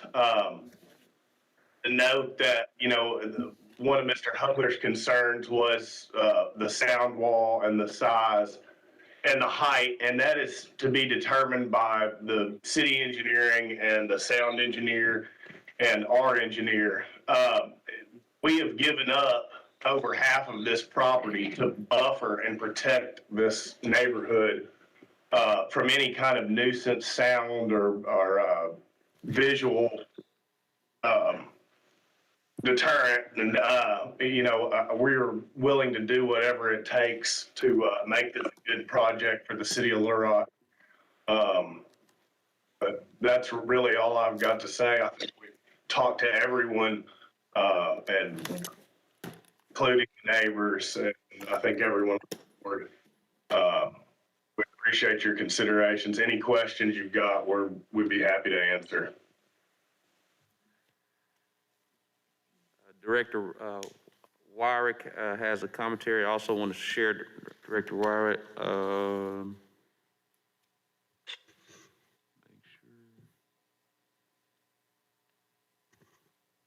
Yes, good. I'm sorry, Director Wyrick. Okay, thank you, Mayor. Is Jamie Collins on the line?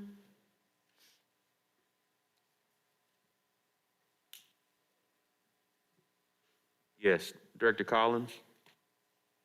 I would like as you know, I deferred this for a couple of weeks so we could get a sound study done, because that's one of the things that I'm concerned about being invasive on the neighborhood. So if Mr. Collins would go over the sound study, I would appreciate that. And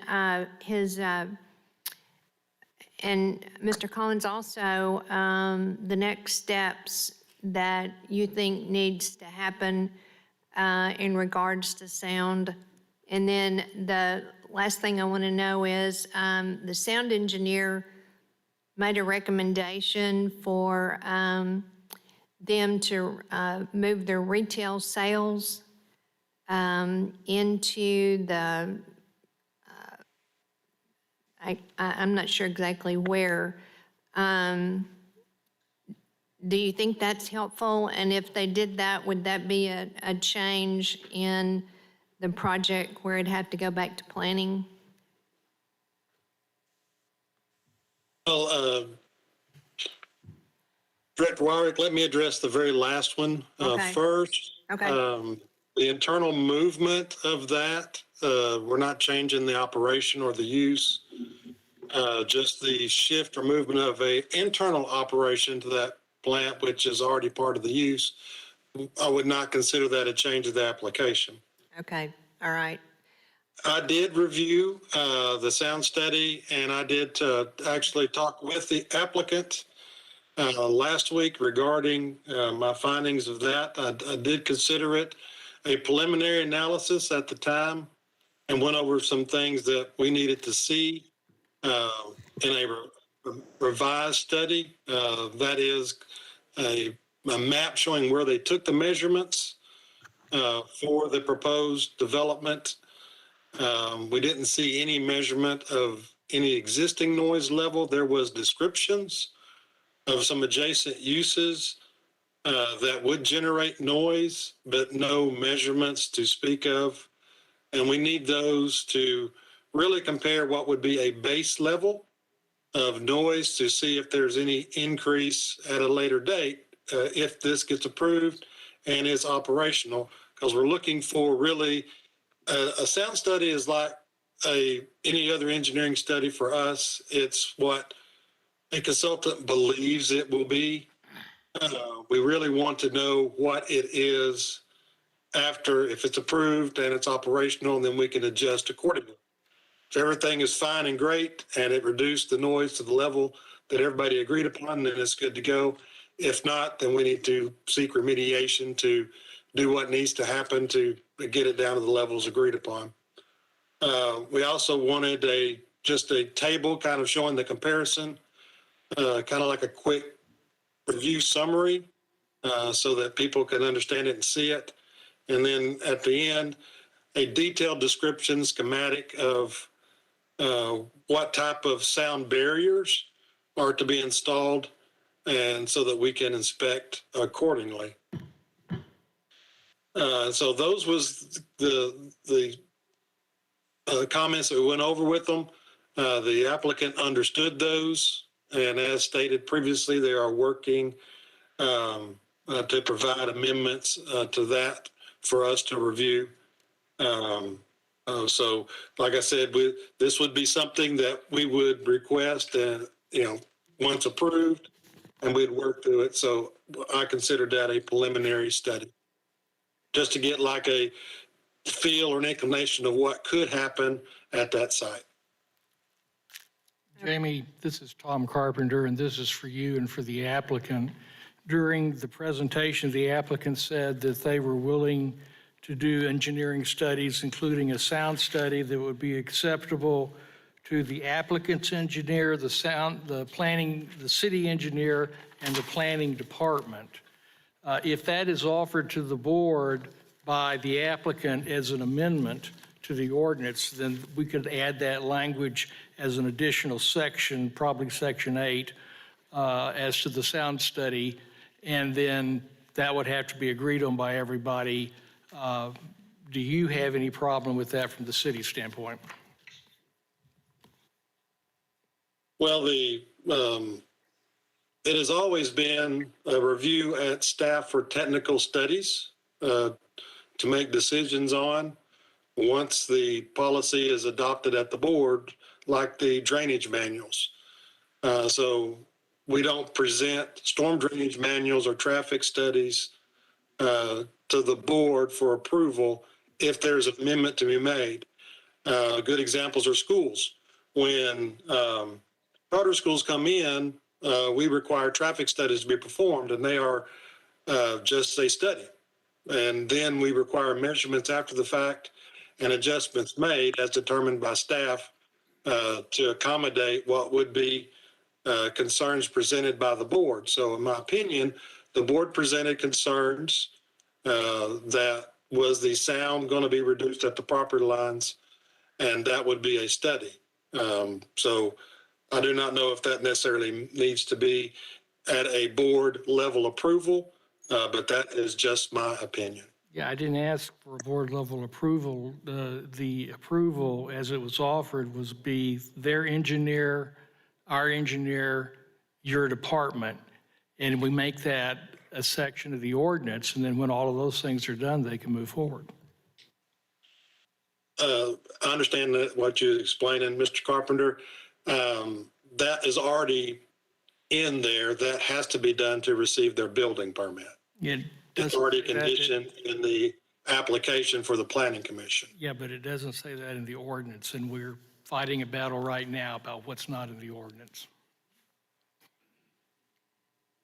Mr. Collins, my question is, the information that they gave to you, that really is not a good declaration as to what the sound level is going to be right now. There has to be another sound level that's done at this property. At least that's the way I understood your information. Is that true? That's correct. Even after the bill or the CO is issued to the plant, if it is approved, then essentially as-built measurements have to occur to see if what was proposed on the sound barriers reduce the sound accordingly as agreed upon in the study for issuance of building permit. And then it's my understanding that they could open with the sound not being where it's supposed to be, and they'd be able to operate until they get the sound reduction taken care of. Is that true? That is correct. Okay. And once they get it to that level, then the only recourse is for the neighborhood to complain about the sound. Well, that is true, but that is why I would mention the existing sound levels at the site to try to determine Well, what are they hearing now existing and compared to what is being proposed? So we would have a base to start from when we go investigate a nuisance or noise complaint. Okay. At this point, I'm not ready to vote yes on this concrete plant. I don't think any of us would want a concrete plant near us. It's noisy. There's going to be a lot of traffic. I know the Sons have worked really hard to make this a nice project, but at the end of the day, it's a concrete plant. You know, you can put lipstick and rouge on it, but it's still concrete being mixed in a plant that's close to businesses and residences, and there's other vacant land there, and I don't know who's going to want to build next to a concrete plant. We'd like to see that whole area developed out into some sort of uses out there, but I'm not ready to support this application tonight.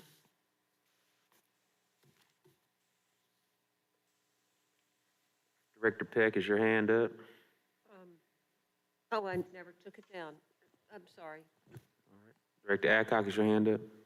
Yes, Mr. Carpenter, did any of that include a reference to the condition of the road or the open space?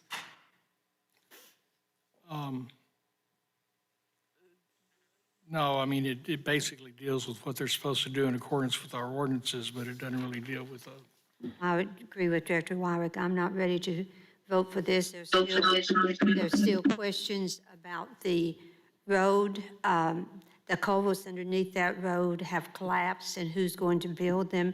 It's not a city street. It's just a dirt road. And with all the mud and everything, you've got all that going out onto the streets, which are city streets. So thank you. Mr. Parliamentary, if you'll share with the board, since it's been read 3 times, what's the next step? I have my hand up, Mayor. I'll come to you, Vice Mayor Hines. Mayor, if the board proceeds to a vote and votes in favor, then we have the ordinance as it's written. If they proceed to a vote and vote against it, then if there's virtually the same thing is offered again, it would be 1 year before it could be brought forward.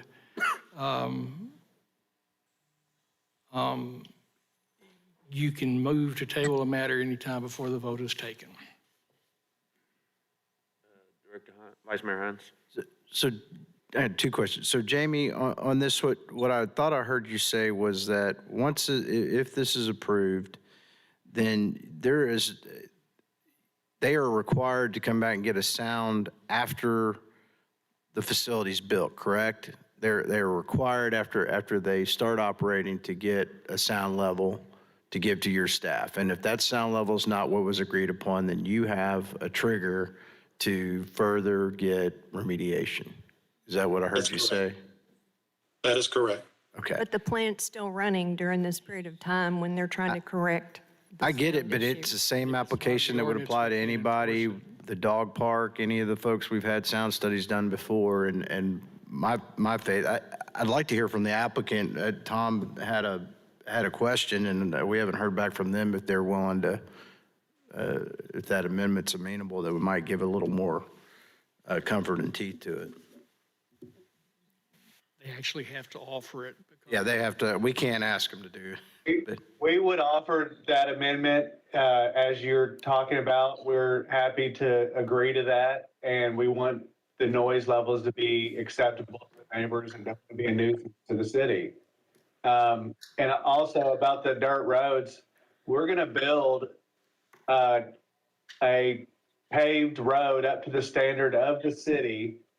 Per the agreement, even though it's a private easement road, we have to build it up to the standard of the city so that if the city ever took it over, it would be to their level of service. So up to whatever driveway that we will be entering the facility, we will have paved drive and will not be having any muddy vehicles coming out.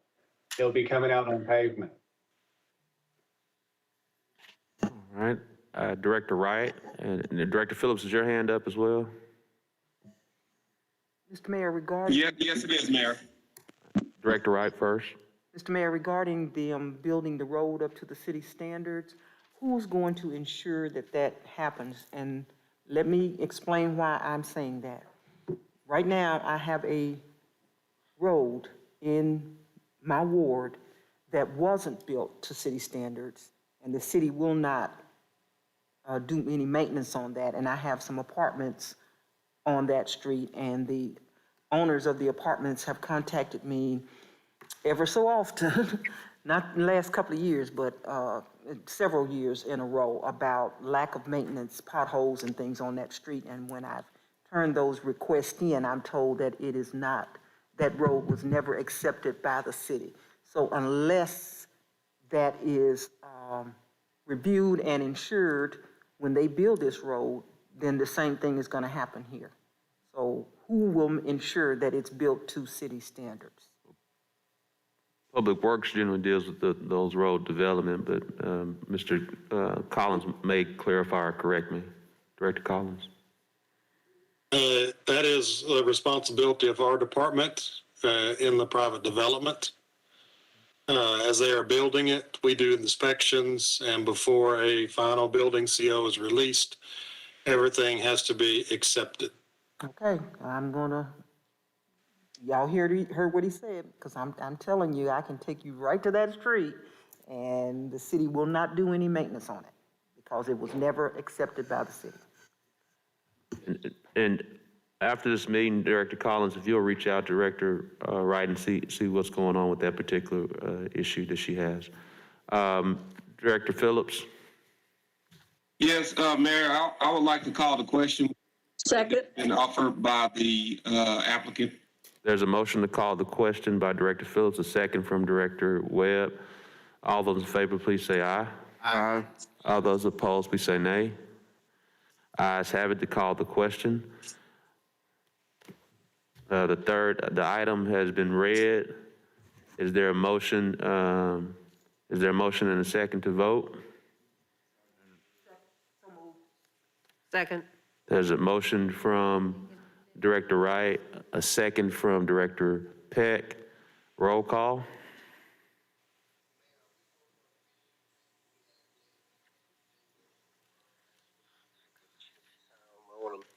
Yes, sir. What we voting on? Yes, we're voting on what you just shared, Director Richardson. Okay.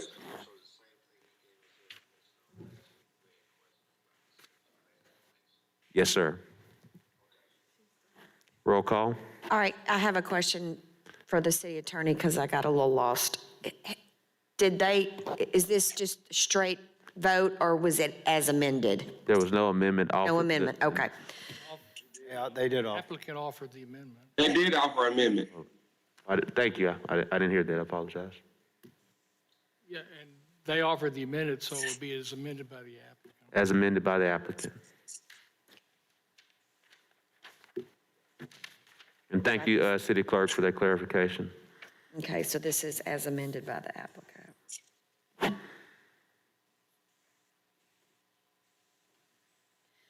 Director Miller, Yes. Director Richardson, Director Webb, Yes. Director Peck, Yes. Director Wright, Yes. Director Wyrick, No.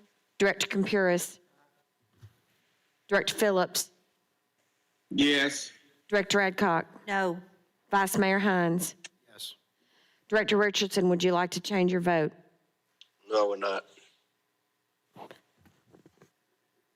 7 ayes, 2 nays, and 1 present. The ordinance passes. What was the vote, please? 7 ayes, 2 nays, and 1 present.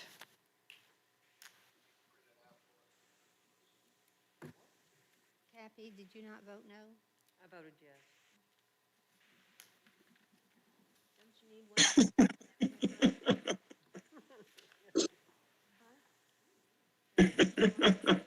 Is there, well, I guess we got citizens communication. Do we have any citizens communication? We do not. Is there a motion to adjourn? So moved. Second. Motion second. All in favor, please say aye. Aye. Opposed, say nay. Meeting adjourned.